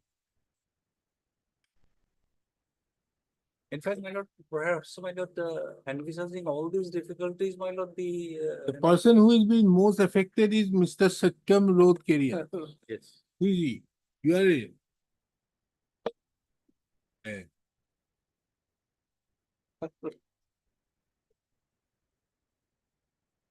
Now I see, Mr. Chaudhary, I agree to yours aspect because one thing is very clear that these are the, you'd obviously like your tankers should be having the best day of the year. Now he is giving 3,100, which will be around 9 years old. 8 years, 9 years old trucks. Obviously, would like to have new trucks. All these are new. The average is 305 of number 5 is 5 trucks of 3, which means everybody is less than 1 year old. So the question is these trucks. My lord, we are supplying a very, my lord, the essential commodities, my lord, and aviation fuel. And these are all, my lord, my lord, within time. Old But you trucks, must be also having a criteria as regards the age of the vehicle. that is already there, my lord, how it has to be calculated. No. There must be a criteria for the age of the vehicle. How to, my lord, calculate? There has to be there. Yes. Or certain what A, yeah. Or not below. Should be necessarily be below 15 years. my lordship, once they At page 25. accept me as a. No, you are technical there. lordship, Can you that- see 25? Age, model of the tank truck as record on the date of the manufacturing the RTO offered should necessarily be below 15 years. So they come within it. So you are having now, how can you say that, okay, these are old trucks, why should we take? No, because, my lord, we don't know how many MSCs will come, and my lord, what will be the number of. But you trucks can't help it. Like MSME Act stipulates granting of interest. Hey, the authority, okay? Hola. ठीक है इसके बाद भी बात we excel why are they doing? How did the granting of interest very high? That's that. This is the order. How can you help it?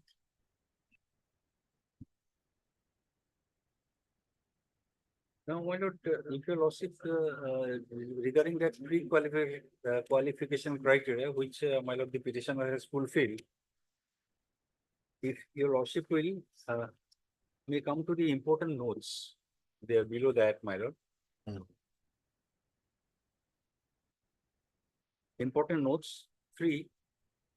Above minimum requirement of TTs is only for qualification criteria. However, IOCL may award the work to tenderer for lesser number of TTs also to meet the total requirement of TTs.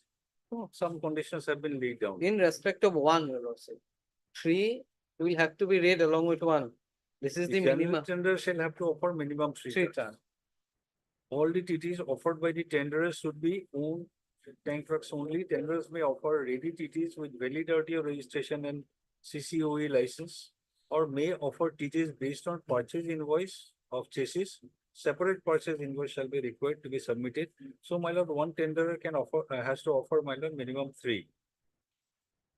But then my lord, if your lordship reach serial number 3, above minimum requirement is only for qualification criteria.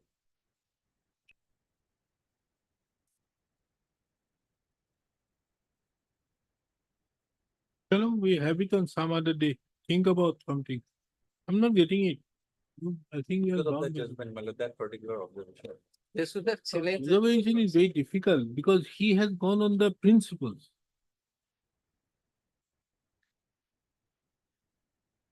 I understand. How can you say?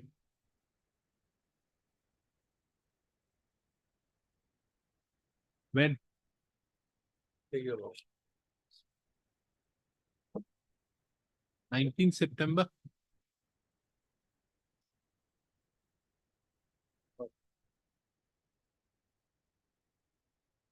Or 17th, your lordship. 17, lots of matters. 19th, I have some difficulty. Can it be on 24th? your lordship? 3/4.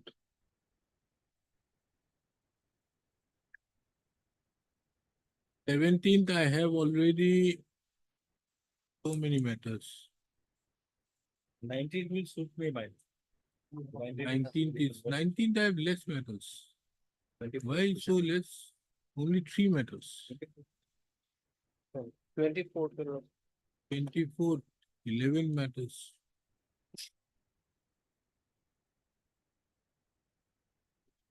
Nineteenth, your lords, will try. Your lords may accommodate me for some time if I'll necessary. take it up at 2. Lords, then lord will not. Matter being substantially heard. This the matter again on 19th 9/2024 at 2 p.m. Always. Deeply obliged.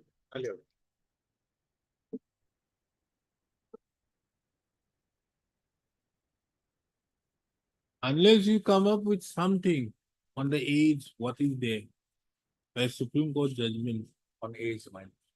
saying that, see, the tenderer normally has the authority can do it. But you also have to say, huh? I'm not arguing that, that, No, because however, the authority can very well, because you see, this is based on an order. Standing order. The standing order is there, but it has to be given proportionately. And your minimum qualification is, has to be less than 15 years. 15 years they are. Okay, how can you then? You should have limited it if you wanted the age.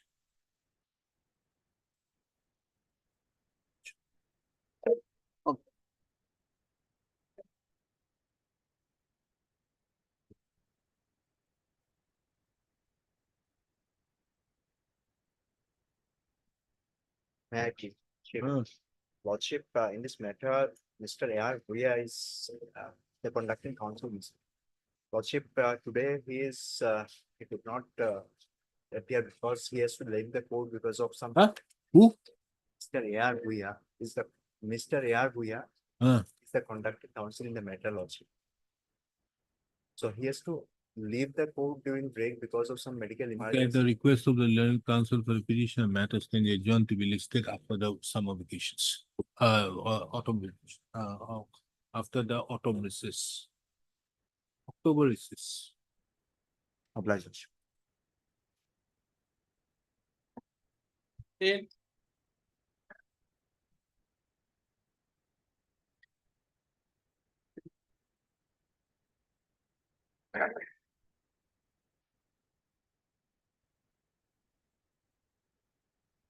Yes, what is this? May I please, your lordship? Lordship, petitioner is there all are the legal heirs of the victim. Victim was the death caused by a railway accident.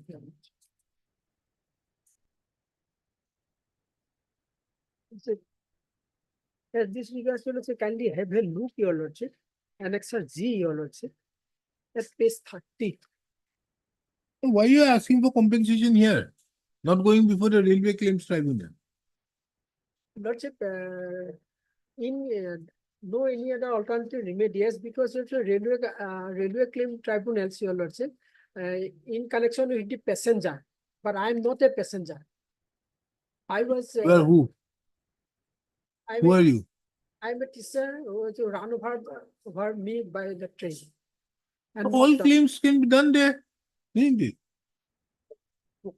For him to approach before the RCT lawsuit, he has to be bona fide passenger lawsuit. Without a passenger, Only bona fide passengers. without passenger, he cannot approach. So alternative remedy will be compensation. Alternative remedy will be other kind of compensation. No, just for example, a person while in a railway crossing, something happens, what he will do? The train, That's what lordship. If he tries to cross a level crossing, that is lordship, while working of railway, the dam is working of railway, and he is run over by a train or something like that, then he can lordship. The involvement of railway is there, so he can approach the RCT. But here in this case, lordship, it's an unmanned railway crossing. There is a signboard that under section 141, it is also, if you crossing, it is illegal, and if you does it, it is a punishment. that is another aspect, I'm not on that. But why can't he approach the RCT?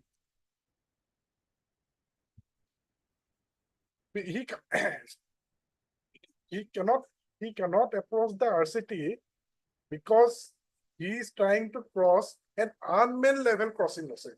It's not a regular crossing that we have in Chanmari or like that. It's an unmanned one.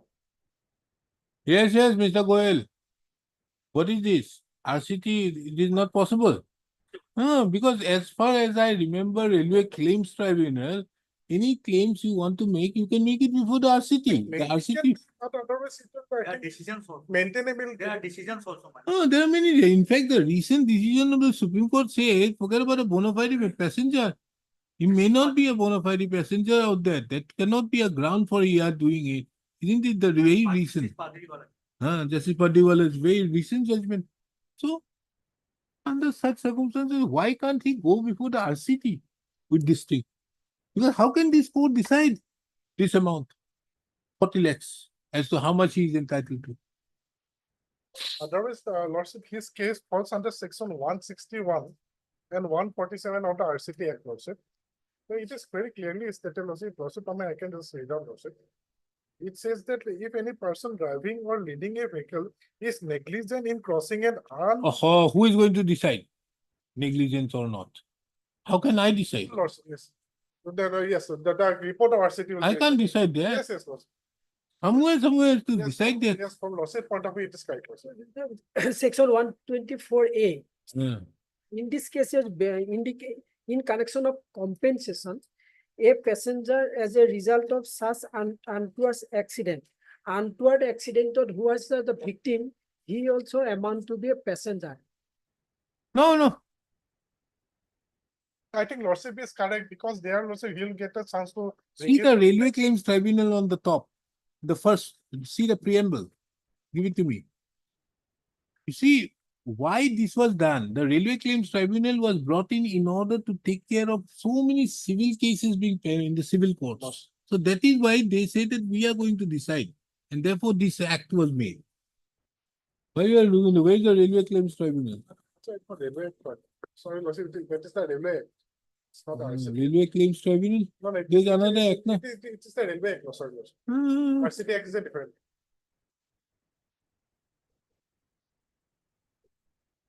An act for establishment of railway for inquiring into and determining claims against railway administration for loss, destruction, damage, deterioration, or non-delivery of animals entrusted to it to be carried by the railways, or for refund fares for compensation for death or injury of passengers occurring as a result of railway accident or untoward accidents.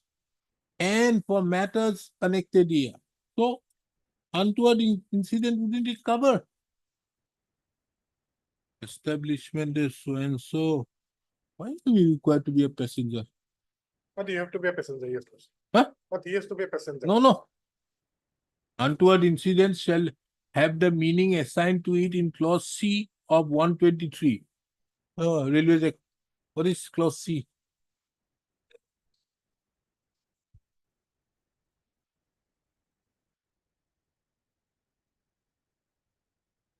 Page 46.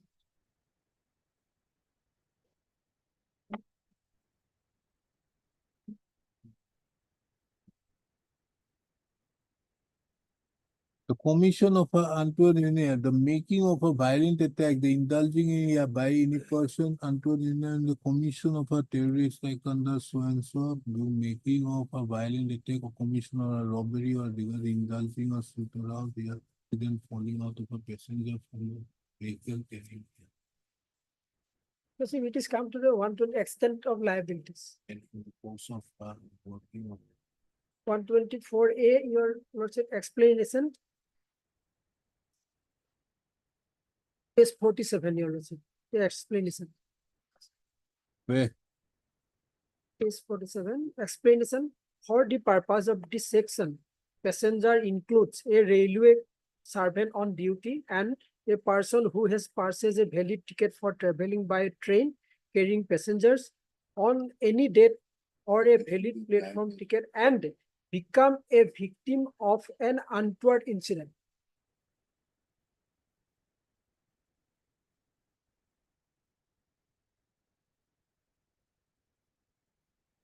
In fact, Lordship, I had the discussion with the railway authorities. This untoward incident, Lordship, what happens? Suppose, Lordship, while traveling or in a platform, Lordship, some dacoity or some kind of incident happens, then only, or in some calamity happen, then only we can pay the compensation. Lordship. That is the definition comes under definition of untoward incident.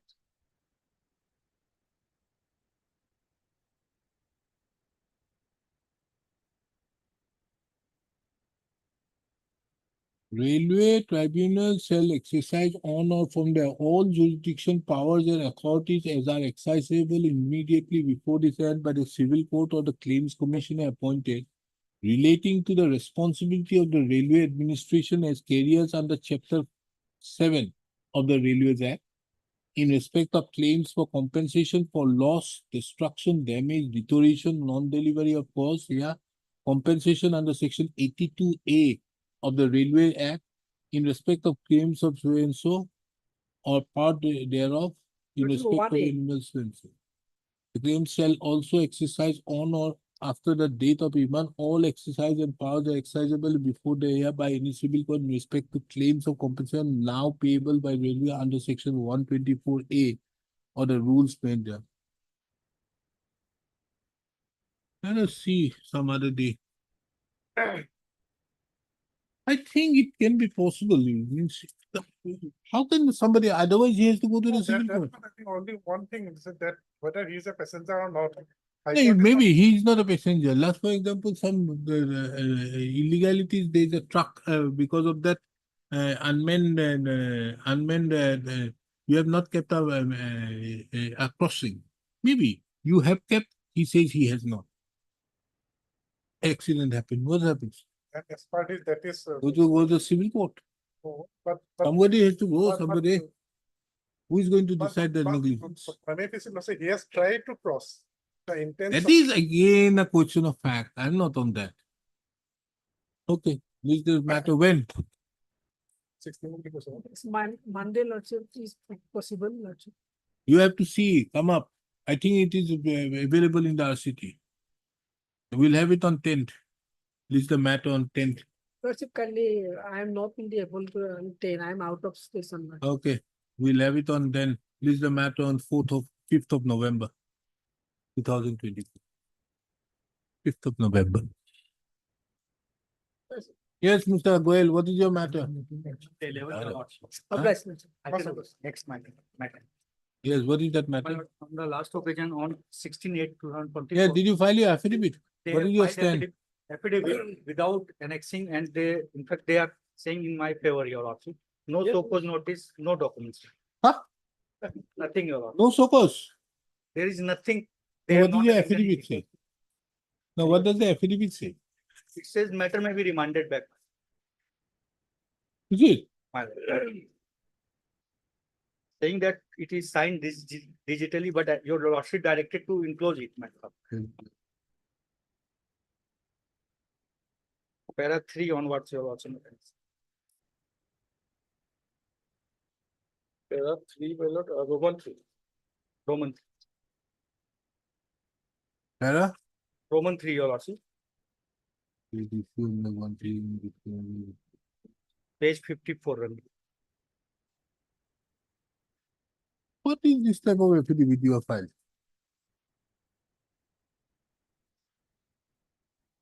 In the next case also, lordship will find, my lord. This is the digital signature, my lord. In fact, the act also, the rules also provide. Yes, what is wrong with the government? So we set aside this as per your affidavit. So, my lord, that is the instruction. No, they are saying, my lord, if the honorable court directs, my lord, they will, my lord, give another. I don't understand. Page 55. Yes. If this honorable court feels necessary to give an opportunity to the hear. What is this? That's what they say, my lord. Hello, disposed. I'll just direct you. Because affidavit has been- So cause notice has been issued. No, my Yes, lord. it has been issued. Where is the so cause notice? No, my. Yes, 1731, no notice. Huh? No notice. This is But summary page- of so-called notice. Where is the so cause notice? 28/9/23. This is summary of so-called notice 29. They are saying some so-called notice attached. That's why this, your lordship directed them to file so-called. Ah, That they where have is the so cause notice? no digital signature, my lord. See my order, what you have come up. No, my lord, regarding signature, my lord, this is the procedure. Understood. Yes. So where is the so cause notice? That's what. There's no so cause. What are you asking to so cause? Summary of the so cause. What are you asking him to so cause then? Here you are mentioning that so cause notice attached. So I asked, where is the so cause? My lordship, let it be on Monday, man. This is the matter again Lordship on pass Monday. order on that, sir. On Monday. Interim order shall be considered. Here on that. Yours also Monday. Yes. Interim order shall be considered on that. At 2 day. It will But be at that- 2. Deeply.